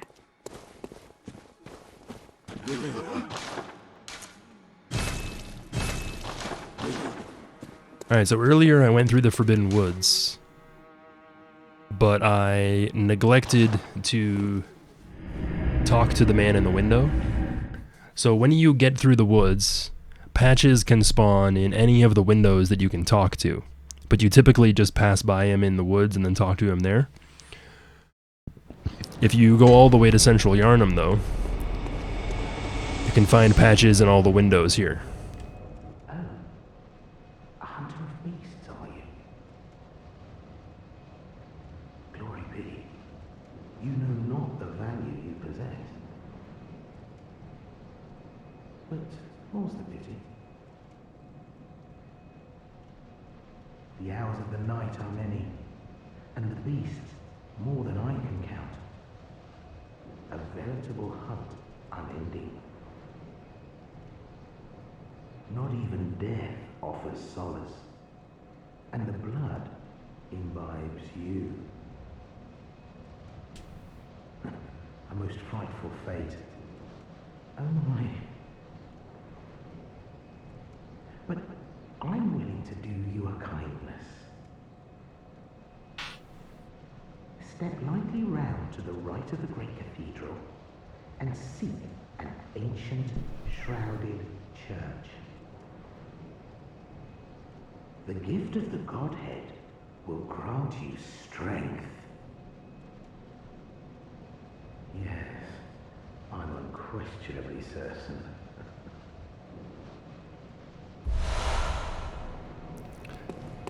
The hours of the night are many, and the beasts more than I can count.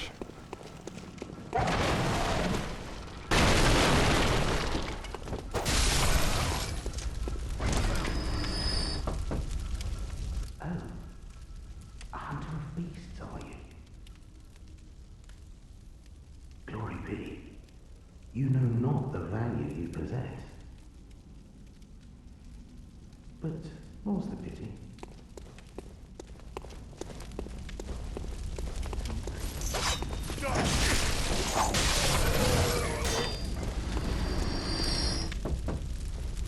Oh, a hunter of beasts, are you? So it's not that necessarily the Patches shows up in a window in the Forbidden Woods, is that he shows up in any window. And all windows, actually, for that matter.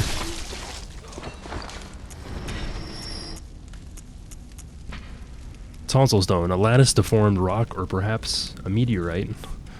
Appears useless, but possesses some odd gravitational force that prevents its riddance.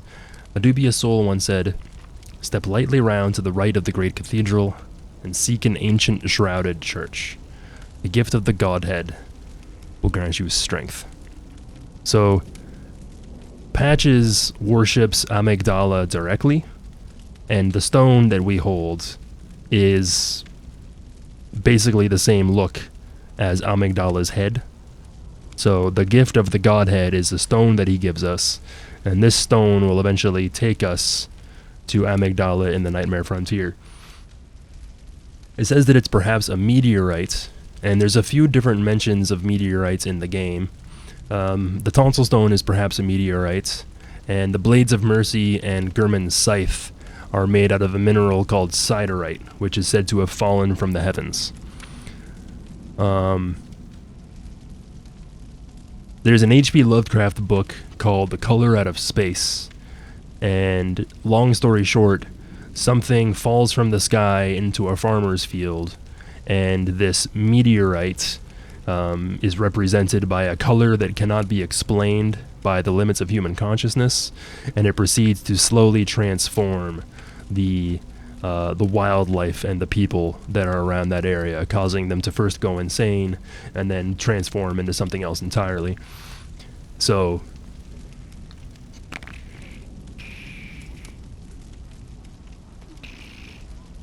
the other thing is that when we're talking about Amygdala, the name of the boss is Amygdala, but there's a part of the brain called the amygdala. The amygdala is a small almond-shaped portion of the brain that is responsible for emotions, a fear, and the fight-or-flight response, as well as dreams. It's basically like, for lack of a better description, it's a filter that information goes through before it gets processed by the rest of the game, or the rest of the brain. But it's responsible for dreams, emotions, and fear. The interesting thing about the name Amygdala is that, or the word amygdala, is that it's not just shaped like an almond. The name amygdala comes from a word in Greek or some other language for almond, and the same word, amygdala, also means tonsil in a completely different language, like Portuguese or Spanish or something like that. So all at once, amygdala refers to a part of the brain, the shape of an almond, and tonsils.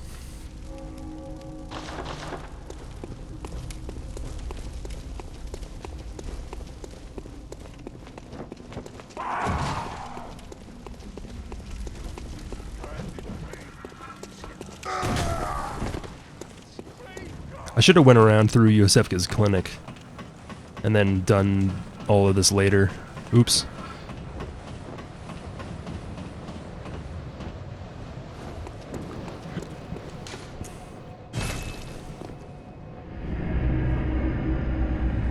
I try to do things in like a slightly different order, but sometimes it means I just end up spending more time than I need to doing stuff I don't need to.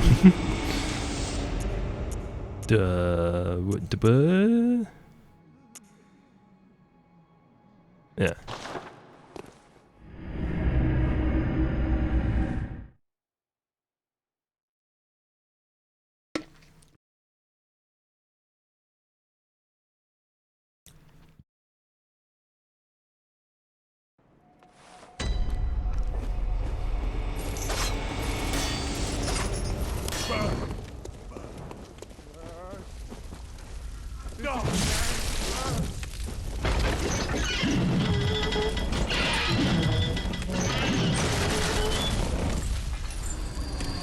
Got him.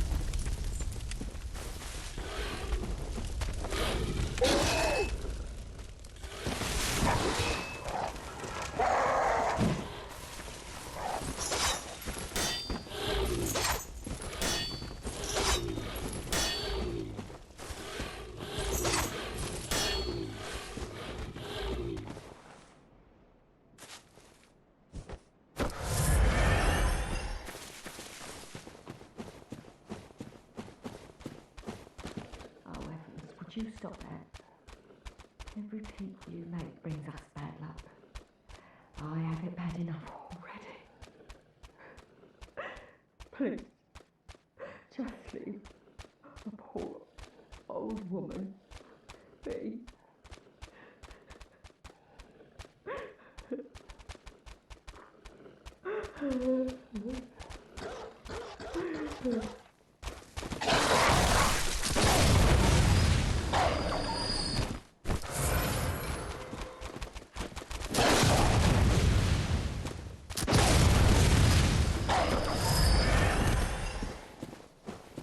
So that's the dialogue that you get there if you trigger patches somewhere else.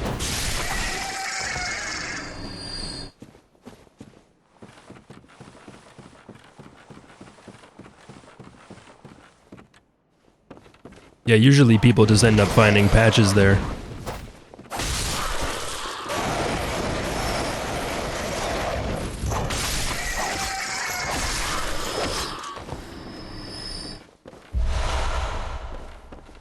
So the white church set and the black church set change depending on whether you're a male or a female character. The gloves are always the same no matter what, but the rest of the outfit changes. This is the male version of the white church doctor set, and the outfit that Yosefka wears is the female version. So the description of this item refers to Yosefka and the type of doctor that she is. Attire of special church doctors. These doctors are superiors to the black preventative hunters and specialists in experimentally backed blood ministration and the scourge of the beast. They believe that medicine is not a means of treatment, but rather a method of research, and that some knowledge can only be obtained by exposing oneself to sickness. So, the description of her garb may explain what happens with the nature of Yosefka. If Yosefka experimented on herself with experimentally backed blood administration, maybe this is why we find her in the way that we do and how she was able to I usually attribute Yosefka and Imposter Yosefka's story to being like a Jekyll and Hyde kind of thing, because the initial implication is that Yosefka is going mad like everybody else as the night progresses, but we find out through this item and the stuff that she drops later on that it's not necessarily that she's going insane. She is literally two different people now, and that one is more generous and more of a caregiver, and the other one is like this kind of mad scientist who just wants to bring people in so that they can be experimented on. It also has the highest rapid poison resistance. I think. Okay, so Black Church is for rapid poison, White Church is for slow poison.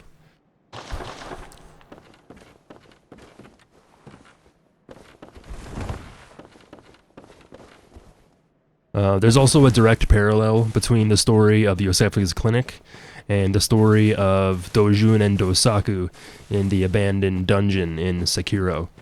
But as opposed to Yosefka actually being two different people, the story of Dojun and Dosaku tells us that it's one person who has like a split or multiple personality disorder.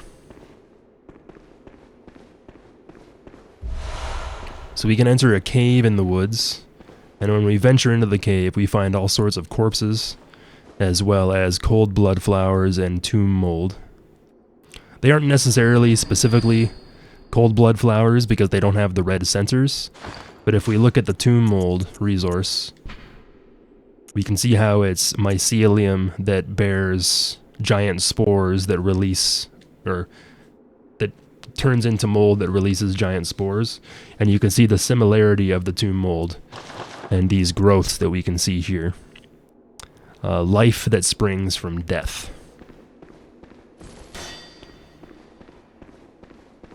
And even the description of the cold blood flowers also states that they are flowers that grow in proximity to death, in places long abandoned. We can find some church giants down here, but their clothes have all been eroded, and they don't have any weapons either, so they just have like straight up punchy melee attacks. There's also a Great One's grave down here, which might explain why the water is poisonous.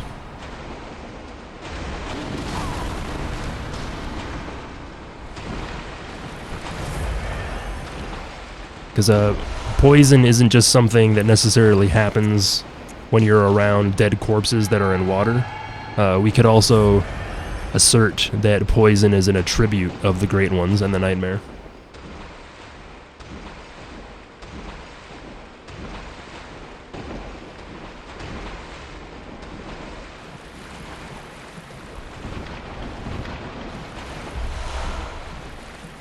I just picked up a nourishing blood gemstone there. When we're dealing with normal gemstones, like tempering gemstones,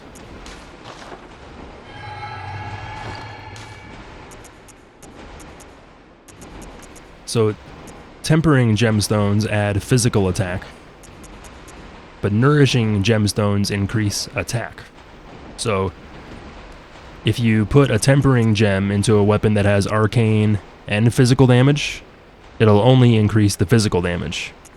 But if you put a nourishing gemstone in, it'll increase attack, so both the physical and the arcane damage.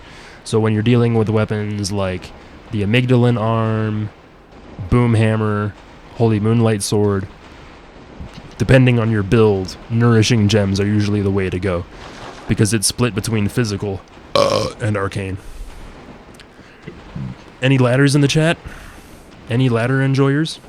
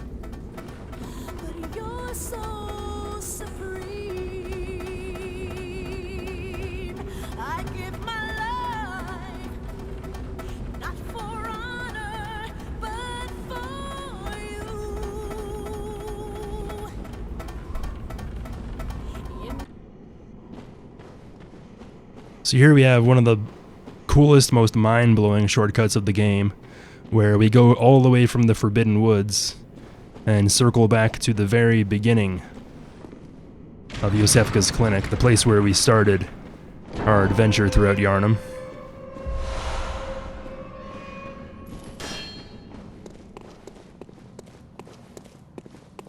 And this is also the way how we get back into Yosefka's clinic, which is also where we started our adventure.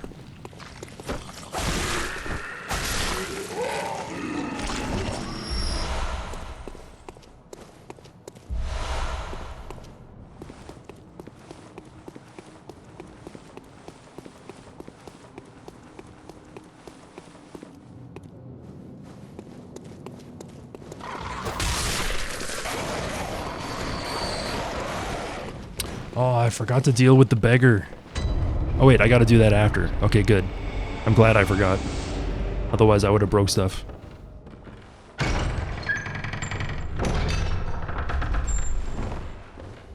So this is the room that we woke up in at the beginning of the game after we received a blood ministration of unknown blood. On the table that we woke up on, we find the Canehurst summons. An old blood-stained summons inviting an honored guest to the Forsaken Castle Canehurst. Rather bafflingly, it is addressed to you. Do not hesitate. The stagecoach leaves from Hemwick Crossing. So there's two ways to interpret this. Either this fell out of our pocket, and we simply never noticed until we ended up circling all the way back through the game and coming back here. Or this lends into the nightmarish, dreamlike aspect of the game, where it's like, you know, you're going through a dream, you're seeing all this crazy shit, you're going to all these areas that you don't understand, and when you finally get back to someplace familiar, it's like, oh, an invitation to a party, and it's addressed to me. Oh, look at that. So, I guess there's two different ways to kind of interpret it.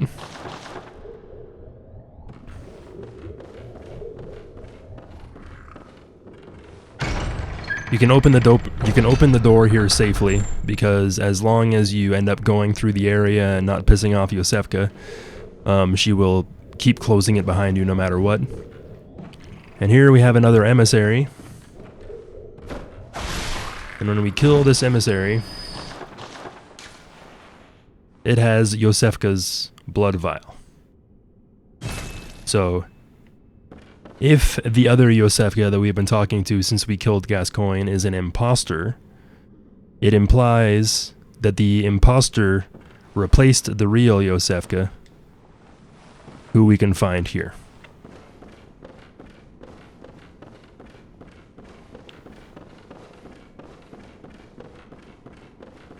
Whenever you send people to Yosefka's clinic and you actually get to this area, for each person that you send, you'll find a new celestial emissary in the clinic, and they'll either drop unique items that you can't get otherwise, or the same item that that person will drop. In order of appearance, Yosefka's blood vial is always from that emissary over there. If you kill Ariana, she'll be looking out this window. If you send Adela here, Adela can be found crouching down in the same position she was when we found her in the Unseen Village. If you send the suspicious beggar to the clinic, he can be seen down here looking like he's eating something up off the ground, the same way we find him in the Forbidden Woods. And if we send the old lady to the clinic, she can be found here, gazing up at all the sedatives on the cabinet.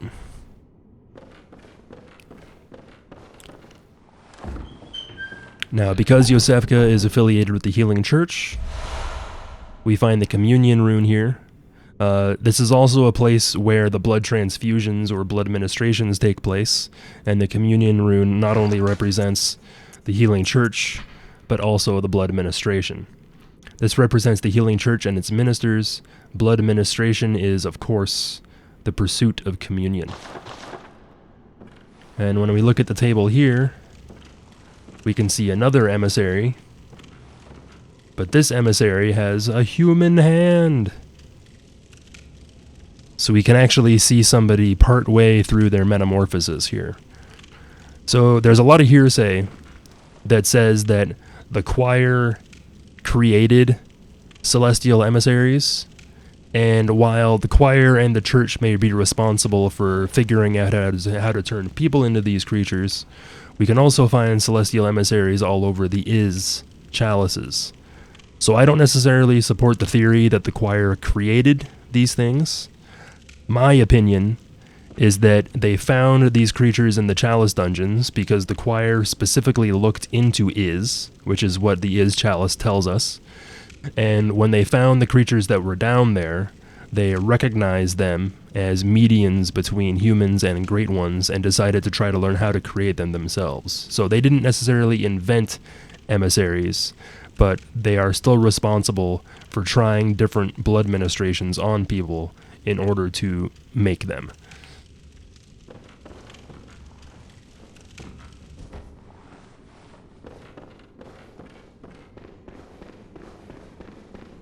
You gotta remember that a lot of the unexplainable, weird stuff in this game usually ends up linking back to the Chalice Dungeons, which is where this whole story started.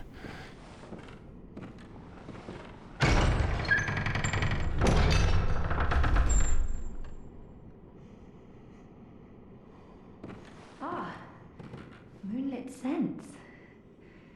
How did you worm your way in here? Very unfortunate. I had such high hopes for you. Well, I won't make any excuses. Would you mind leaving us alone? Things need not change. You'll do the rescuing, and I'll do the saving. But if you refuse to leave... Oh well. I've always wanted to try my hand on a hunter.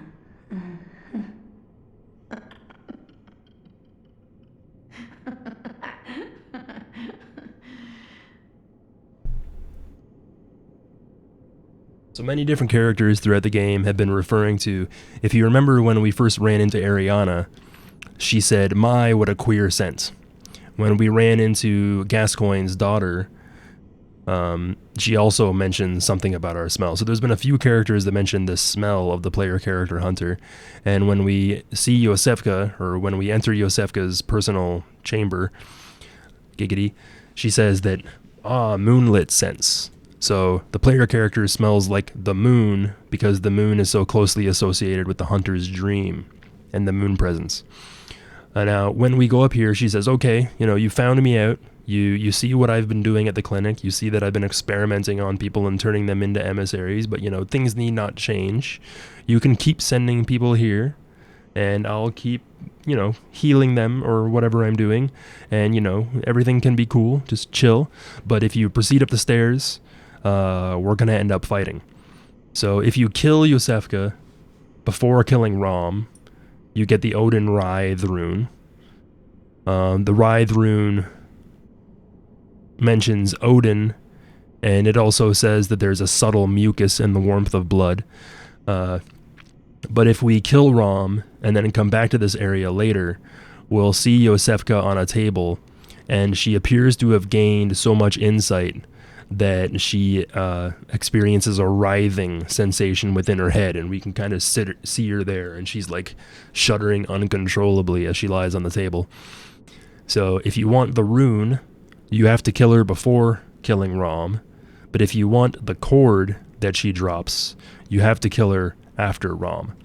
Now that we've opened the door and triggered this conversation, if we send people to the clinic after discovering the truth about what imposter Yosefka is doing here, we can get extra dialogue once we send people here and then talk to her through the door. So when I'm doing these playthroughs, I usually send everybody to the chapel, but then I run into the suspicious beggar, trigger the dialogue with imposter, and then send the beggar to the clinic in order to get new dialogue out of her.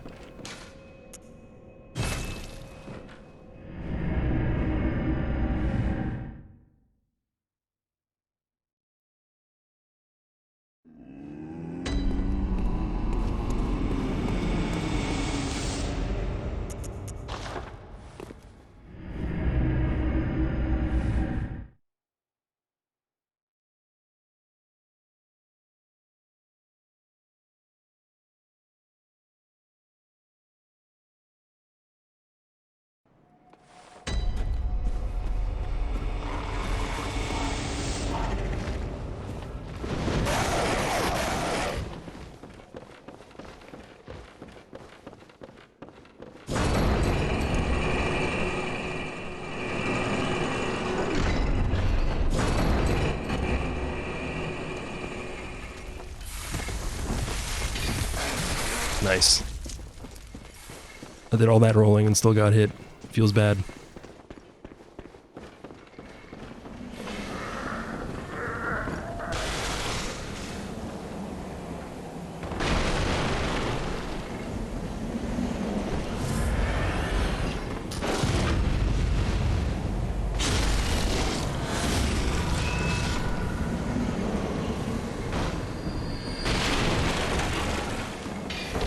Whoa! Haha, see ya. So if we pop out of the windmill in the Forbidden Woods, and then we look out this way, we can actually see the Lunarium at Bergenworth next to the Moonside Lake. We can also see that the moon kind of changes positions based on where we are in the game. Like, we can see the moon up here in pretty good detail, but when we get to the Moonside Lake, it appears to be directly over the lake. So the moon kind of moves around a little bit as we proceed through the game different ways.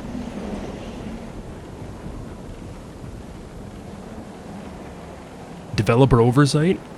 Or eldritch wisdom? Nobody knows.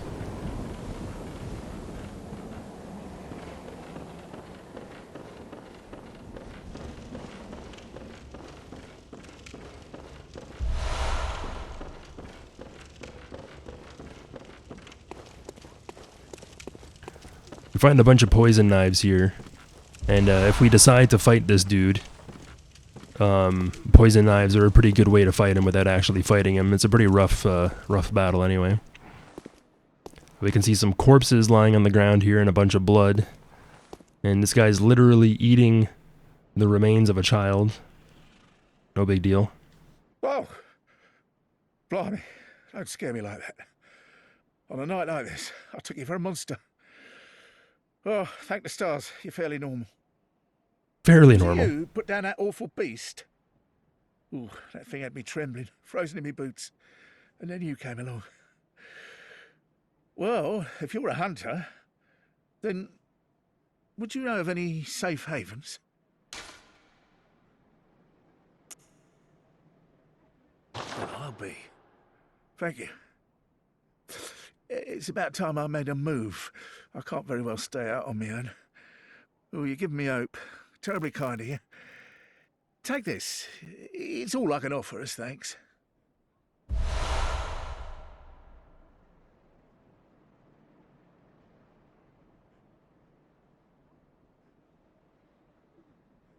Oh, sorry, coughing. Oh, I lost my voice. Oh no. The chips are too spicy. Yeah. So when we tell the suspicious beggar where to go, I actually did lose my voice. Holy shit. Nah.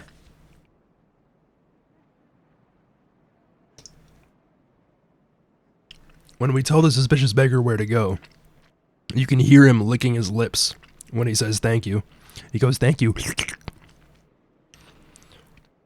If you send him to the chapel, he'll proceed to kill everybody there one by one, and he'll give you beast blood pellets as a reward. But if you send him to the clinic, he suffers the same fate as everybody else. Wow, those chips fucked me up. Damn. Oh, yeesh. Thank you. It's about time I made a move. I can't very well stay out on my own.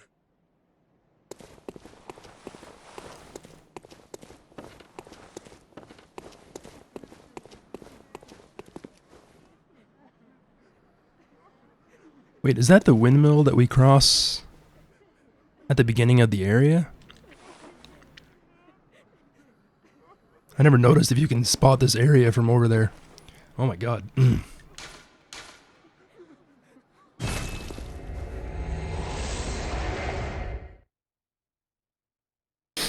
Man, those chips really fucked me up. Yeesh. Ah.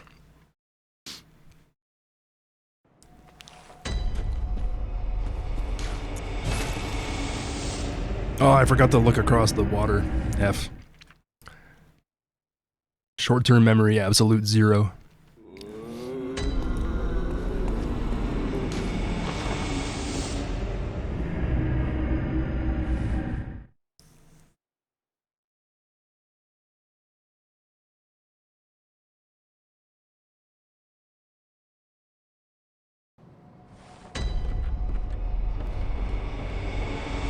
So even though I opened the door on my way out, we can see that the door has been closed again by Yosefka. Oh, hello. You're alive. Good. I've received another patient. This time, I'll be trying old blood. I've achieved much, and I owe it all to you. Take this as thanks. So we gain insight and 3 blue elixirs. And she says that this time, for this experiment, she'll be using old blood. Custom made. And cheers to the discovery of kinship.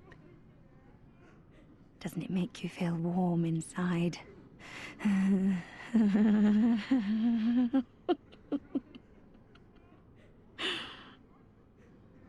And she says, cheers to the discovery of kinship. So, kin is what we call people who are between humans and great ones. Many of the enemies that we can describe as being like alien-looking creatures are classified as kin. And when she says cheers to the discovery of kinship, it's obviously supposed to be a play on words there. If you find any humans, bring them to me. I'm depending on you, brave hunter.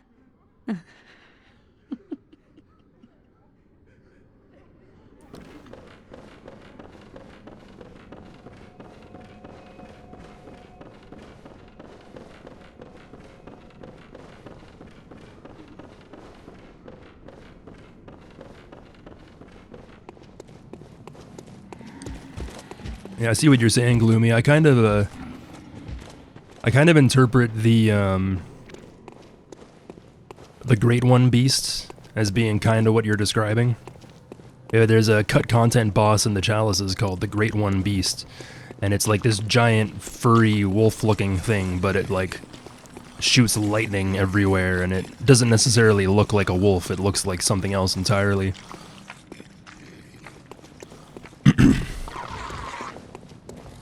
But yeah, just imagine like an abhorrent beast that shoots lasers or something. It would be absolutely terrifying.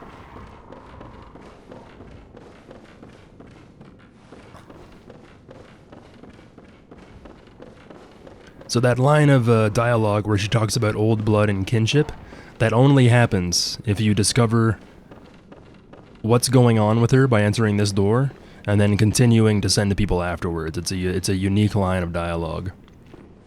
And we can see how the suspicious beggar still looks like he's eating something up off the ground, but we can see that he's now an emissary.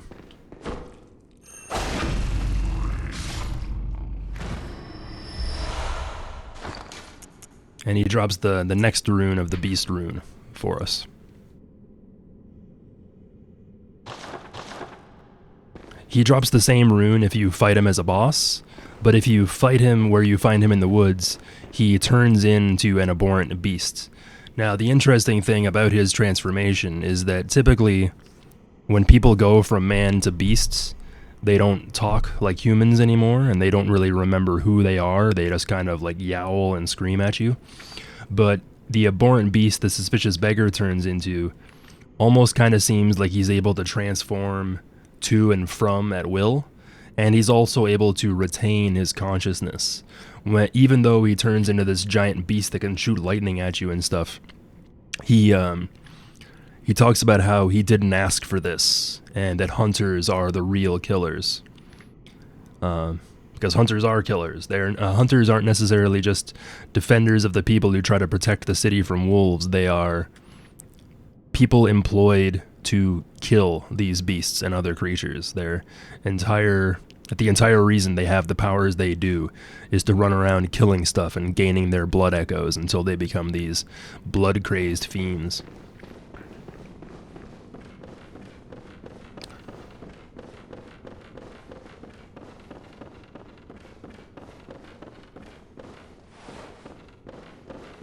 Alright, so we've got 2 different areas that we can explore now.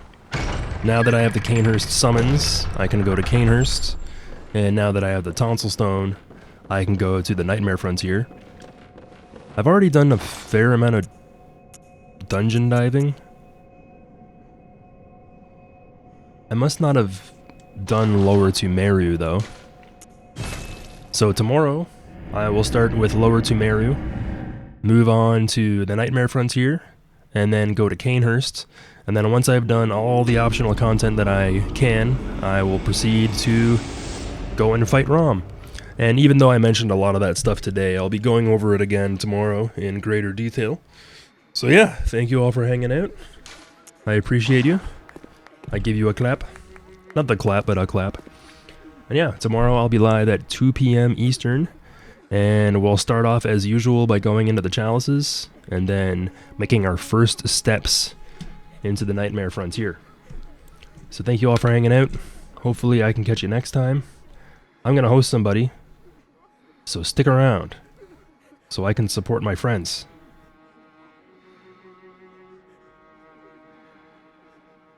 I'm going to send you all to Redamus, I think, today. He popped in earlier, and he's currently grinding through his hitless run. So let's give him some support and hang out before his internet decides to take a huge dump on him. So yeah, once again, tomorrow, 2 p.m. Eastern. Be there or be zero insight. I'll catch you next time, and have a good day.